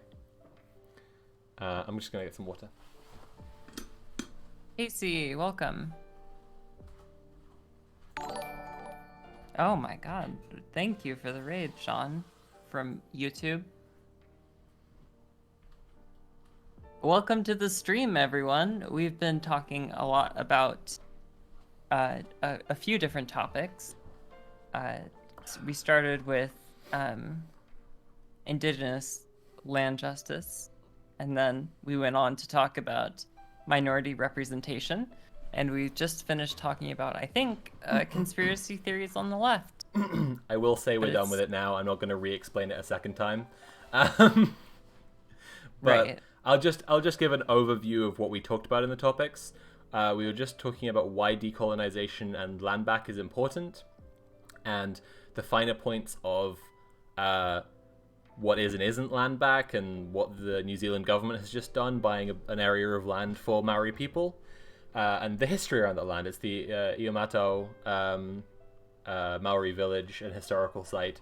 And we were looking a little bit about the Waitangi Treaty, and the way that ham sandwich coloured devils who've spread across the world and tricked and lied everywhere they've gone, hurt the, deceived the Maori people they were signing the treaty with.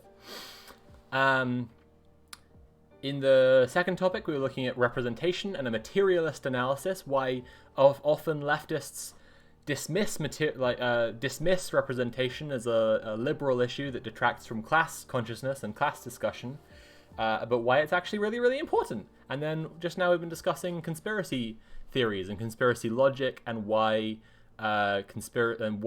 leftists palling around with conspiracy theories and conspiracy theorists is really, really harmful, despite the emotional impulse to try and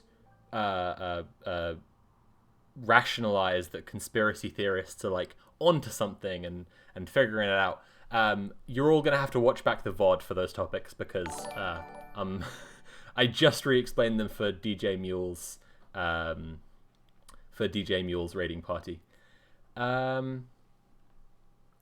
Master of Nil said, is Mexi a YouTuber? Was Mexi getting mentioned? Mexi's great. Yeah, Mexi is a YouTuber, and she does a show now. She has a second channel now called Positive Leftist News, and I just shared the last one because I was on it, but I hadn't watched before, and when I watched it I realized how incredibly important it is, and I think everyone should watch it. And I'm going to be sharing it a lot more from now on, because I think it's really important for us to see the wins, see the positive stuff. Pals in chat, be thinking of like questions, because we're into the like free discussion section, and I'm ready to accept topics to just chat about and possibly take away for next time. Radsack says, wait, Evo Psych is a real field? I thought racist people made it up. Does that count as a conspiracy theory? So, getting a little bit into my problems with Evo Psych, it is a bit like a conspiracy theory, because unlike other fields of science and social sciences, it doesn't seek to exist alongside other stuff. Where other social sciences and other sciences in general go like, hey, I'm a physicist, I'm studying physics, but chemistry still explains some things, chemistry explains its own things. Physics is, these things over here, and that's fine. And sometimes they'll intermingle in physical chemistry or chemical physics, and that's fine too. Instead, Evo Psych is like, so we're going to supplant the whole of sociology, anthropology, psychology, economics, everything. It's just out the window. Fuck all of that. We can explain why everything happens because of cavemen, because of how hunter-gatherers felt when they saw a leopard. It's such bullshit. I hate it so much.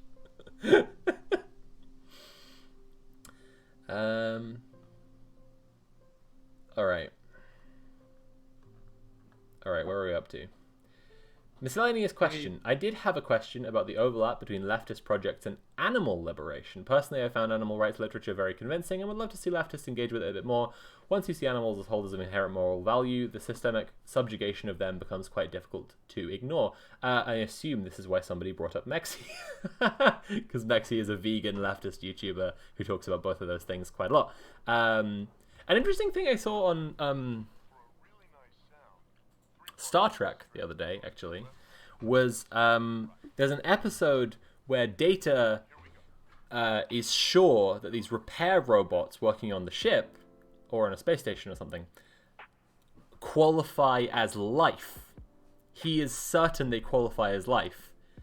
And the first thing he says when he brings this conclusion to Picard is, so we shouldn't be exploiting their labor. And that's pretty fucking cool. Star Trek's really cool. That's all. Star Trek's just really cool.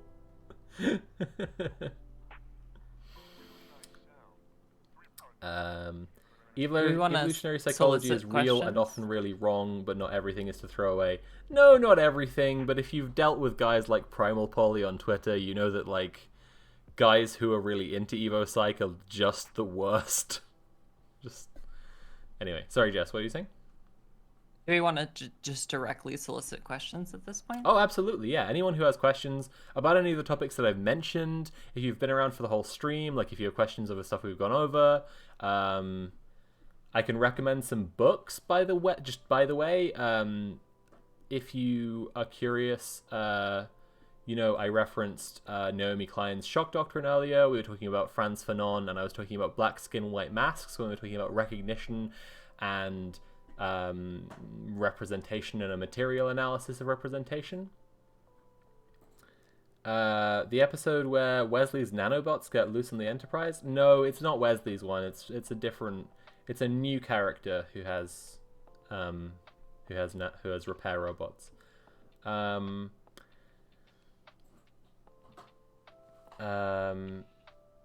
I lost my train of thought completely. In terms of American history, one American history that's really good. I know that people recommend The People's History of the United States a lot. I haven't read that, but I've heard it's good.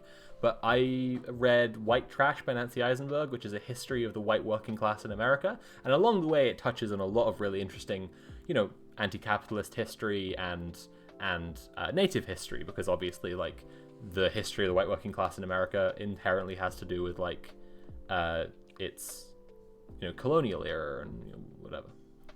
And, like, when the land was being stolen from Native Americans. Shafik Mog says, no, they're the size and shape of K9, and I think that's referring to the repair robots, and that's correct. They are like K9 from Doctor Who.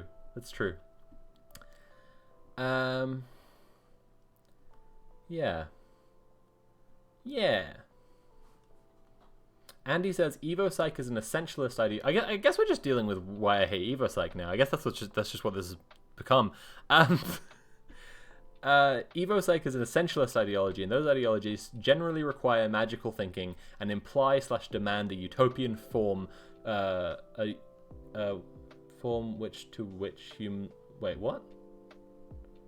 utopian form which humans are generally not fit for. Right, yeah. Mm-hmm. Casey Explosion says, so, tabby boots at Dama Sophie. To which I say, what tabby boots? What are you talking about? These babies right here? Bam! Bam!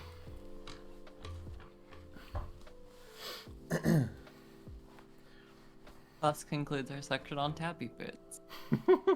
That was our section on tabby boots. I hope you all liked it.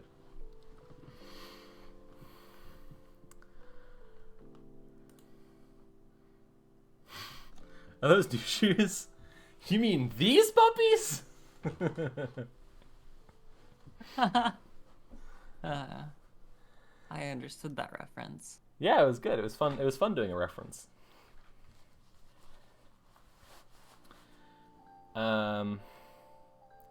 Yeah, again, we are soliciting, questions and topics now. I am happy to... That's good, Joe. When's the tree coming down? That's rude.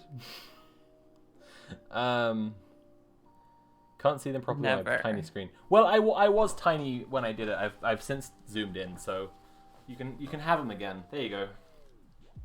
There you go.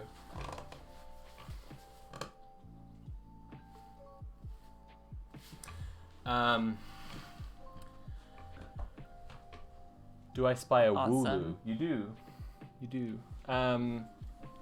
Yeah, I'm happy to just go away and come up with my own topics as I did this time around. But if anyone has topics they'd really like to see discussed, any book recommendations for those getting into leftist theories? Conquest of Bread is really, really good. You might feel intimidated by it because it's by an old dude from 200 years ago or whatever, but it is really good. And I'm just looking at my shelf.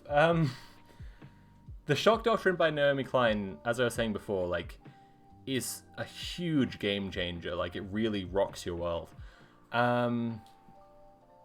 Ways of Seeing as a feminist and critical race theory and anti-capitalist text, just incredible, absolutely like paradigm shifting ways of seeing. Can't recommend that strongly enough. Probably my favorite book, honestly. As I was saying before, White Trash by Nancy Eisenberg is an interesting history. How to Read Donald Duck is a really, really interesting text on Disney and American imperialism. How to Read Donald Duck, that's good.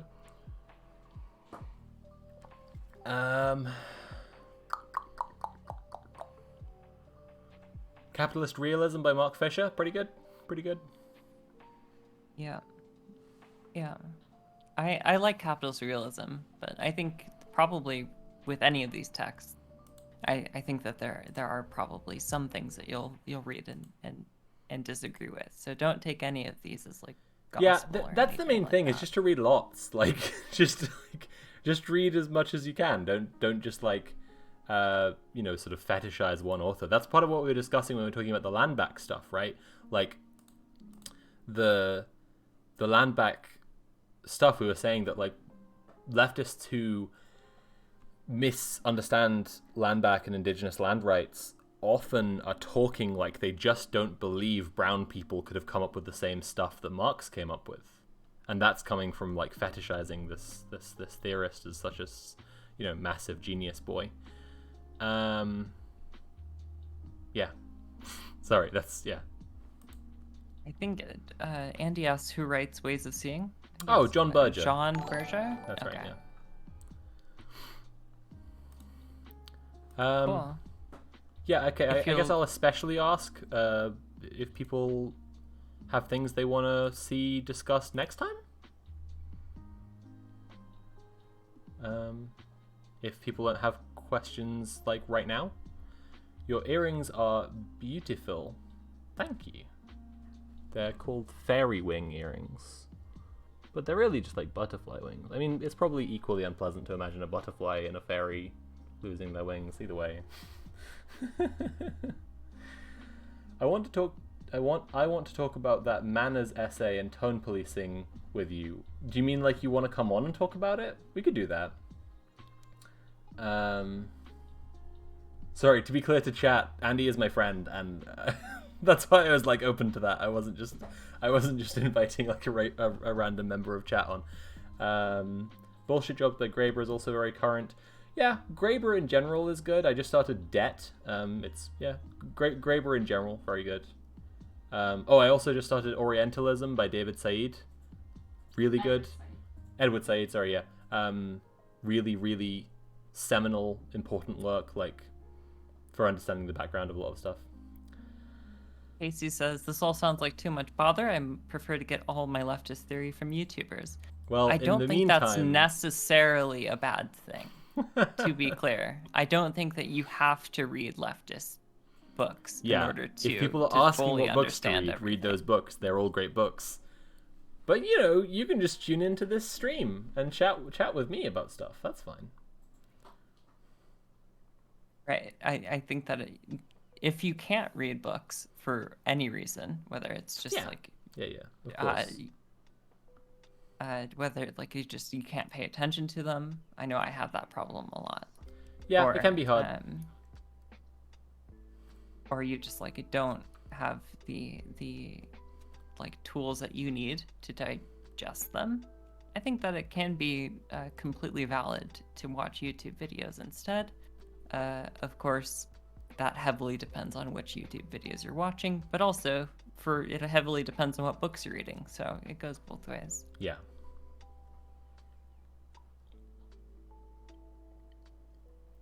I just finished Malcolm X's autobiography, which is a really interesting look into like various things. Like it was an interesting look into black nationalism, it was an interesting look into the Nation of Islam, it was an interesting look into radical anti-racist communist belief, but also, oh boy, did that guy hate Jews and women. he hated Jews and he hated women, and I'm not entirely sure which one he hated more, but oh boy did he hate Jews, and oh boy did he hate women. And just on that note of like, don't expect to agree with everything that you read when you read someone. It's like, yep.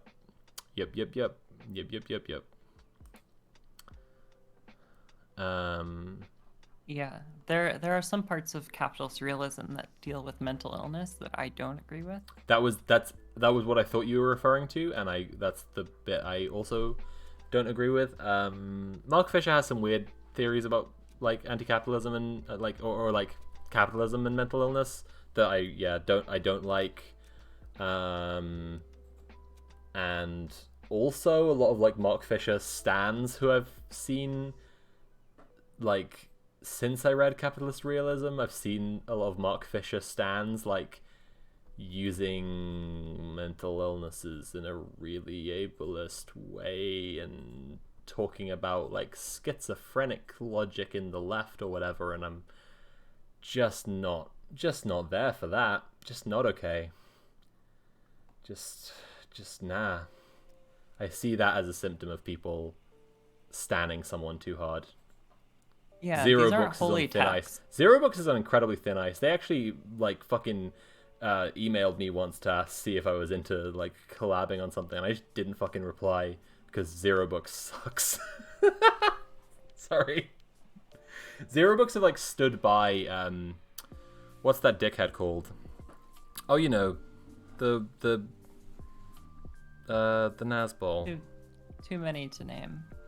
Yeah, Angela Nagel. She fucking sucks.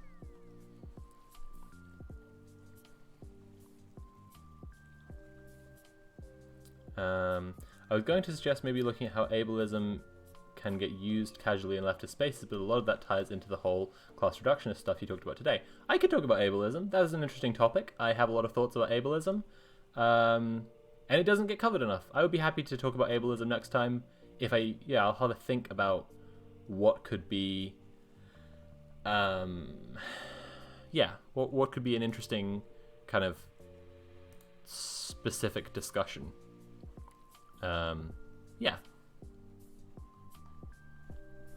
Jess, do you have any topics to do with ableism you think are like? I think that topic of like casual ableism in leftist spaces is worth discussing. I think one side of it is that like we live at a time historically where like probably things will turn in terms of ableism in the future, and like even just for a few years ago, like saying the R slur like in 2015 was seen as completely socially acceptable among so many people, even though like people who knew found it absolutely repugnant nonetheless. And now it's like not socially acceptable. So one thing I think you'll see is just like probably a lot of social change in years to come, and that will be the biggest thing. Yeah, I think that the biggest thing with ableism is in leftist spaces is sort of normalizing talking about ableism and saying things like being more comfortable saying like, I'm neurodivergent, these are the things that I deal with. I think that's important. I also think it's important to look at how ableism factors into how we talk about work. Yeah. Because often work is there's like virtue attached to the act of labor. That is something I'd probably be interested in talking about a little, that I say fairly often as well, which is that workers' language on the left is like reaching a point where it's actively unhelpful, I think. And it's not just the ableism, but the ableism is a huge part of it. But like, I think that enough people are starting to grasp the idea, especially under a pandemic where you like, for your own health and safety, can't go to a regular job, right? A lot more people are getting a view into the world of like the a lot of disabled people already experienced. And like the idea, like language that's around like workers and will you work for these things, yeah, it excludes disabled people, and I think whatever your socialism is, it should put disabled people first and foremost. Like, people, the whole point is people being provided with society's benefits based on their simple existence as a human being, not based on their personhood, which you don't exclude anyone from, rather than because they worked for something or whatever. Yeah, I think that's definitely something that you could do research about and then just come back with like a whole. Well, I mean, there's some theory on it to begin with. Even like, again, Kropotkin in Conquest of Bread talked about how some previous communist revolutions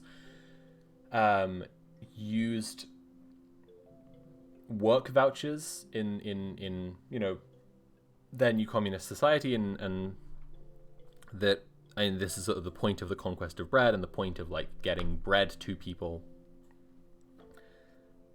Kropotkin's point was that like, when you give people a promissory note, okay, so for those who aren't familiar, a banknote is a promissory note. If you look at an English banknote, it says, "I promise to pay upon receipt the bearer of this note £5, signed head of the Bank of England."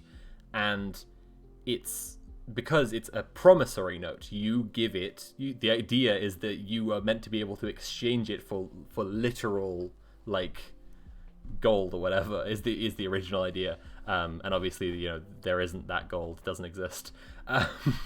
But nonetheless, a promissory note is a system that relies on faith. That's the point that Kropotkin makes.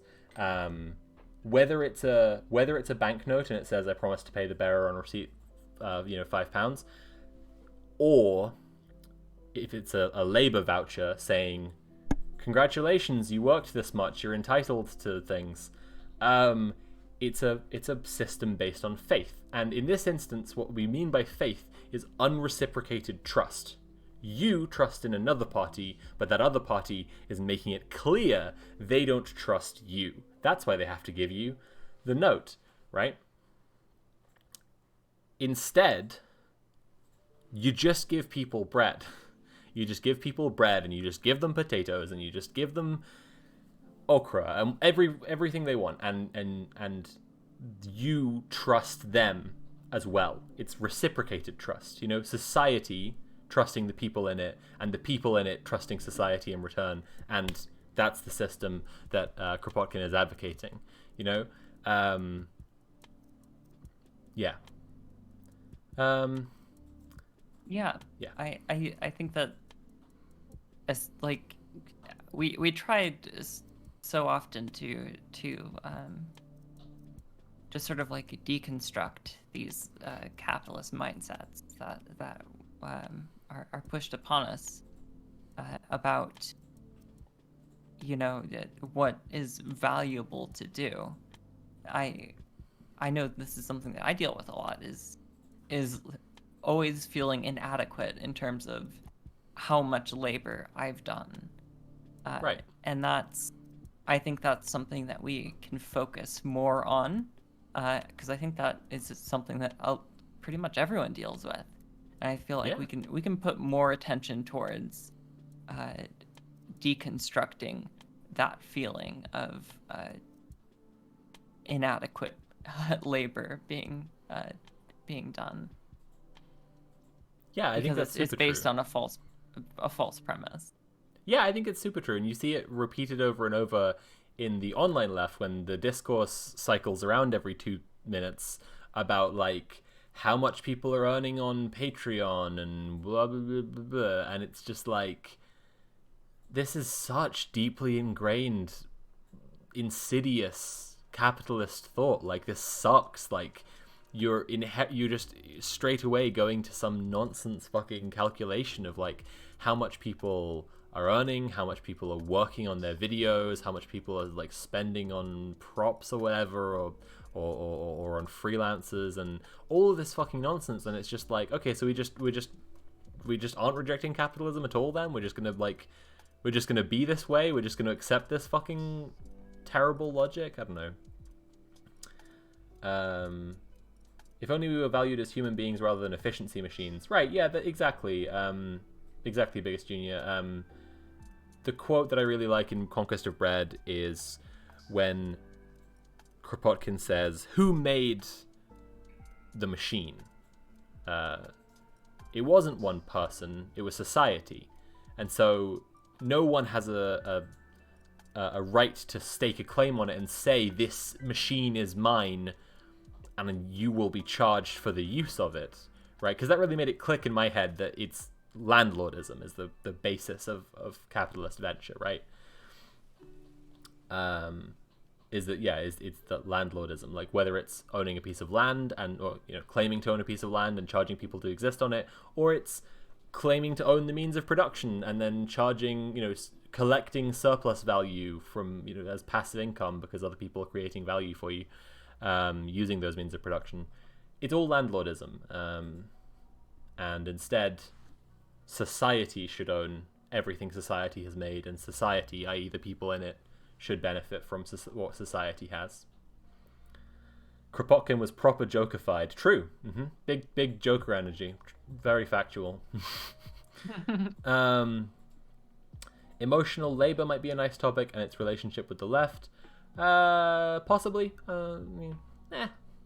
I'll see if I can think of something that's kind of worth digging into there. I'm like, potentially. Like, that's very broad, so I don't know that it's, Kropotkin was the original Joker. He did, want to live in a society. Yeah.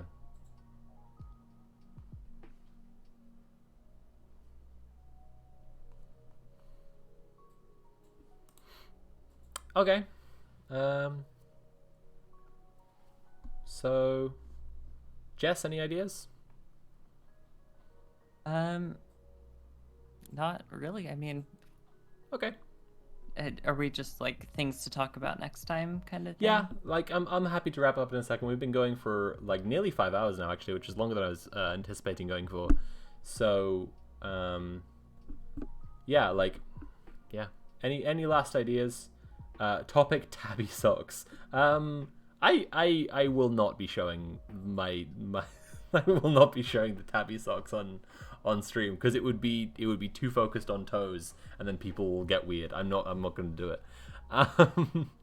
Not strictly leftist, but have you read Universal Play? It's a book about games and psychology and how people's psychology and wants affect how they play games and why. It also talks about Gamergate and the psychology of reactionary gamer charge. I've not finished it yet, but I've been enjoying it. I'll check that out. That sounds like a super interesting book. Thanks for saying. Thanks for the stream, Sophie. It was very informative and mind-opening. Take care. Oh, thanks, Master of Nail. I'm glad you liked it. I can't think of another topic, but that does remind me. Do we want to potentially talk about what we're going to be working on here soon? Yeah, I think that's a good idea. Let me just say this first. Say a bit more about the stream first, and then kind of plug that as like a finishing note, right? Yeah. Jess, you're welcome back on, next time if you want to like hang out, or regularly if you want to hang out and do this stream with me. This has been very fun. Yeah, well, I always have a good time doing it. I don't want to take space from other people though, so I'm always happy to come on. I'm happy to All right, we'll organize it as and when, but like it's been good to have you here, and as we planned to like kind of have the conversational back and forth. Yeah, absolutely. So everyone, the next politics stream will be 2 Mondays, because it's going to be every 2 weeks. I will come up with topics. I will tweet about them. I'll maybe also put out a tweet just saying like, suggest ideas here, and watch out for that tweet and go back to it if one occurs to you maybe. This has been really great. I'm really glad everyone hung around and chatted with us, and honestly input so much. I know people haven't had too many questions, but I feel like there's still been a good amount of like back and forth, and people have been like contributing a lot. That's really nice. I stream Wednesdays and Fridays on this channel. Wednesdays I play whatever game I'm currently getting through. I'm about halfway through Ghost Runner now. I was going to say Ghost Punk. I couldn't remember the name. I'm like playing Ghost Runner now. That's my Wednesdays. On Fridays I play Curse of the Dead Gods and read relationships posts with my partner Natalie and some guests, and we have some beers. It's really good. Yeah. And this Friday, I'm also releasing a video about Disco Elysium, which has just gone up for $2 plus patrons on patreon.com/CurioVids. Okay, I've plugged all of that stuff. Jess, tell everyone what we're working on. Right. So, we, and by we I mean Sophie and I, have been working on creating a YouTube series about tabletop role-playing games, and specifically advice and discussing how to make your tabletop game, or how to participate in a tabletop role-playing game that is a safe and inclusive space for queer people, but really everyone. So it's gonna be talking about tabletop games and everything about queer tabletop, and you should play tabletop games. That's it. That is it. That's true. Yeah, and that'll be on my channel, I think. Yeah, on your channel when it's done. So Jess has just linked her channel in the chat there. Subscribe to Jess, and yeah, that'll be there when it's done. We're gonna aim to get it out before the end of the month. So like, you know, watch that space, and the first one will hopefully be out before the end of the month. Or written? I can't remember which we said now. I'm not meaning to overcommit you. Shit. No, I ideally I'd like to have it out before the end of the month. Right. I'm taking a little bit of a holiday at the end of the month, so okay. I'd like to have it out before the end of the month. Nice. I've also created a Discord server to facilitate creating a space that is safe and inclusive for people to connect with other people who are interested in tabletop role-playing games. Hell yeah. And want to explore them with other people. So I will drop a link to that in chat as well in just a second, as soon as I can figure out how Discord works. Casey was suggesting a raid for someone, I think. Sure, Casey, hit me with that raid username and I'll do it. Shall I drop the link to the Discord server in chat? Do you have it? Yeah. Yeah, I've got it right here. Awesome. Okay. There's a link to the Discord server in chat right now. Okay, Casey was suggesting we should raid. I'm not sure if she didn't actually say the not. name. Okay. Oh, Lottie. Yeah, no, of course I'll raid Lottie. Absolutely, yeah. Yeah, absolutely. Let's raid Lottie. How do I do this Lottie again? Is great. It's like /raid. It's so long since I've done this. Okay. Lots of Lottie. Okay, last things, like I said, Wednesday, Friday.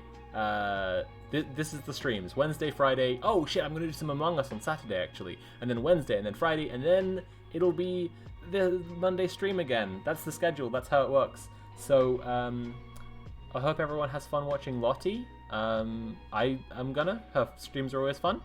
Everyone give her, love. Send her good vibes. Yeah, and tune in on Wednesday, Friday, Saturday, and come back next time, and I'll figure out what the topics are gonna be. And I have no idea. Okay. Goodbye, everyone. Goodbye, everyone. Good night. And the raid is beginning. Let's raid. Let's do the raid. Very cool. Okay, bye-bye, everybody.